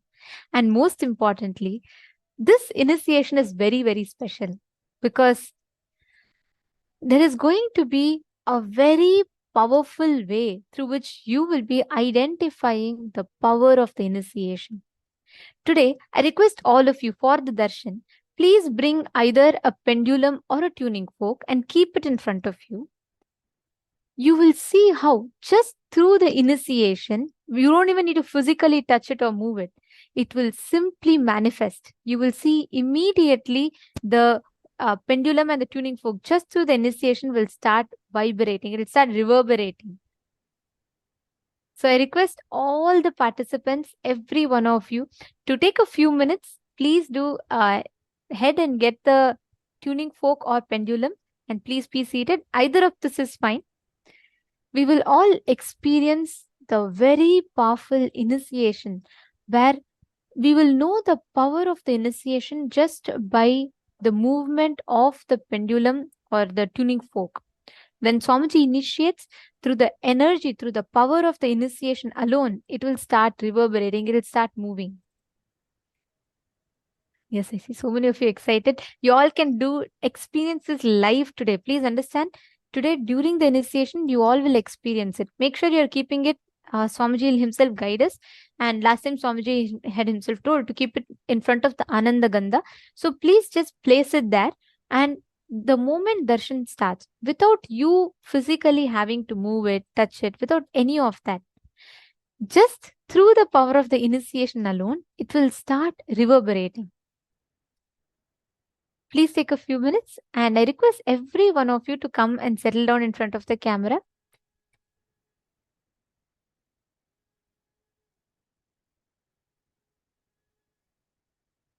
We will now be chanting the Dhyana Shloka, the sacred chant that describes the forms of Paramashiva.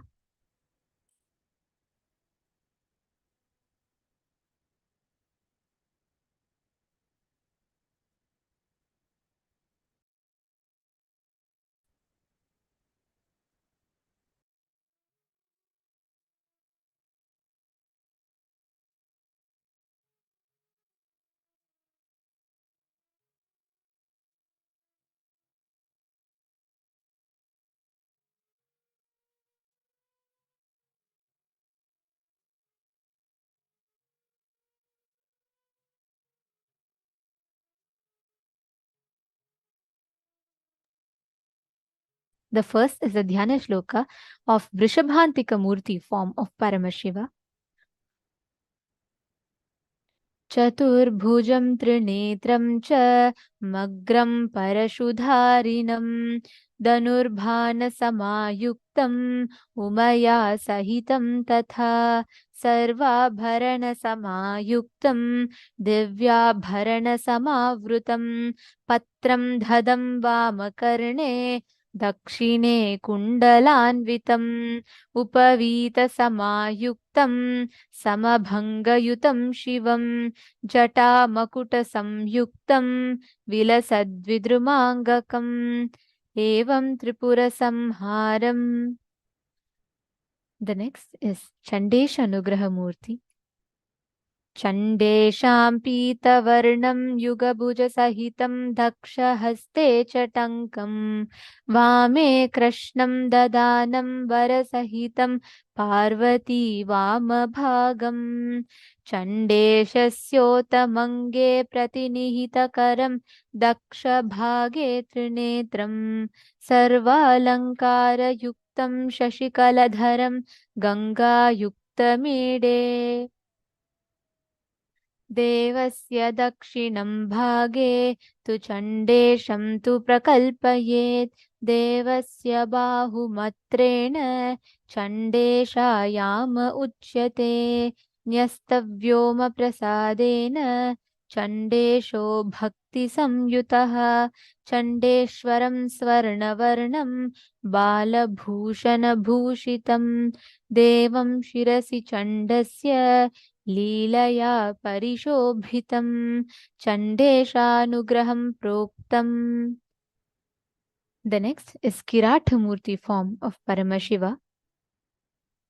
चतुर्भुजं त्रिनेत्रं च जटामकुटसंयुतं सर्वाभरणसंयुक्तं दिव्याभरं समावृतं धनुर्भानसमायुक्तं कृष्णापरशुसंयुतम् उपवीतं समायुक्तं समभागतनुं कुरु वामे गौरीसमायुक्तं दक्षिणे त्वर्जुनस्थितः अर्जुनस्वरूपम् एकवक्त्रं द्विनयनं जटामकुटसंयुतं सर्वाभरणसंयुक्तं कृताञ्जलिपुटस्थितम् एवं कैरातमः ख्यातम्. The next is Chakradhana Swarupamurti form of Paramashiva.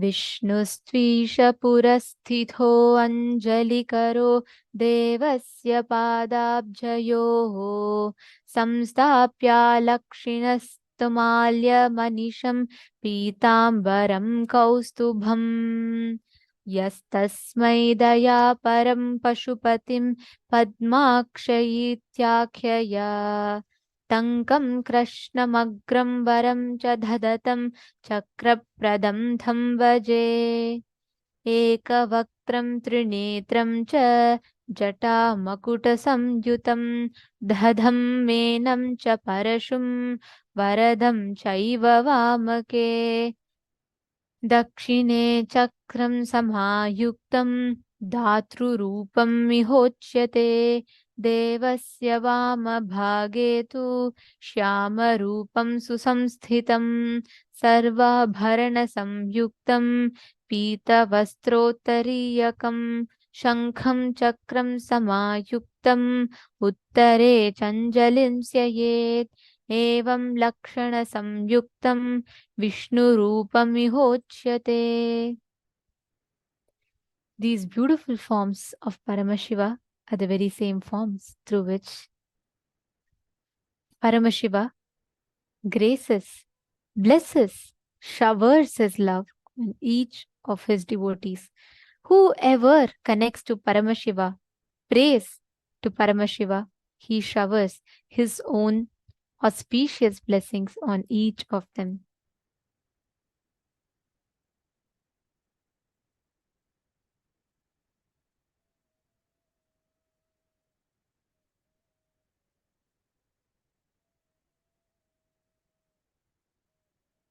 Now all of us are getting ready, prepared to see this auspicious, compassionate, gracious form of Paramashiva. Direct all the participants to please kindly settle down. Now, before we enter into darshan itself, we have something very exciting to share with all of you. As we've been sharing, September 19th, that's another 3 days, we are going to be celebrating the auspicious Ganesha Chaturthi with Swamiji. And on that auspicious day of Ganesha Chaturthi, we are having various different offerings that all of us can offer, be a part of, and offer your gratitude to Bhagavan Ganapati and receive his grace and blessings. So you can head to events.kaila.org/GC2023. The is set for all of you right now on screen. And once you head to the website, you will be seeing the information and details about Kailasa's Ganesha Chaturthi and what all are the celebrations, rituals, celebrations that are going to be a part of this auspicious day.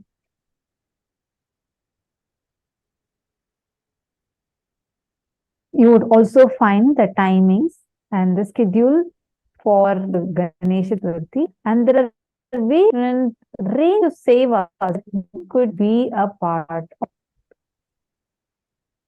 And there is also clear mention of each seva and what will be the benefit that you will be receiving from each sevas. So we will be taking all of you through this. So is Lambaram. This is offering of Durvamala Seva and Pratyaksha Pada Puja. This is for receiving the blessings for wealth and abundance. The Dhruva grass is a favorite of Mahaganapati, and it is also a very healthy Ayurvedic herb. In the Pratyaksha Pada, we worship the supreme pontiff of Hinduism as the Vishwanara, the wealthy being who showers with prosperity. Now, by offering a seva, you will be receiving blessings to come out of financial struggle through the blessings of Bhagavan Mahaganapati. All your obstacles related to wealth would be removed and you would be showered with prosperity. And if you go out of your lack of confidence and can raise your self-esteem and inner confidence inside of you.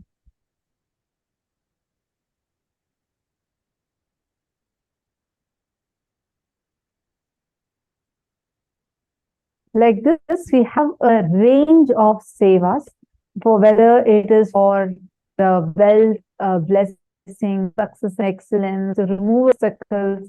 We request all of you to take a few minutes and go through this link, and you can offer any of these sevas. How many of sevas you want to offer, you can offer, and we have very limited time, so please head to this link right away and make your offering. With this, the time has come for all of us, most awaited moment of our day, which is to have the darshan of the avatar. And today, in his most gracious form, as various anugraha murtis, let us all enter into a deep meditative space. Please sit head, neck, and spine in a straight line. Close this. Start chanting Mahavakya.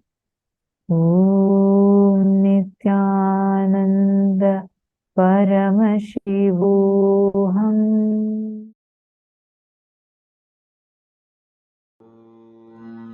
Nithyananda Paramashivoham. Om Nithyananda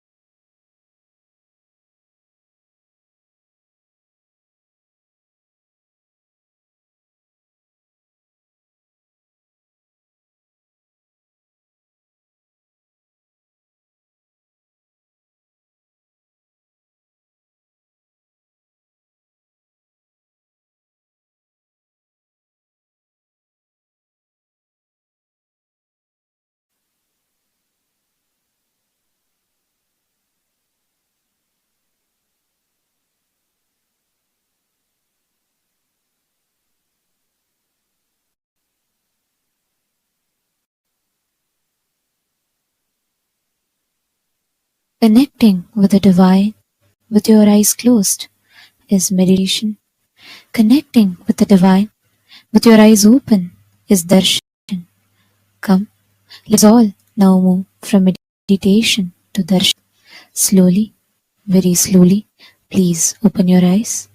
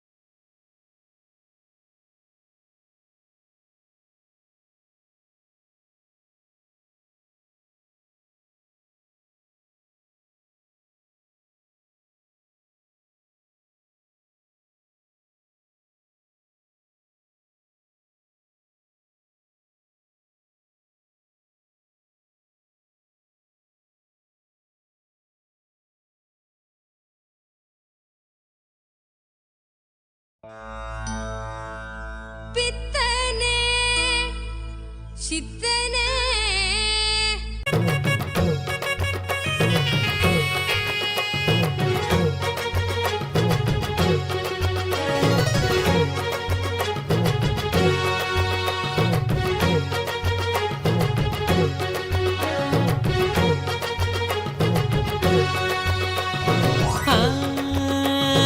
தென்றலாக வீசிடும் தேகந்தான் சிலிர்த்திடும் சொந்தமாக்க எண்ணிவிட சேர்ந்திடாம ஓடிடும். தென்றலாக வீசிடும் தேகந்தான் சிலிர்த்திடும் சொந்தமாக்க எண்ணிவிட சேர்த்திடாம ஓடிடும்.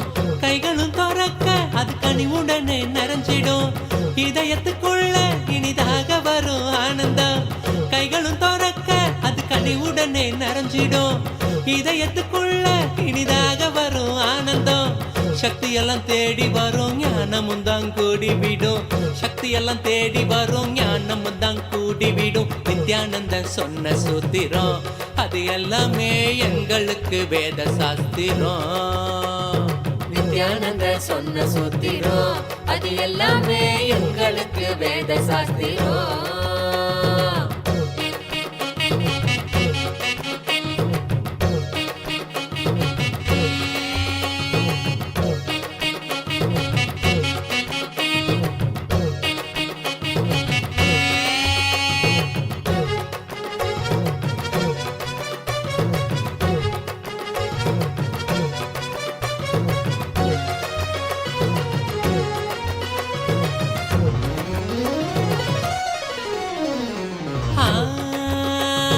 சொர்க்கலோகம் என்பதும் நரகலோகம் என்பதும் வெளியில் தானே உள்ளதுன்னு வீணாகத்தான் தேடினோம். சொர்க்கலோகம் என்பதும் நரகலோகம் என்பதும் வெளியில் தானே உள்ளதுன்னு வீணாகத்தான் தேடினோம். கொண்ட எண்ணம் தானே அந்த நிலைய நமக்கு காட்டிடும். எண்ணம் தெளிவாக மன சொர்க்க வாழ்வை கண்டிடும். கொண்ட எண்ணம் தானே அந்த நிலைய நமக்கு காட்டிடும். எண்ணம் தெளிவாக மன சொர்க்க வாழ்வை கண்டிடும். சக்தி எல்லாம் தேடி வரும் ஞானமும் தான் கூடிவிடும். சக்தி எல்லாம் தேடி வரும் ஞானமும் தான் கூடிவிடும். நித்யானந்த சொன்ன சூத்திரம் அது எல்லாமே எங்களுக்கு வேத சாஸ்திரம். நித்யானந்த சொன்ன சூத்திரம் அது எல்லாமே எங்களுக்கு வேத சாஸ்திரம்.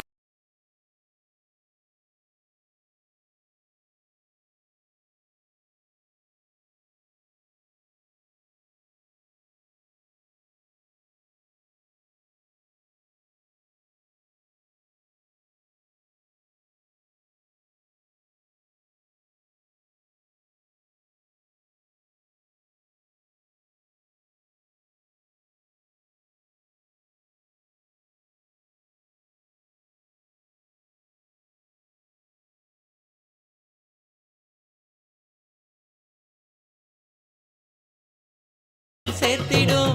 மீண்டும் உருவாகும் அந்த சக்தி தன்னை தீர்த்திடும். என்ன மறைந்தோட அது ஆன்மீகத்தில் சேர்த்திடும். சக்தி எல்லாம் தேடி வரும் ஞானமும் தான் கூடிவிடும்.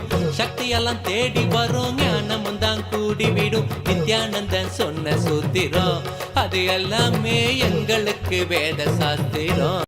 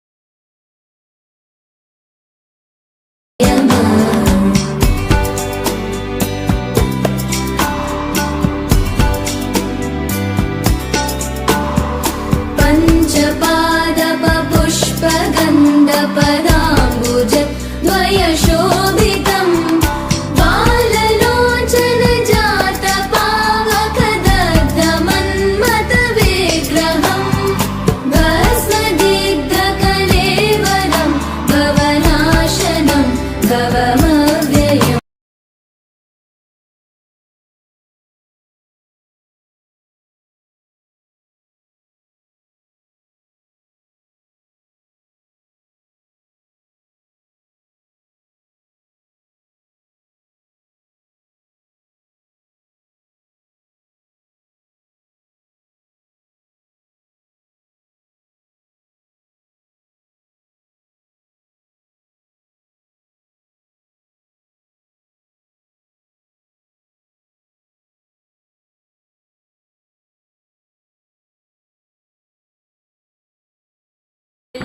தெய்வீக வாழ்வு வெல்லுங்க, நித்யானந்த வாழ்வு வெல்லுங்க.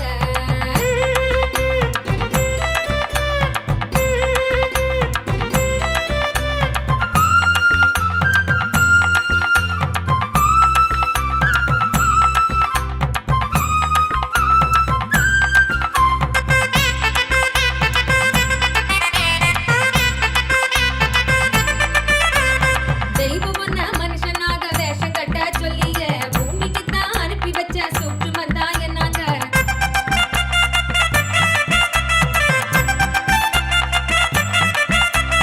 வாழும் இந்த வாழ்க்கைய நீ ஜீவன் முக்தனாய் எப்பொழுதும் வாழ பரிசாக தந்தது. வாழும் இந்த வாழ்க்கைய நீ ஜீவன் முக்தனாய் எப்பொழுதும் வாழ பரிசாக தந்தது. அதுக்கு என்ன செய்யணும்னு எதுக்கு நீயும் யோசிக்கணும். நித்யானந்த சொன்னதெல்லாம் ஒண்ணு விடாம வாழ்ந்திடணும். தயக்கம் எதுக்கு களத்தில் இறங்கி தியானம் பண்ணுங்க, வாழ்வு வெல்லுங்க, தெய்வீக வாழ்வு வெல்லுங்க, நித்யானந்த வாழ்வு வெல்லுங்க.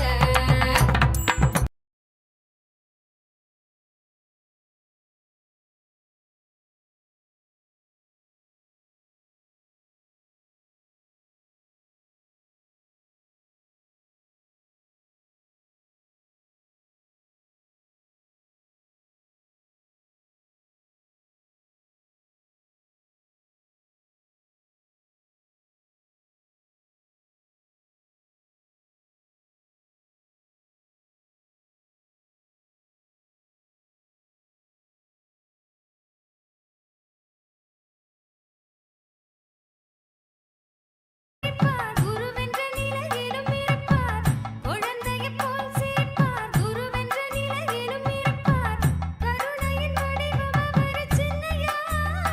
நம்ம கடவுளவர் பெருமையை நீ சொல்லையா.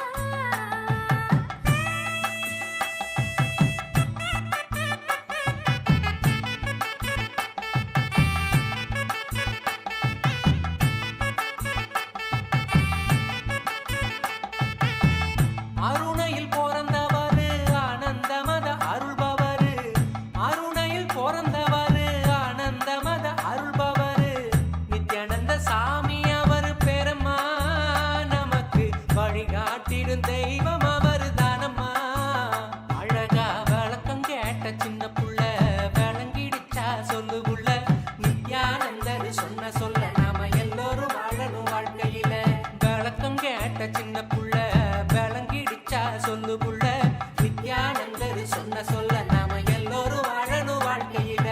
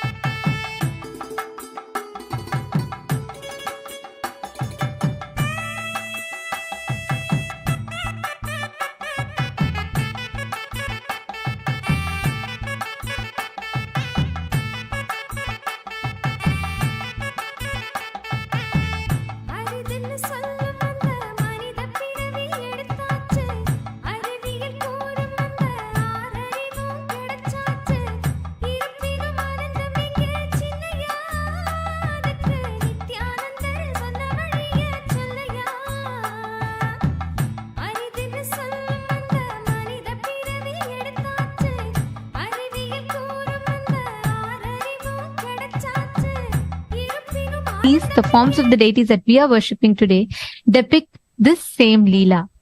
And this cosmic 911, Paramashiva, has descended in all our lives as our beloved Guru, the Supreme Pontiff of Hinduism, the Nijavatara of Paramashiva himself. To every one of you that are enjoying this session, let us take a few minutes and we'll be taking you all through the different platforms through which you can post your questions, your prayers, your boons, your requests, everything to Swamiji himself directly. Now, to all the participants, you all can pick up your phones, your gadgets, and you can follow along as we guide you all through the different avenues through which you can post your prayers and your blessings requests directly to Swamiji. The first one being YouTube. Please head to Kailasa's SPH Nithyananda YouTube channel. Make sure to subscribe it and hit the bell icon if you have not yet done that. And once you head to this channel, click on the live video. Go to the live chat section, and in the live chat section, you can post the prayers, boons, or the questions that you have. Anything you can post it there. You can also share how you are enjoying the session in the YouTube comment section. The next being WhatsApp. Please head to kailasa.org, the official website. And the moment you go there, you will be prompted with the WhatsApp notification. You can hit that notification button just at the bottom of the homepage, and it will lead you to the WhatsApp community. Please click join the WhatsApp community, and you can post all your boons requests, blessings requests, and prayers to Swamiji there. The next is Twitter. Head to x.com and you can go to Kailasa's SPH Nithyananda Paramashivam, the official Twitter handle, and you'll have to go to the pinned tweet and reply tweet to that pinned tweet with the hashtag Ask the Avatar. You can post all your prayers and blessings requests there. Next is Instagram. Please head to Kailasa's SPH Nithyananda Instagram handle and click on the profile picture, which will lead you to the live video. And in the live chat section, you can post your prayers and gratitude messages over there. Facebook. Firstly, we request every one of you to make sure you're following and liking the Facebook page, Kailasa's SPH JJM Nithyananda Paramashivam. And it is in this page you will receive all the latest updates, news, events, and happenings and gifts from Kailasa. And head to the live video of the Facebook page and you can post all your prayers, all your blessings requests to Swamiji as comments under that live video. And also take a few minutes, share this live stream as you are watching now to 5 people that you love the most, to 5 people that you really feel like you should make a difference in their life today. Send this blessing to them. Let them all get the darshan of the Nijavatara of Paramashiva. Let all of them have the boon of having had the darshan of these forms of Paramashiva, in which he grants the prayer of every single devotee of his. Take a few minutes, especially if you have your near and dear ones who are great devotees of Paramashiva. You should take a minute to share with them. You will be a source through which Paramashiva will be answering their prayers, their boons, and their blessings. So take a minute, share this live stream with your loved ones.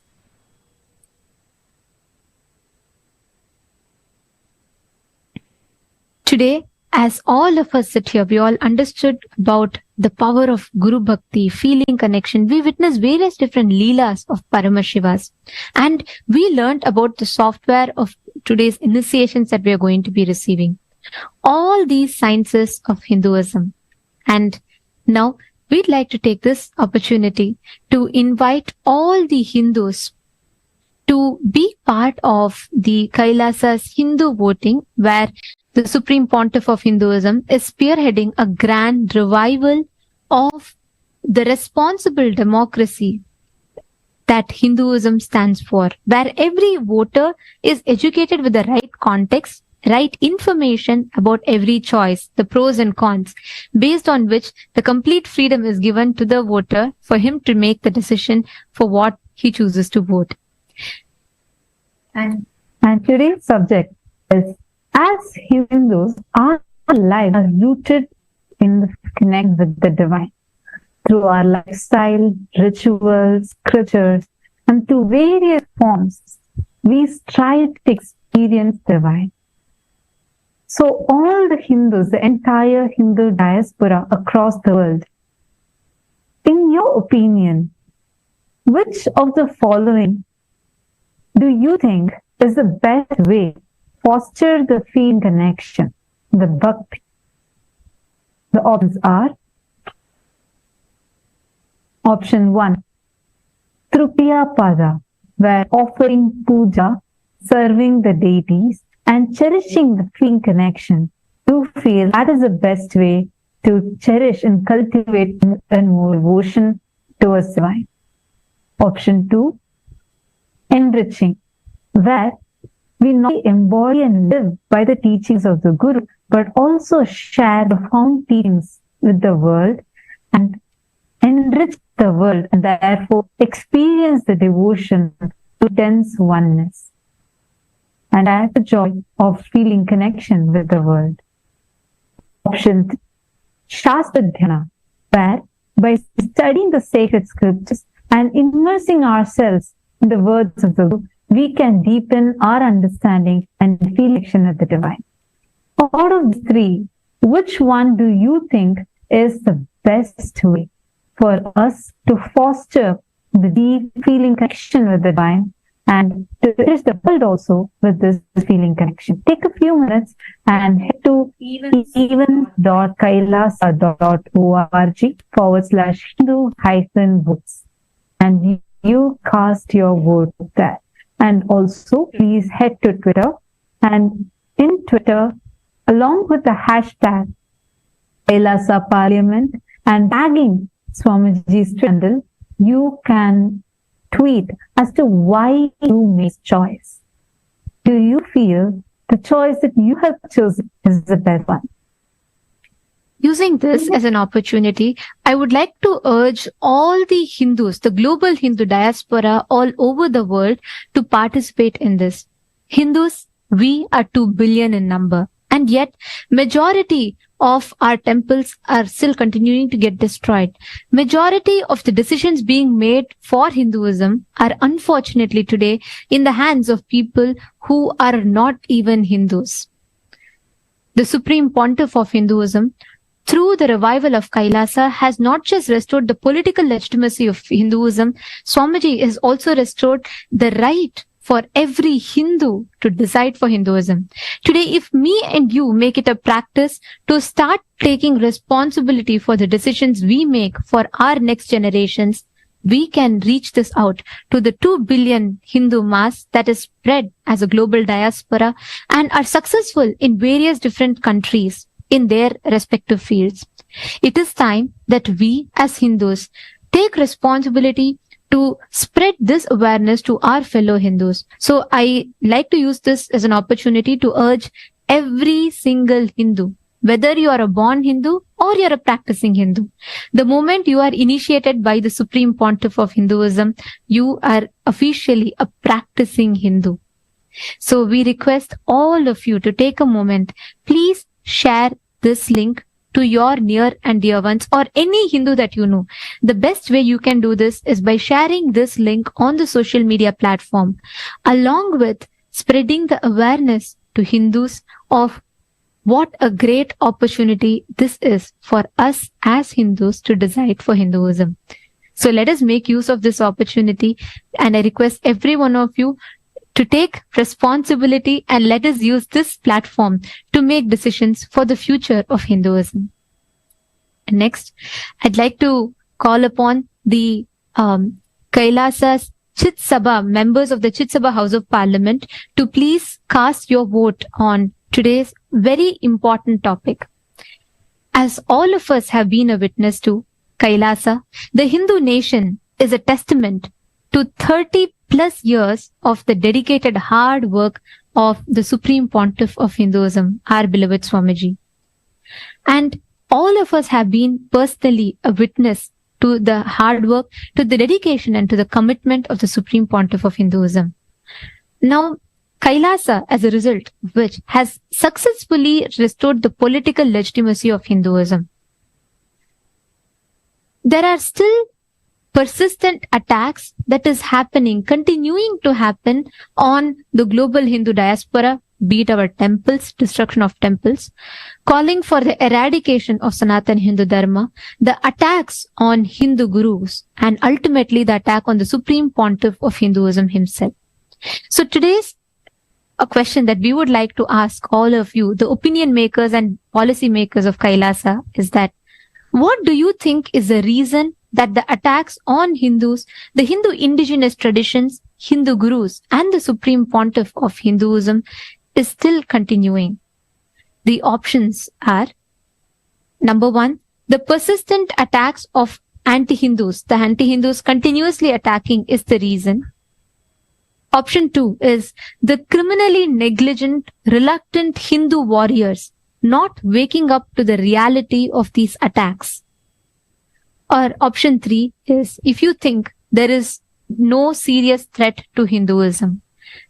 I will request every one of you to take a few minutes, think over it, and please do cast your vote.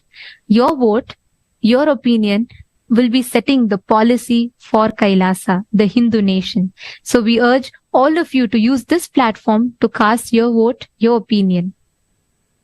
And this is a sacred opportunity that all of us have, especially this particular voting, with Chit Sabha voting, is exclusive only for the core members of Kailasa, who are the founding fathers and founding mothers of Kailasa, the Sarvanyapita Yajamans, Sarvanyapita Kartas, Sarvanyapita Dishwas, who are part of the Chit Sabha.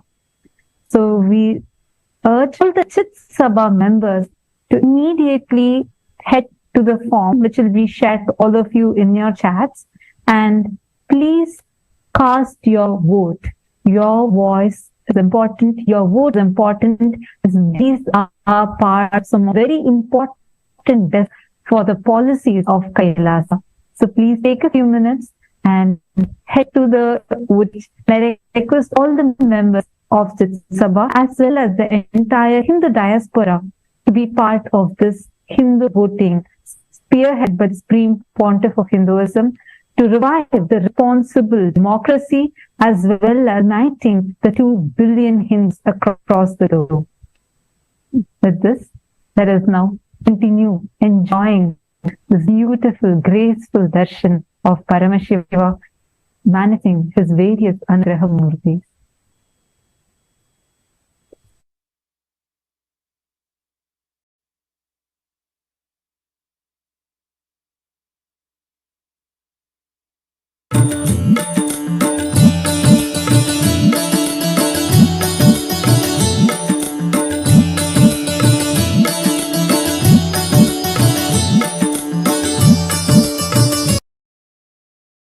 இனிதாக வரும் ஆனந்தம் கைகளும் தோறக்க அது கனிவுடனே நிறைஞ்சிடும் இதயத்துக்குள்ள இனிதாக வரும் ஆனந்தம் சக்தியெல்லாம் தேடி வரும் ஞானமும் தான் கூடிவிடும் சக்தியெல்லாம் தேடி வரும் ஞானமும் தான் கூடிவிடும் நித்யானந்த சொன்ன சூத்திரம் அது எல்லாமே எங்களுக்கு வேத சாஸ்திரம் நித்யானந்த சொன்ன சூத்திரம் அது எல்லாமே எங்களுக்கு வேத சாஸ்திரம்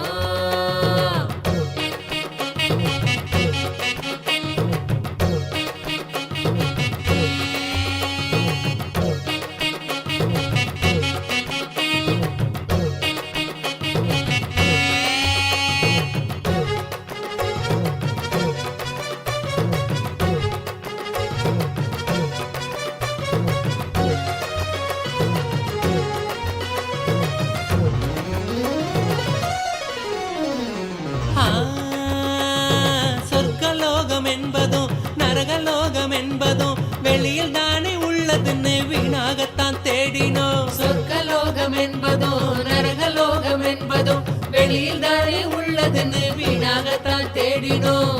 கொண்ட எண்ணம் தானே அந்த நிலைய நமக்கு காட்டிடும். எண்ணம் தெளிவாக மன சொர்க்க வாழ்வை கண்டிடும். கொண்ட எண்ணம் தானே அந்த நிலைய நமக்கு காட்டிடும். எண்ணம் தெளிவாக மன சொர்க்க வாழ்வை கண்டிடும்.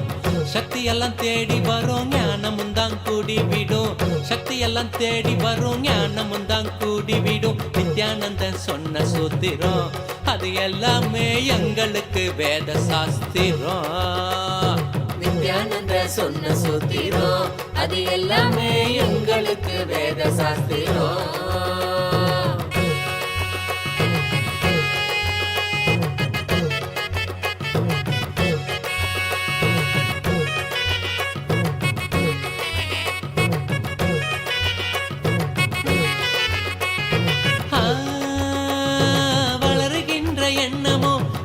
சோகமாக்கிடும். ஆழ்ந்து செயல் செய்ய அது மாயமா மறைஞ்சிடும். வளருகின்ற எண்ணமோ வாழ்வ சோகமாக்கிடும். ஆழ்ந்து செயல் செய்ய அது மாயமா மறைஞ்சிடும். மீண்டும் உருவாகும் அந்த சக்தி தன்னை தீர்த்திடும். என்ன மறைந்தோட அது ஆன்மீகத்தில் சேர்த்திடும். மீண்டும் உருவாகும் அந்த சக்தி தன்னை தீர்த்திடும். என்ன மறைந்தோட அது ஆன்மீகத்தில் சேர்த்திடும். சக்தி எல்லாம் தேடி வரும் ஞானமும் தான் கூடிவிடும். சக்தி எல்லாம் தேடி வரும் ஞானமும் தான் கூடிவிடும். நித்யானந்தன் சொன்ன சூத்திரம் அது எல்லாமே எங்களுக்கு வேத சாஸ்திரம். நித்யானந்த சொன்ன சூத்திரம் அது எல்லாமே எங்களுக்கு வேத சாஸ்திரம்.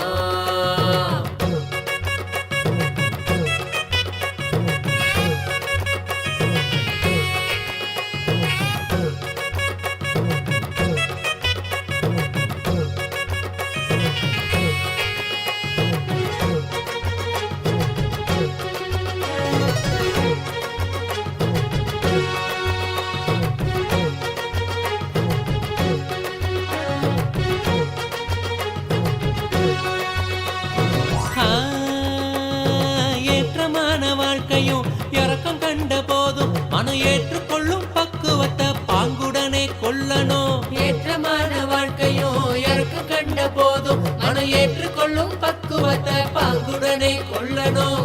மாற்றங்களை தாங்க மனம் பெரும் தவிப்பு தவிச்சிடும். உள்ள மத ஏற்க அங்கு பரவசமும் நிறைஞ்சிடும். மாற்றங்களை தாங்க மனம் பெரும் தவிப்பு தவிச்சிடும். உள்ள மத ஏற்க அங்கு பரவசமும் நிறைஞ்சிடும். சக்தி எல்லாம் தேடி வரும் ஞானமும் தான் கூடிவிடும்.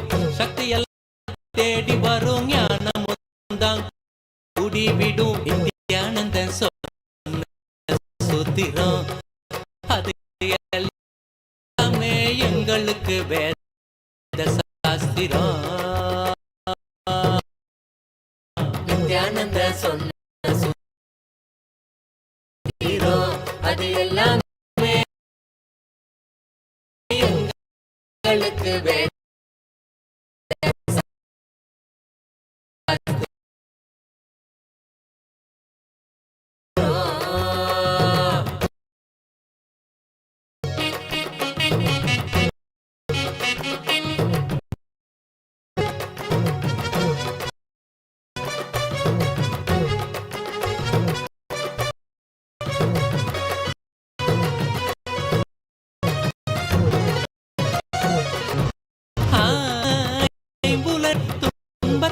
சேர்க்கும். குரு நித்யனனை நம்பு அது ஆனந்தத்தை ஈர்க்கும். ஐம்புலனின் ஆளுமை துன்பத்தையே சேர்க்கும். குரு நித்யனை நம்பு அது ஆனந்தத்தை ஈர்க்கும். அன்பு வழி மலரும் அகங்காரம் அது நீங்கிடும். சத்குருவின் பாதம் சரணாகதியா சேர்ந்திடும். அன்பு வழி மலரும் அது நீங்கிடும். என்ன சூத்திரம் அது எல்லாமே எங்களுக்கு வேத சாஸ்திரம். நித்யானந்த சொன்ன சூத்திரம் எல்லாமே எங்களுக்கு வேத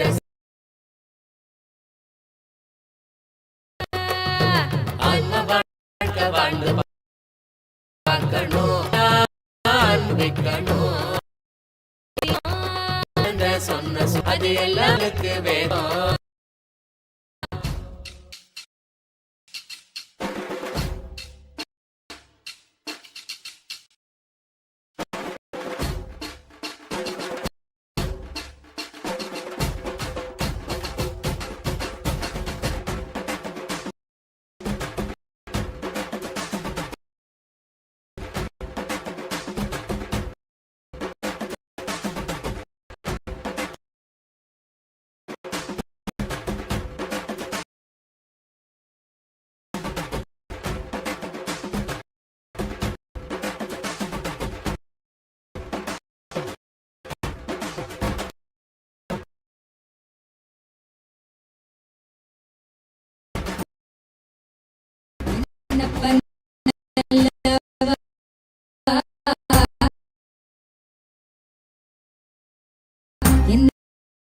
நல்லவா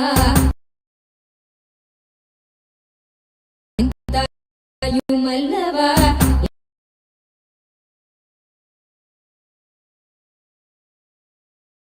ஞானம் அளித்தா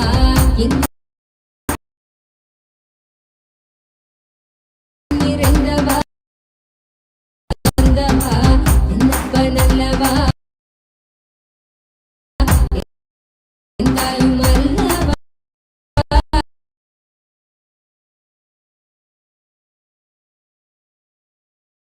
தன்னை உணர்த்திடும் தியானம் அளித்த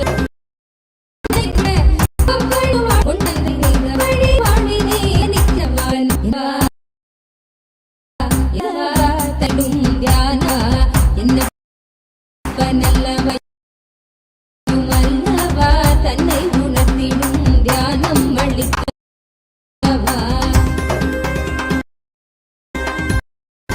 ஏழாம் உடல்கள்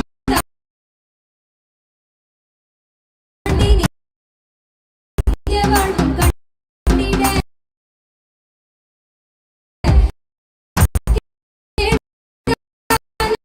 காலம் தன்னை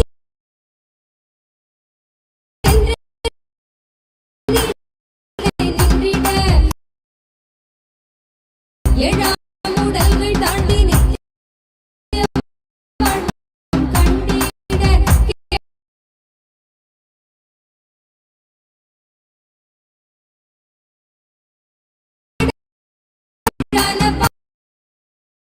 பாவம் நீங்க பெறும்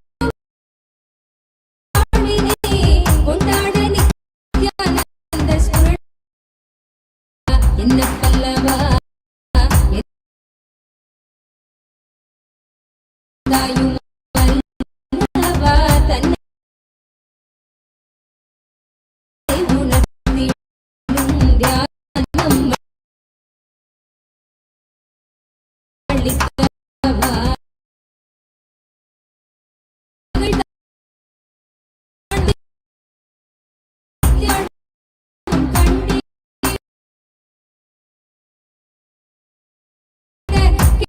கேடான காலம் தன்னை நித்யானந்த ஸ்மரணம் தன்னை தேவா எந்தாயும் அல்லவா தன்னை உணர்த்திடும் அளித்தவா ஏழாம் உடல் மனதை வென்றிட சீரான பாவம் பழி நீங்க கொண்டாட நித்யானந்த ஸ்மரணம் தன்னை தேவா சீரான பாவம் பழி நீங்க பெருவாழினே கொண்டாட நித்யானந்த ஸ்மரணம் தன்னை தேவா என்னப்பன் என்னப்பன் என்னப்பன் அல்லவா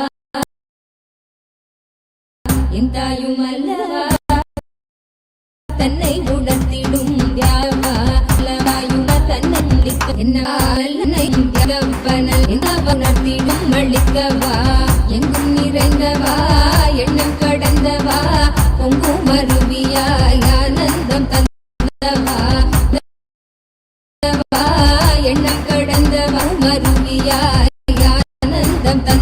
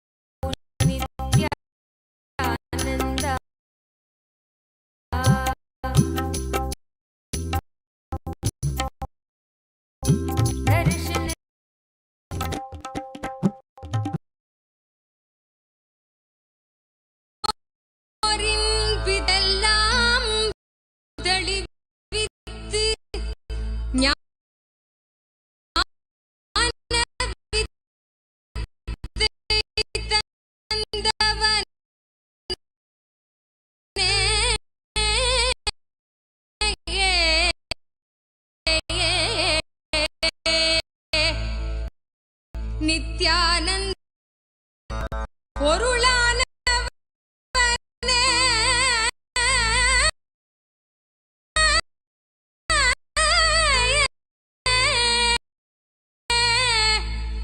தியானக்கரம் நீ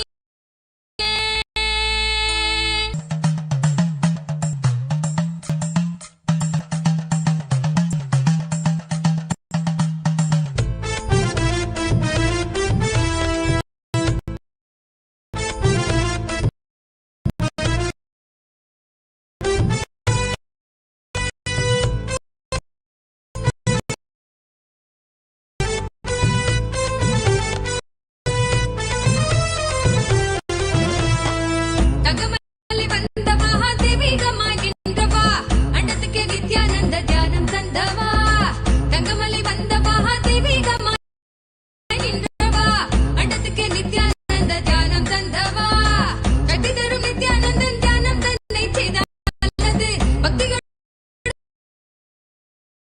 ஸ்ரத்தையோடும் நித்யா உன்னை பூஜிப்பது பல நாள் தவமோ பல நாள் நித்யானந்தன் ரூபம் இன்று இறையே குருவின் தேச அனுகிரகமூர்த்தி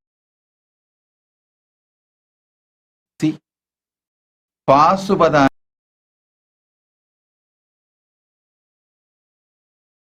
அனுகிரகமூர்த்தி கருடாந்திகமூர்த்தி ஆபத்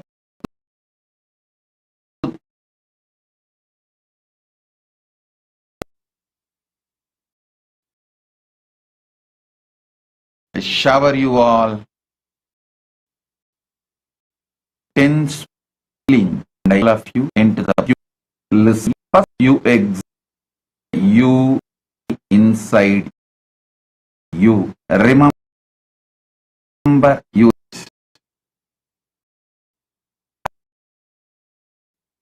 keep the tuning fork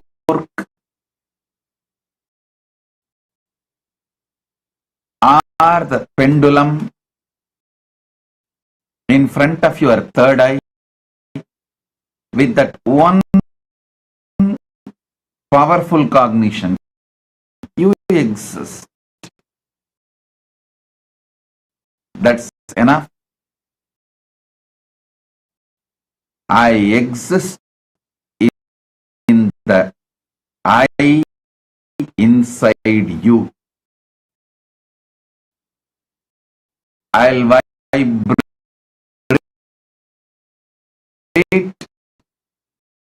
awaken the cosmic me in me. That'll awaken in you. Cosmic me, visiting body as first in your as what as I and me. Let's intensely vibrate.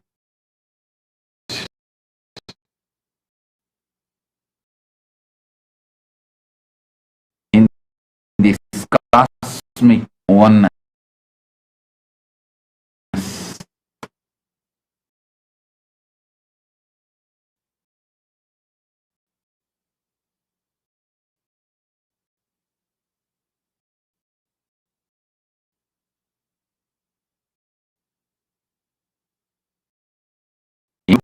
Power cosmic so awaken and give you the initiation shot.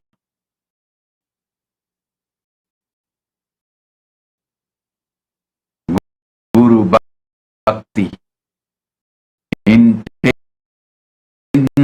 integrity.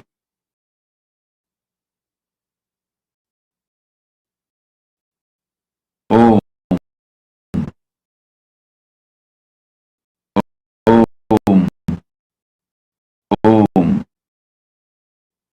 let you all experience intense experience integrity with my Guru. I was born to stand, was never here. The Paramashiva's grace, the best grace on me, the nicest blessings he gave on me is he made me himself. So, Krishna reluctant warrior attitude. He manifests in me as me. I bless you all. He will be in you as you. Om. Om.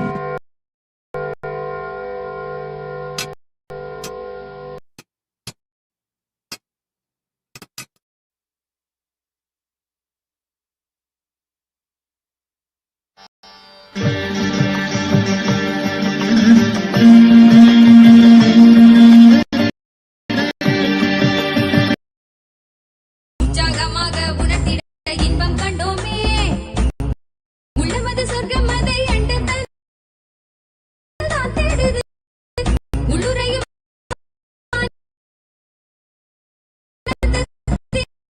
எல்லை மீறி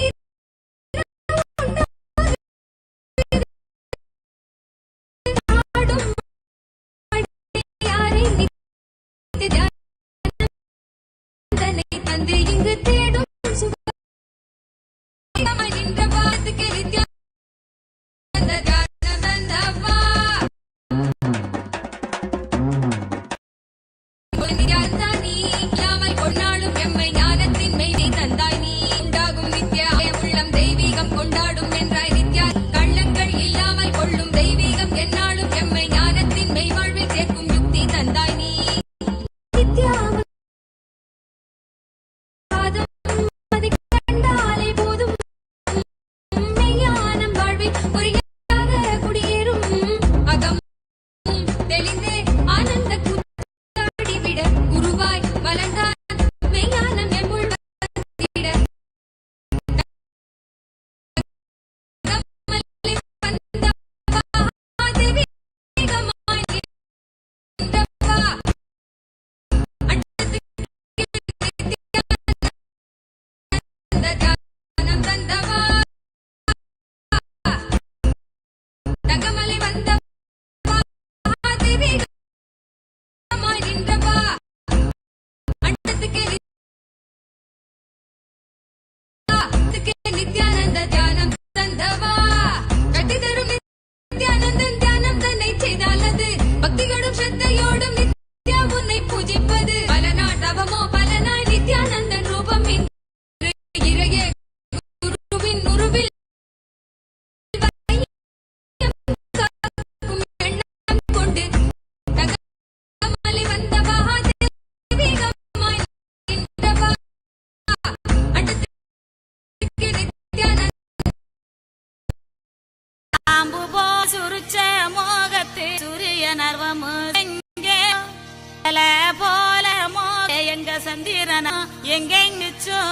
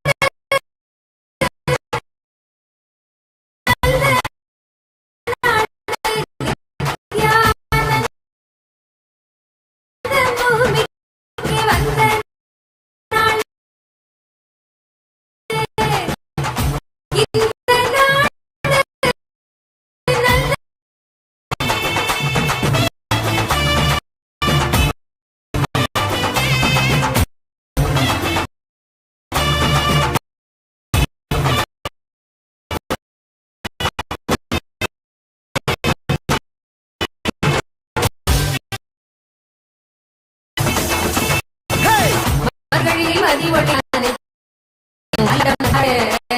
அள்ளி அள்ளி தந்த வானம் பூமி அப்போ சாமி நம்ம சாமி.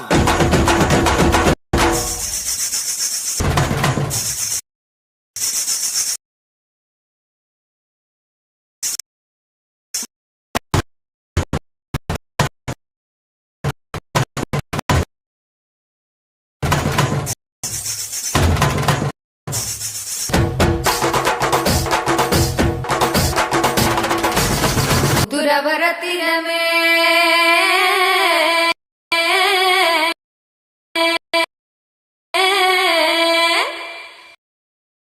முந்தவன தீர்ப்பவரே முதுநவரத்தினமே முந்தவன தீர்ப்பவனே முதுநவரத்தினமே முந்தவன தீர்ப்பவனே வரும் எண்ணங்களை போக்க வைக்கும் ஆண்டவனே பொங்கி வரும் எண்ணங்களை போக்க வைக்கும் ஆண்டவனே பாடு பாடு பிறந்த நாள் கொண்டாடு பாடு பாடு பிறந்த நாள் கொண்டாடு.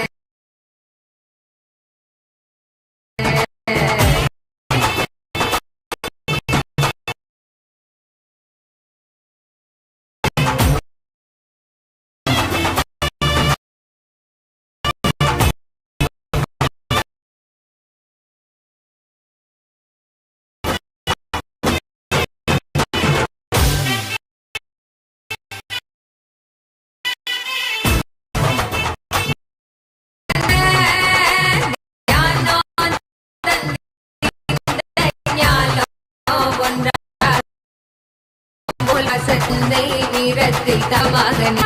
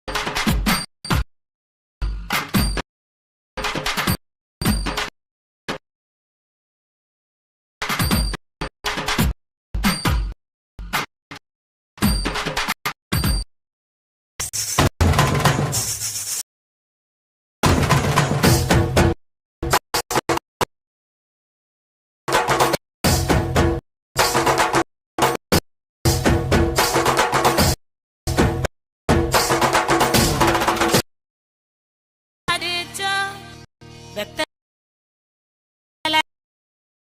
போல விரிச்ச மோகத்துக்கே எங்க சந்திரன் ஆர்வமோசம் எங்கே வாச்சு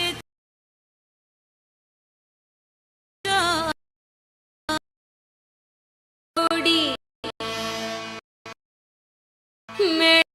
மேளதாளம் முழங்க கச்சே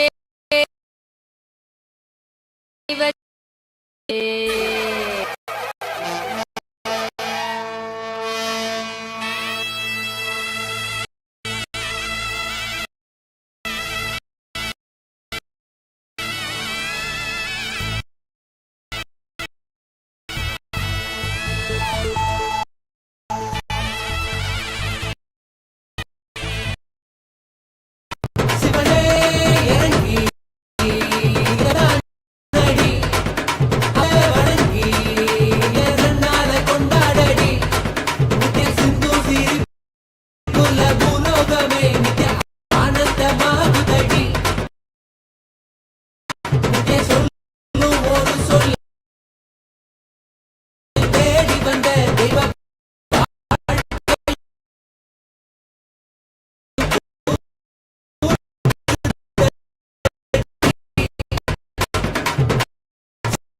சிவனே இறங்கி நித்யாந்தமாகுதடி நித்திய சொல்லும் தேடி வந்த தெய்வ வாழ்க்கையும் கூடுதடி இறங்கி இந்த பூமிக்கு வந்தானடி அவனே வணங்கி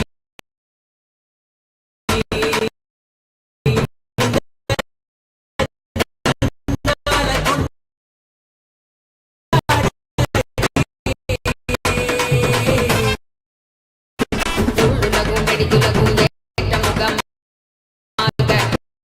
வாடு நம்ம வாழ்க்கையில் நமது தேவை கூடி கொஞ்சம் நமது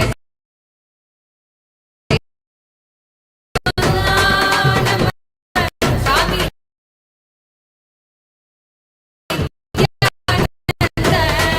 அவர் சொல்லும் ஒரு சொல்லால் நம்ம தெய்வீகமா மாற்றி நித்திய சில பூலோகமே நித்திய ஆனடி நித்திய சொல்லும் ஒரு சொல்லு தேடி வந்த தெய்வ வாழ்க்கையும்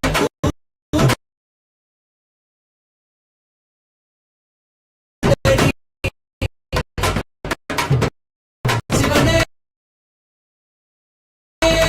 இறங்கி இந்த பூமிக்கு வந்தானடி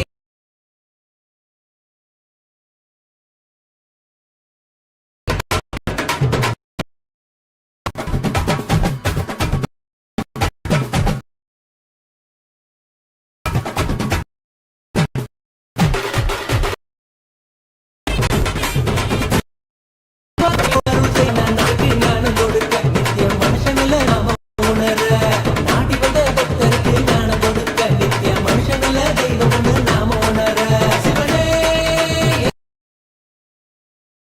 இறங்கி இந்த பூமிக்கு வந்தானடி அவனே வணங்கி என்னால கொண்டாடடி நித்திய சிந்து சிரி குல பூலோகமே நித்திய ஆனந்தமாகுதடி நித்திய சொல்லும் ஒரு சொல்லு தேடி வந்த தெய்வ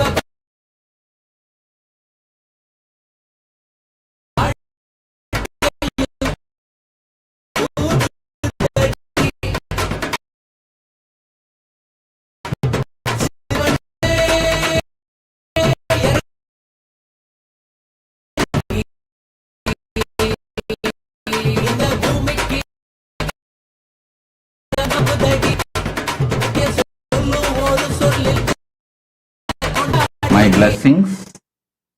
I accept your gratitude for all the blessings you received. I'll shower you with more and more energy and blessings. Things for your daughter Anshu Tikku. I'll completely heal her.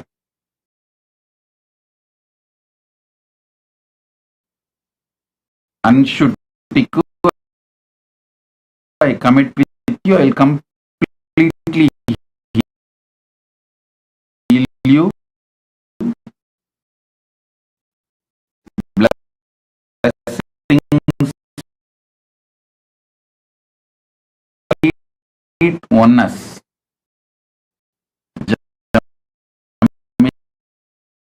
Jamila Tikku, Omkar Tikku, Anjali, Light, bliss, Tathast. Om, Om, Om.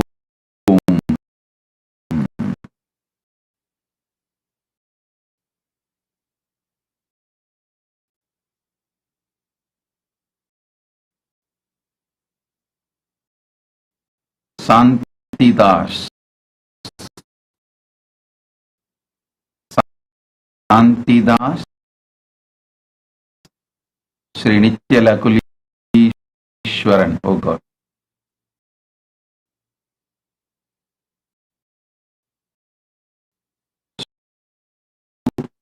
Associate with me publicly.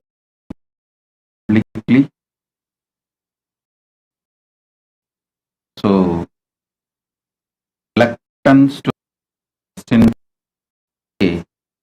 you from the space from me, and you don't need to openly associate yourself with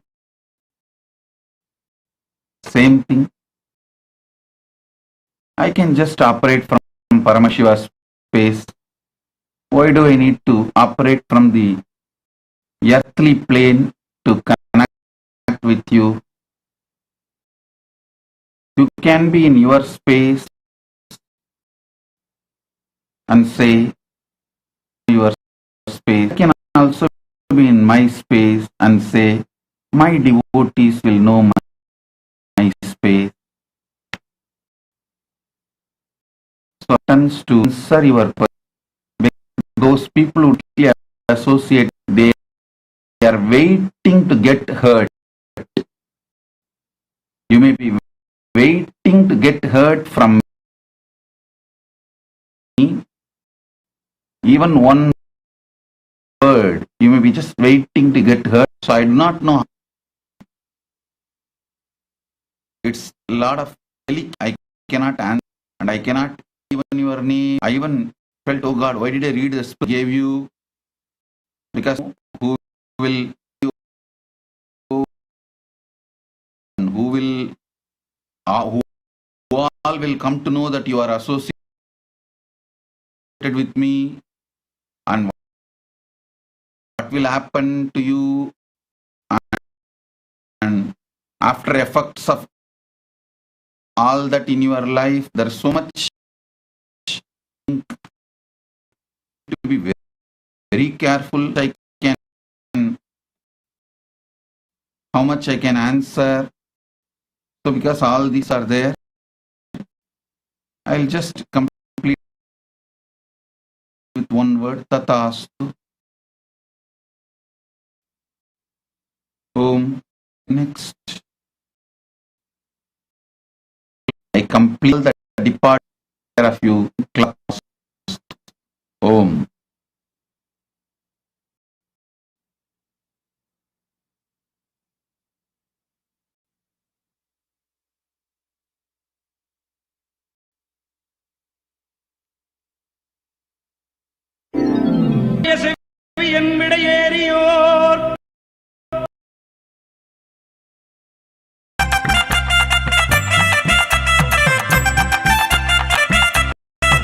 எப்படியும் ஒன்ன அவர் பக்கம் சேர்த்திடும், அப்பொழுதே வாழ்வில் ஆனந்தம் சூழ்ந்திடும்.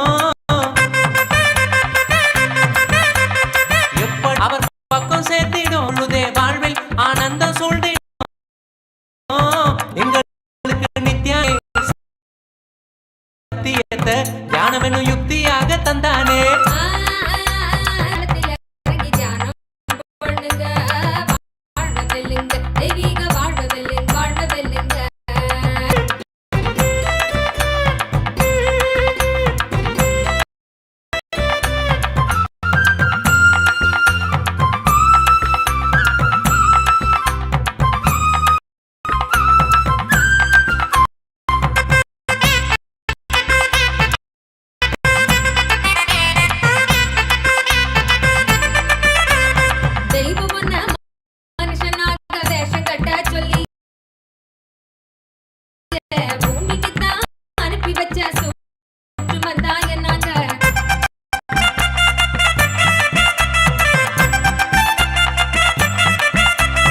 வாழும் இந்த வாழ்க்கைய நீ ஜீவன் முக்தனாய் எப்பொழுதும் வாழ பரிசாக தந்தது.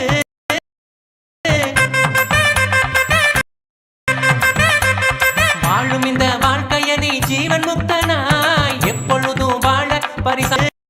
அதுக்கு என்ன நீயும் யோசிக்கணும், சொன்னதெல்லாம் ஒண்ணு விடாம வாழ்ந்திட.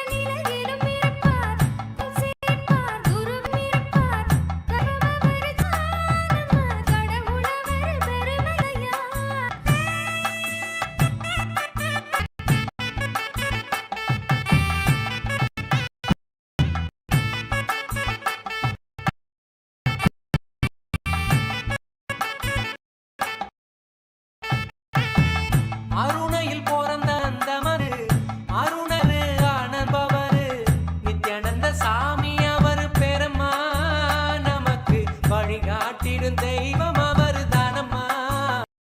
அழகா சின்ன புள்ள விளங்கிடுச்சா சொல்லு புள்ள நித்யானந்தர் சொன்ன சொல்ல நாம எல்லோரும் வாழணும் வாழ்க்கையில. விளக்கம் கேட்ட சின்ன புள்ள விளங்கிடுச்சா சொல்லு புள்ள நித்யானந்தர் சொன்ன சொல்ல நாம எல்லோரும் வாழணும் வாழ்க்கையில.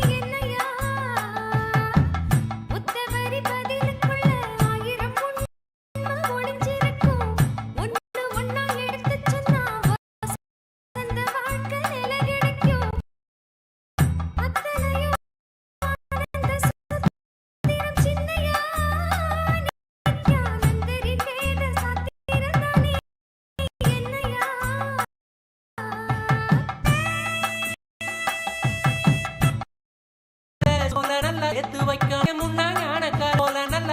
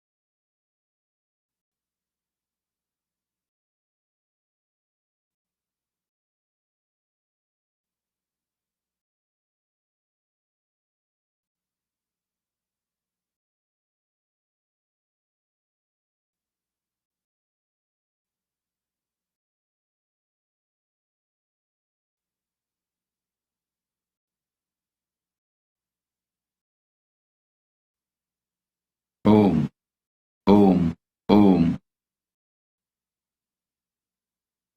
I wanted to tell all of you this one truth. Please understand, Paramashiva manifested in this time as Bhagavan Paramashivam, temple living, temple beggar, sadhu.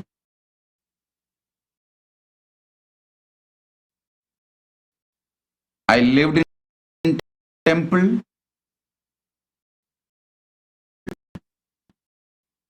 I am a raw, simple village temple, and feel your harm, your glory, your brand will be affected by associating yourself with me.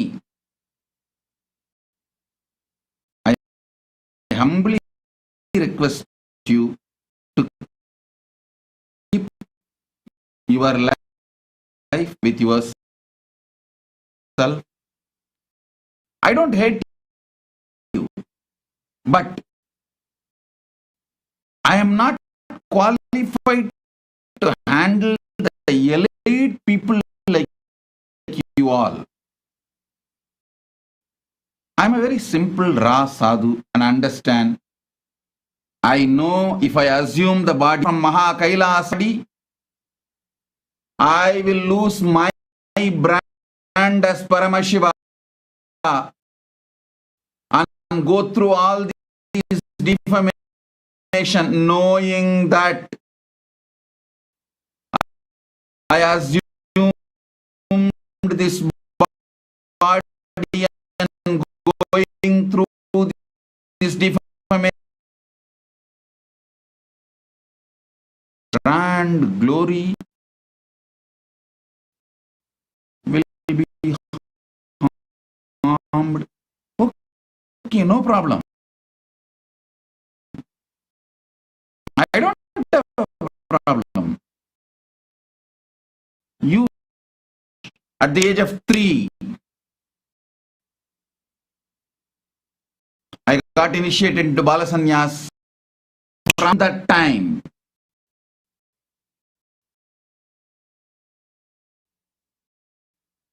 I defended my Guru Parampara, Hinduism. At the age of 5, when I was put in school, one Christian converted teacher, a teacher who is converted to Christianity,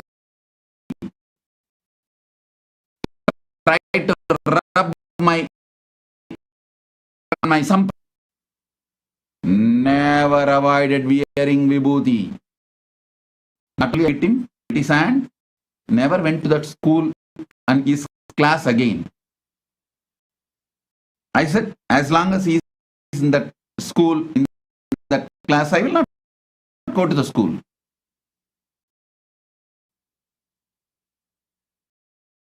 I am simple, straightforward, raw,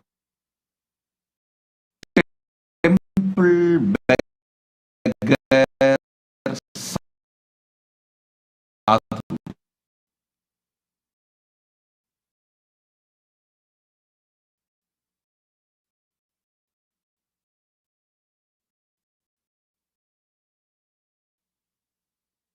How many your organization secular, and if you're doing that kind of, no one will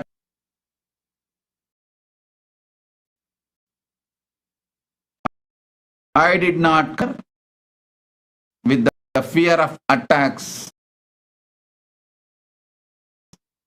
I came here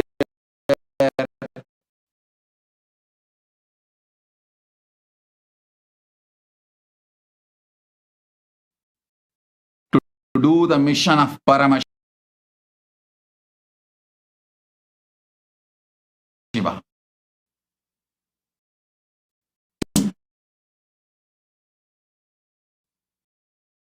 Openly.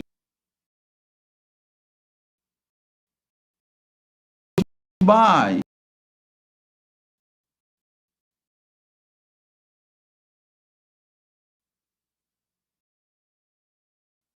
So I don't want to hurt you because I do not know how to handle this. Touch me. When you are bold, I am bold.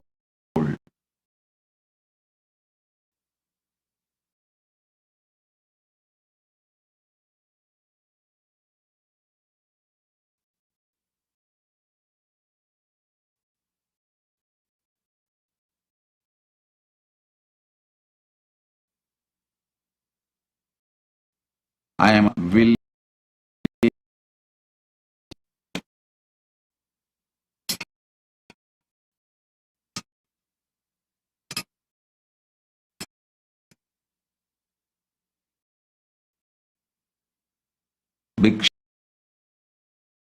Bhikshadana. Problem to us openly with Paramashiva and thought his pride, status, his name, everything except Paramashiva. Son-in-law, what to do? Okay. But I am not angry with you. And I am not going to send Veerabhadra. No. I just want to keep myself, live your life. I do not know how to handle elite people because I am an elite person. I am simple. Bhikshadana Dakshinamurti.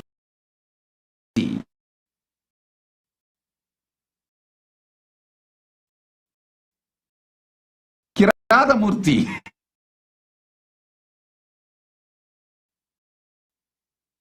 So I do your space. I respect you. I don't hate you. But I do not know how to handle you all. Because I am a village boy.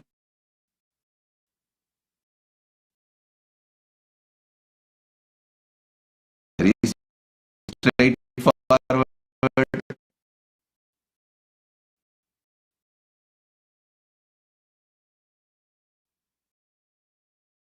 And present your secular. Name your organization in English.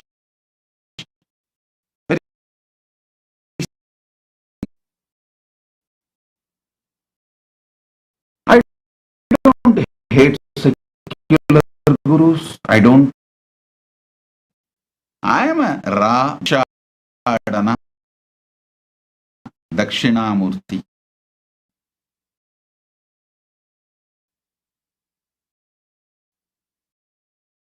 Like Shiva, you are all my friends. We were dancing, singing, whatever I get, I will eat, I will give you all. Let's all eat. And then we sit under banyan tree as Dakshinamurti, and you all sit and receive the enlightenment.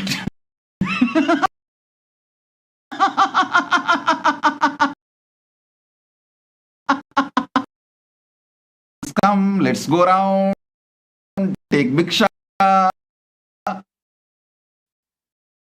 I'll eat something, I'll give you something, we will share. And after eating, we will sit and village, temple, sadhu, and I will live ever as this Bhikshadana and Dakshin. So anyone feels ashamed to associate with me openly,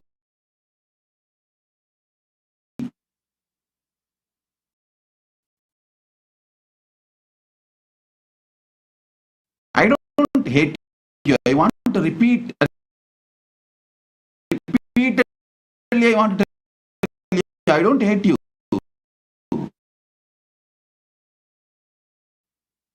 My blessings, I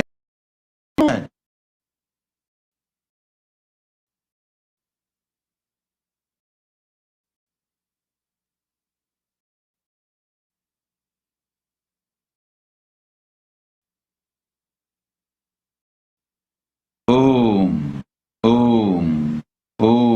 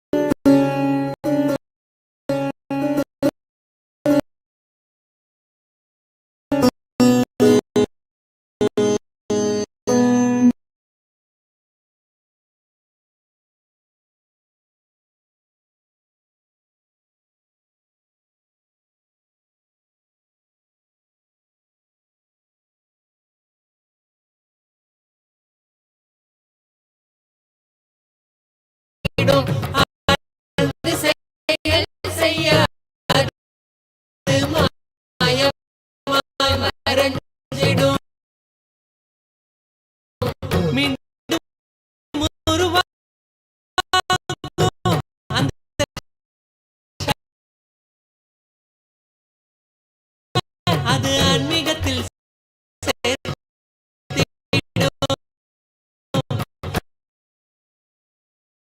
சக்தி எல்லாம் தேடி வரும் ஞானம்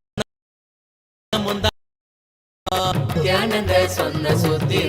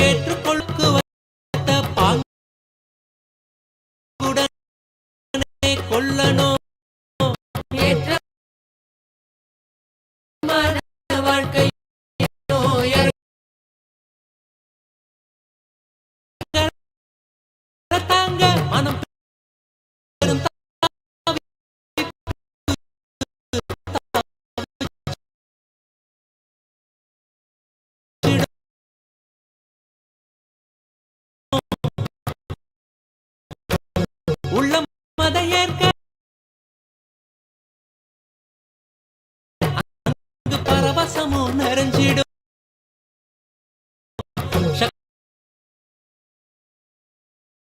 சக்திகளுக்கு வேத சாஸ்திரம்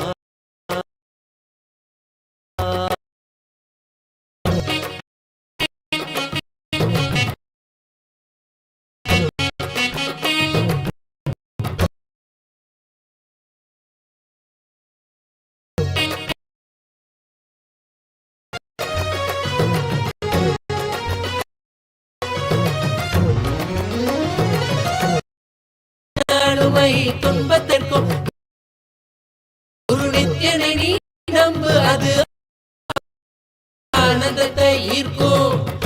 அன்பு வழி மலரும் அகங்காரம் அது நீங்கிடும். சத்குருவின் பாதம் சரணாகதி சேர்ந்திடும். அன்பு வழி மலரும் அகங்காரம் அது நீங்கிடும். சத்குருவின் பாதம் சரணாகதியா சேர்ந்திடும். சக்தி எல்லாம் தேடி நித்யானந்த சொன்ன சுத்திரம் அது எல்லாமே எங்களுக்கு வேத சாஸ்திரம்.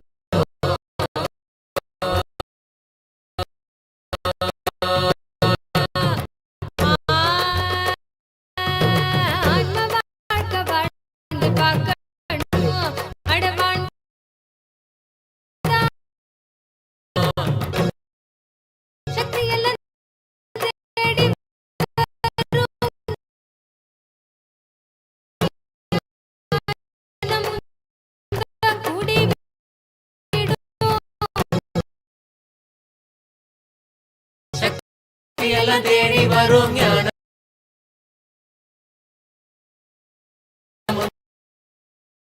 கூடி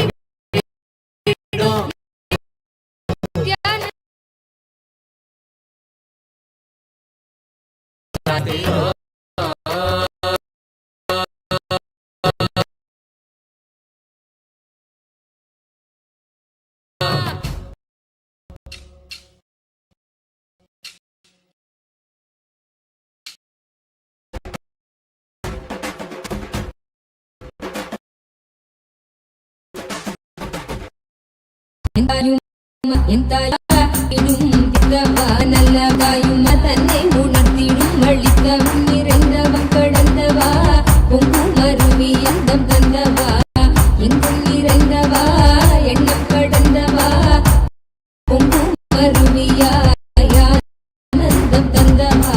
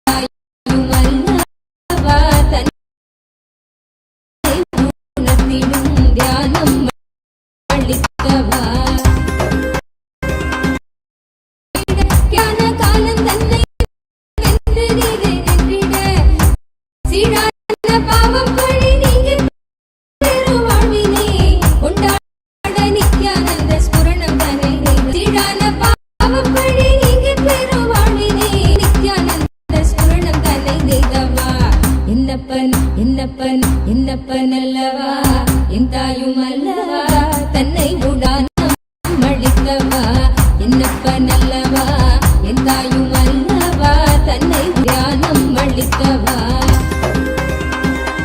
ஏழாம் உடல்கள் தாண்டி நித்திய வாழ்வும் கண்டிட காலம் தன்னை வென்ற நீல ஏழாம் உடல்கள் தாண்டி நித்திய வாழ்வும் கண்டிட கேட்டான காலம் தன்னை வென்று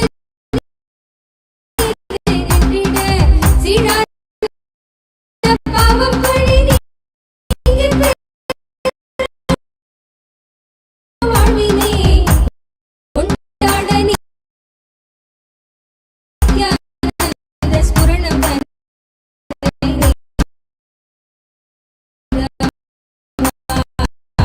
சீழான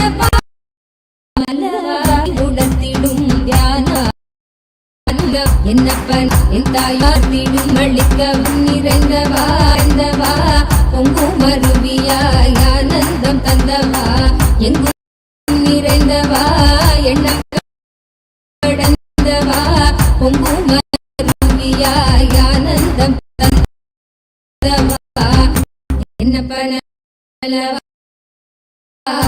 என் தாயும் அல்லவா என்னப்பன் அல்லவா என் தாயும் அல்லவா தன்னை உணர்த்திடும் தியானம் அளி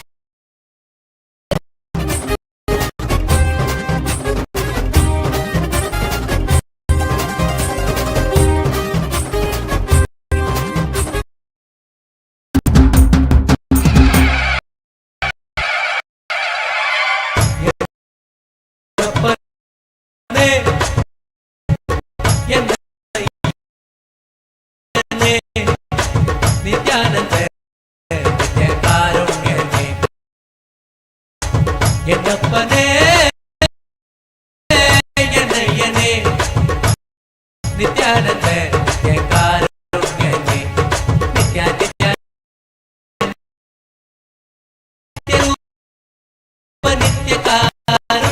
நித்யகாருண்யமே என்னப்பனே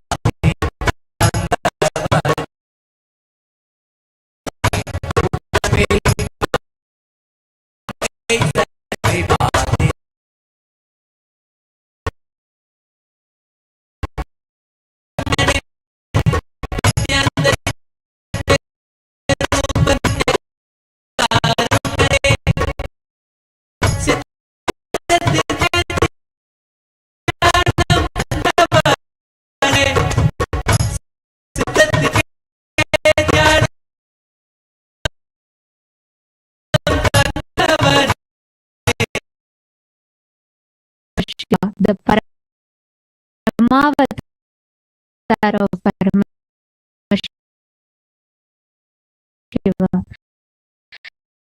request all the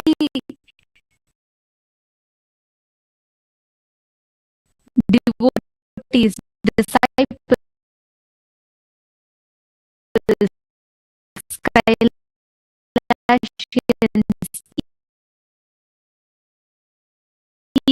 citizens, diplomats, request all of you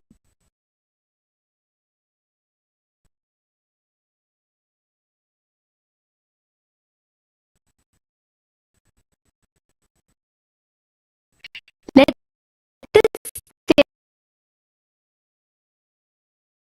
take a selfie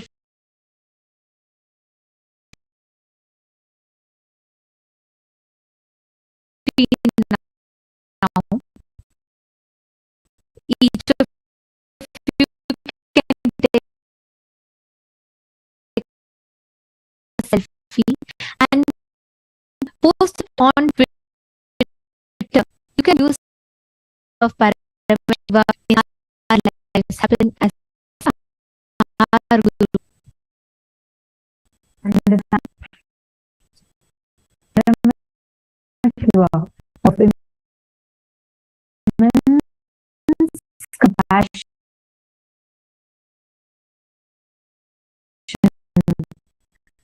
and in great Tyaga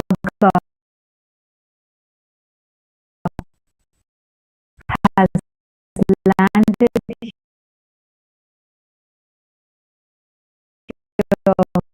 for each and every part, as we mentioned, as a Shiva. Take a moment now and head to your Facebook, Twitter, and Instagram. Pick yourself along the art Murti and post it. Make all of you to take a few minutes and please post it across all the social media platforms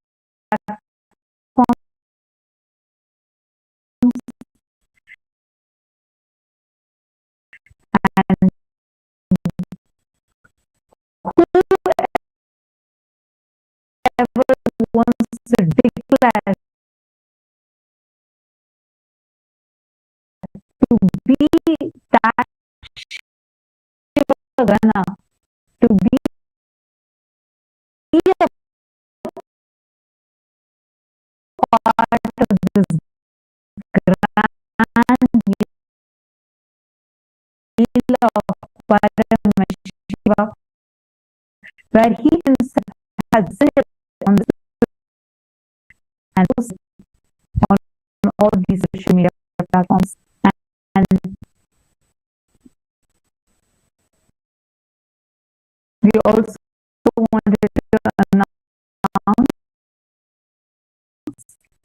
that right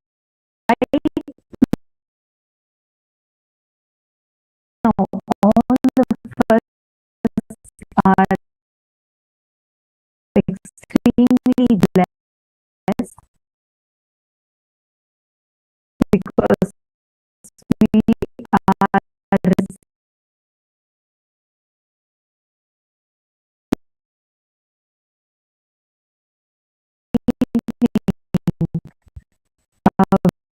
very unique me in the station that all of us are blessed with. It is intense power. Swamiji said, if we just sit now, each of us,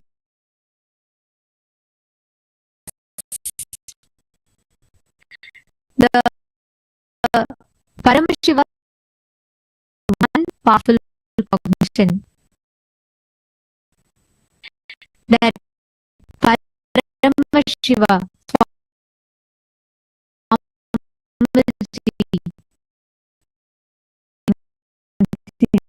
had revealed,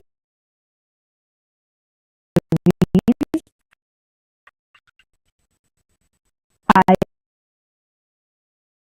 exist in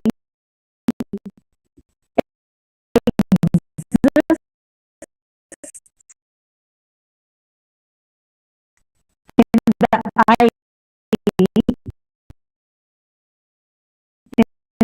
inside you.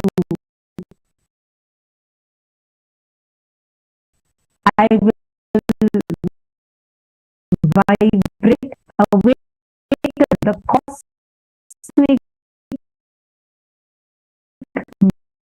me in me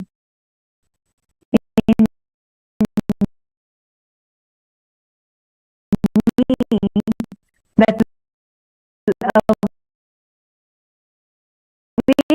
awaken the cosmic me in the me in you. So this process of me in you, the cosmic me, which is manifesting in this body as me, will manifest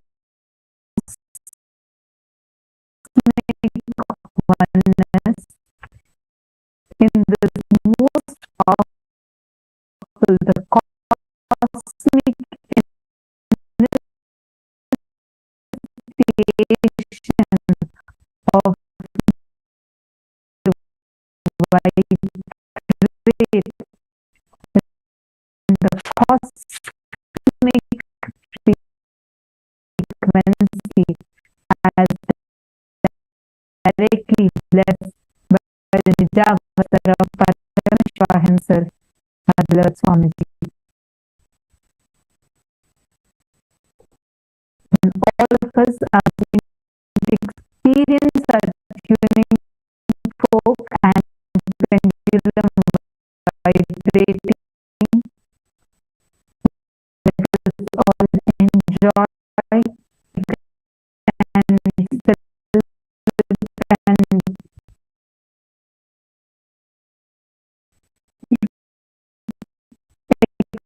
experience this powerful initiation during this auspicious session.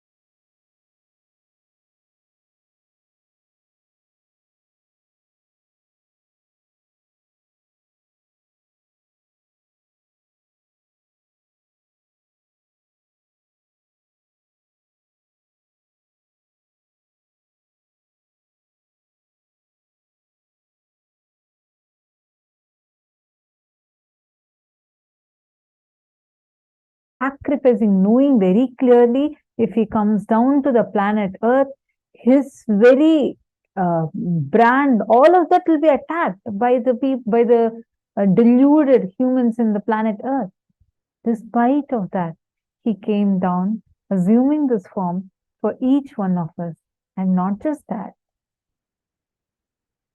despite of many so-called elite or intellectual Hindus who are trying to say, Swamiji, no need for you to declare yourself as a Hindu openly, publicly. You just tell, like, how other organizations are doing. Why don't you also maintain your brand? And why don't you also declare yourself as secular? They did not just tell.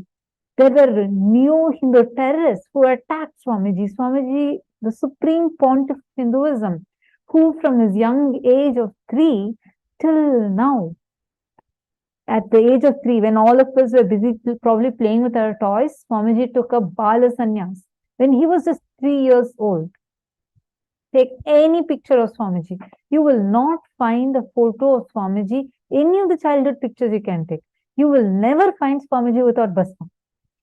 Whether it's a school or Swamiji as a Bala Sannyasi or Swamiji with all other siblings, whether it is from his college time, any photo you find, you will never find a single picture where Swamiji does not have Bhasma. Understand? Like how Swamiji shared, right? When in his childhood, when a converted teacher tried to stop him from wearing vibhuti and tried to rub his vibhuti off, as a small kid, his immediate ferocious response to stand up for Hinduism was to just bite the teacher and told, if the school cannot let me wear vibhuti, disappear. I don't need such a school. This was the ferocious way Swamiji stood up for Hinduism, and till date standing up for Hinduism. They tried attacking his properties. They tried attacking his disciples. They tried attacking his very living quarters. They tried burning him alive.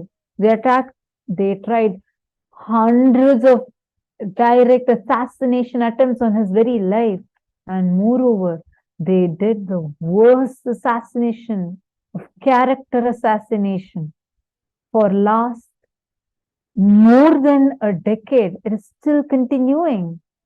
But none of these, even once, Swamiji never even thought of to declare himself as secular. For what? Already Swamiji has become enlightened and he is an incarnation. He realized his avataric mission itself. But for each one of us, today, we all are able to experience this process, experience this initiation, experience these amazing gifts from Hinduism because of that one decision Swamiji has taken for the whole of humanity, for you, for me, for each one of us, keeping this Hinduism alive and standing up for Hinduism. This has been the ferocious response to stand up, to defend Guru Parampara, to defend Hinduism from his very childhood. The very descent of an avatar is his extreme compassion and love for humanity. The very descent of the avatar is the ultimate tyaga of the avatar. Swamiji's very happening on planet Earth is his ultimate tyaga. Like Swamiji said, being as Paramashiva, in his state of Paramashiva, he could have eternally resided there. His very decision to come down, knowing that all the things that humanity is going to do, that itself is the ultimate sacrifice.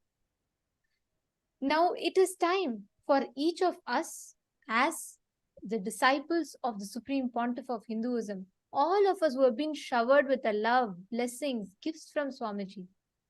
For each of us, many of you that have posted your love for Swamiji, your gratitude for Swamiji, it is time that we stand up and we express, we tell, we are declaring our integrity to Swamiji.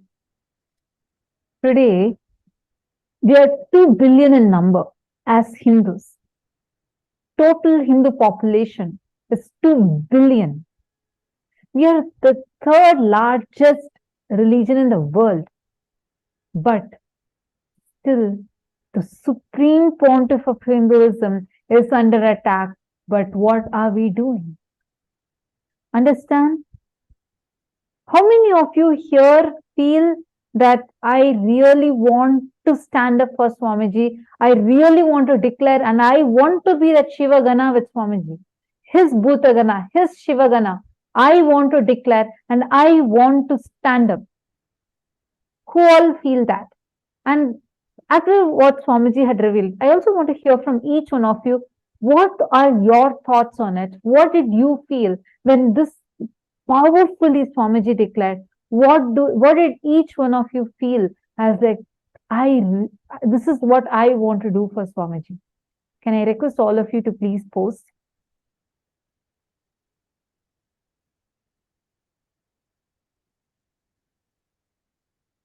Take a few minutes and please post here. You all can head to Facebook, and on Facebook, you all can tag Swamiji's profile, the Facebook profile of Swamiji, and you can post what your thoughts are. Tatiana Hughes, you're asking, what does Shivagana mean? Shivagana means a person who is filled with Paramashiva in his length, breadth, and depth. The one who manifests Paramashiva in his length, breadth, and depth dimensions. Shivagana means declaring your integrity, boldly saying, I am Paramashiva, and as an extension of Paramashiva, you living and manifesting is Shivagana. See, for every one of us that are sitting here, all the benefits we have been showered is immense. The only thing that we need to do for us Hindus, there is nothing for us to do for Paramashiva. He coming is ultimate Tyaga.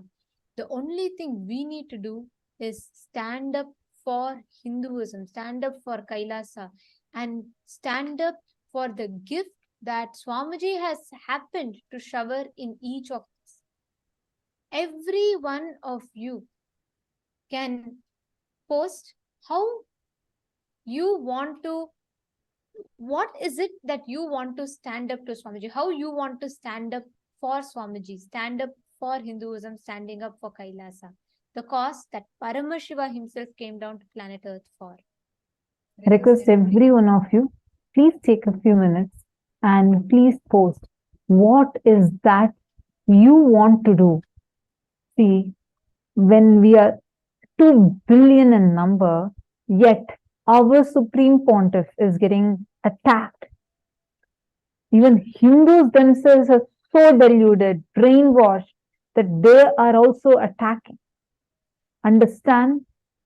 Those who feel that you are Swamiji's Shiva Gana, where in your length, breadth, depth, you are filled with Paramashiva, and you want to stand up for Paramashiva who has come down in this physical form, in this Nijavatara as our beloved Swamiji. All of you, take a moment and please post on your Facebook, what do you want to do to defend the Supreme Pontiff of Hinduism from your side? The defense mechanism that Swamiji had just when he was such a small kid. Understand, when Swamiji was a young baby who didn't even know how to walk, who was a very young child, when his grandmother had placed a box of a treasure box, a lot of gold and jewels and all shiny things, Swamiji crawled up to it and removed all that glitter, and from inside just pulled out one Rudraksha mala. At that age itself, he was very clear what he has happened for. Understand, his defense mechanism was very clear. It was a ferocious response when he bit the hand of his teacher who tried to stop him from wearing bhasma. That was his response to stand up for Hinduism, standing up for Guru Parampara. Now, when we have Paramashiva himself as our Guru, each of you, those who feel and resonate with that you are the Shiva Gana of Swamiji, go ahead and boldly declare what is the action that you want to take to stand up and defend Swamiji, defend our Guru. What is it that you want to do? Whatever it might be. It can be anything. It can even be that, oh, I want to reach out to my government. I want to write to this particular place and I want to stand up for this, or I want to work for this. Whatever action you want to take. Understand, when Guru is giving us the most powerful revelation, most powerful click, where your entire Kundalini is awakening, it is a time to take an action. Do not just stop with how you feel alone. Take an action. Each of you post. It can even be, for example, I don't have the right knowledge, but I declare that I want to become a serving epitome. It can be anything. How do you want to be standing up for Swamiji? What is your defensive mechanism in you that you want to use, that you want to operate to stand up for being a Shiva Gana of Swamiji? Take a moment. I request every one of you, whoever wants to be the Shiva Gana, go to Facebook now. Please tag Swamiji on Facebook and use the hashtag proud disciple of SPH, and please post what did you understand by this whole thing. What did you exactly click with? What, when Swamiji revealed so powerfully, what did it click inside you as? Take a few minutes. I request every one of you to do it. If you're doing it, please post here in the Zoom chat saying, yes, I'm doing it right now.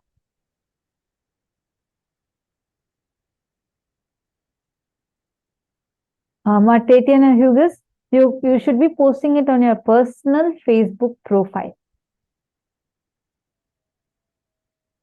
Each of you can post it on your personal Facebook profile. Yes, thank you, Ma'am Sakala. Yes, I see many of you posting that you have posted. I request all the others, every one of you that have given, like so many of you have posted in Zoom chat. We request all of you also, whoever have posted, please head to Facebook and please post it on Facebook. Please do go to your profile. You can just make a post on your profile and tag Swamiji. If any of you have difficulties with that, we'll walk you through. Please head to your Facebook page, like your Facebook profile. And as soon as you open, you will just see an option called What's on Your Mind. Click that and please type, and you can tag Swamiji. Please head to your Facebook and please post on your Facebook along with the hashtag. Please use the hashtag proud disciple of SPH.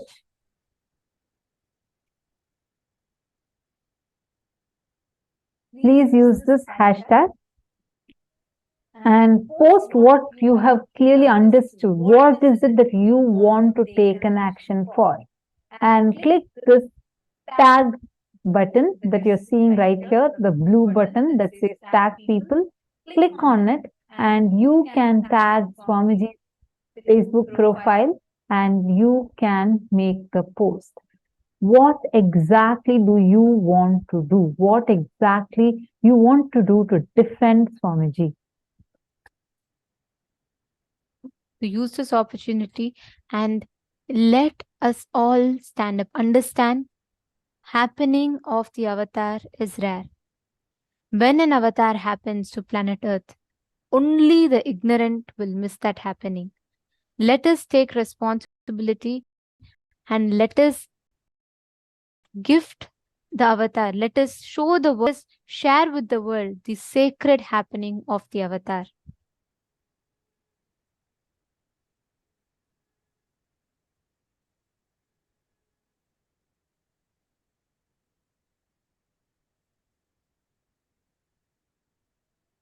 Suppose you all can let us know in the chat.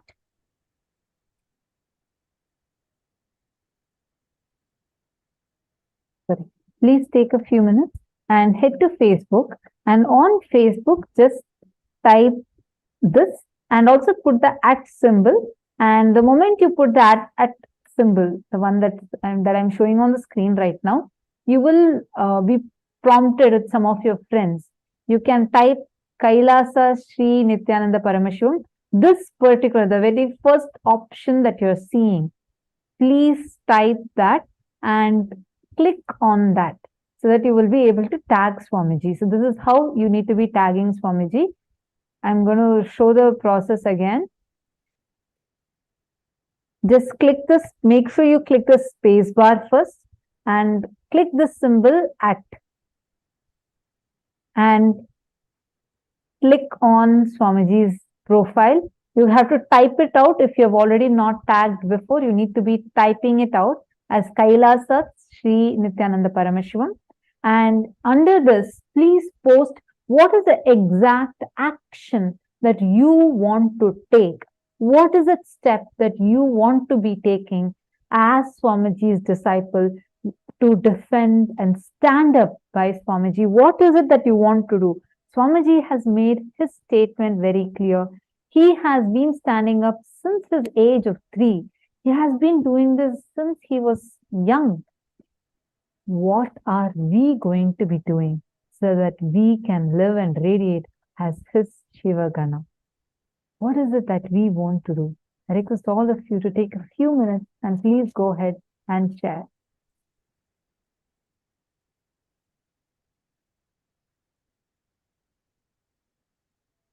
Swamiji has given one of the most important of messages. I'll not even say it's a message, I'll say it's a wake-up call to all of us. It's time that we stop taking an avatar for granted and we stand up to defend the mission that the avatar has happened for, to defend the avatar, his very happening. And we all as Hindus need to take responsibility for that.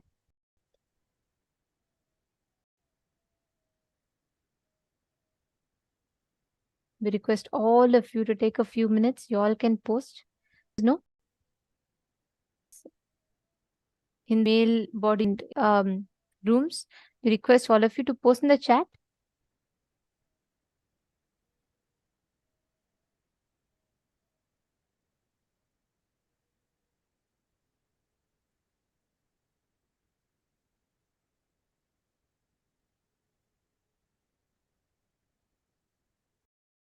We do see that many of you have posting your selfies.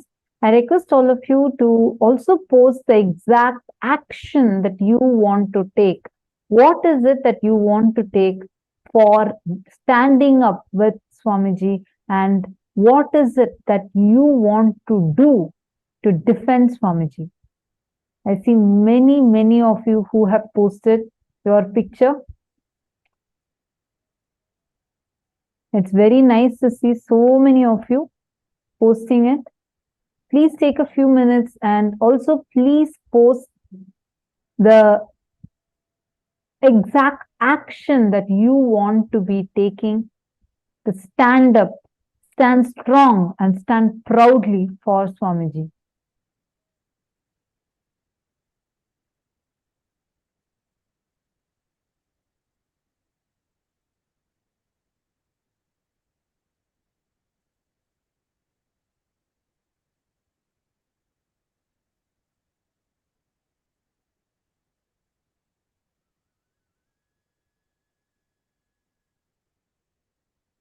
We request all of you to do it.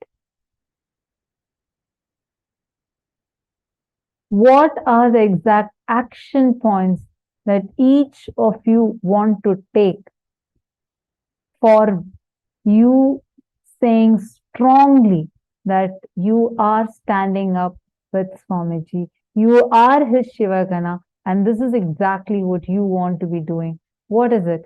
Please take a few minutes and please post it. Only if you use the hashtag. See, so far, whatever we've shown, only those are the things that are actually being posted. If any of you have posted and you did not see yourself on this, then please make sure you're using the hashtag rightly and you're rightly tagging Swamiji. Because if these two are done properly, only you'll be able to see yourself.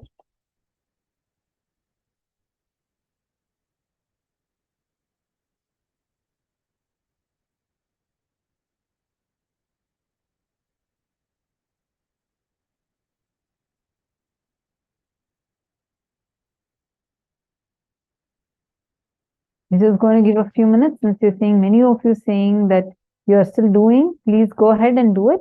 And I request all of you, see, do not just stop with saying, yes, I'm a proud disciple of Swamiji. No. What do you want to do? What is the step that you want to take?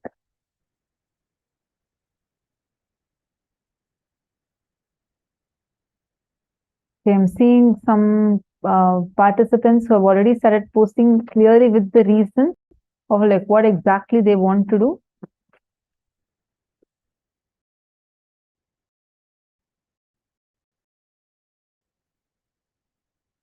What exactly that you, it can be anything. I see some of you who have posted that you want to further your SJP Karta commitment. Yes, like this, any action it can be. I saw one more person who had posted saying they want to be the intellectual Kshatriya.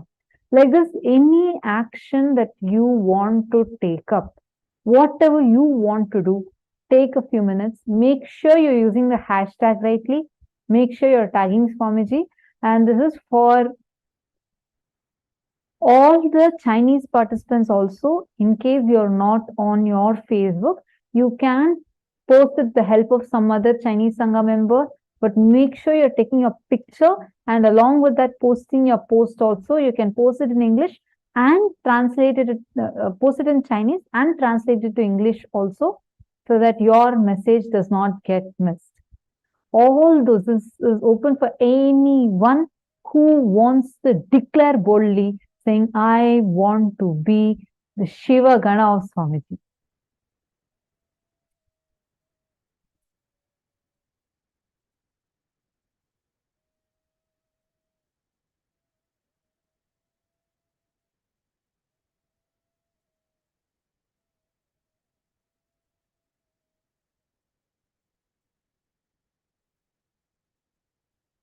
Many of you are posting still. We'll give you all a few minutes to make the post.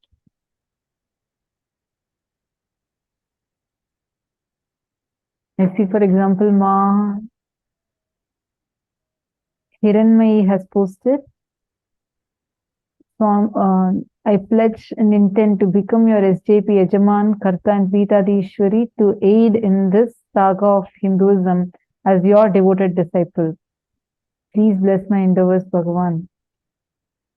And she's also posted, whatever you want to do, whichever way you think you can stand up to making the mission of an avatar happen, each of you can go ahead and post that in whichever way, whatever way it is that you want to stand up.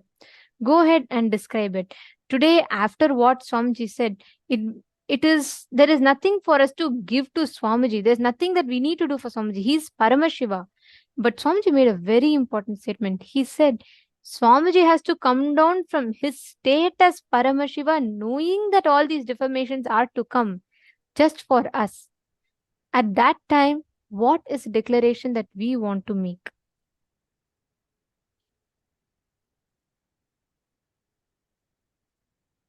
I also see Balasubramanya has posted, I want to defend Hinduism from all kinds of warfare, including intellectual warfare, and undo this brainwashing done to Hindus and set the right narrative about Hinduism. I request all others also to please post.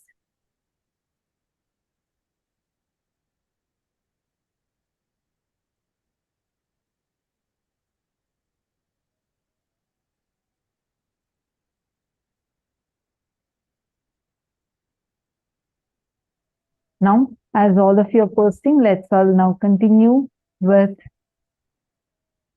the power manifestation after the very powerful initiation we have received from Swamiji now.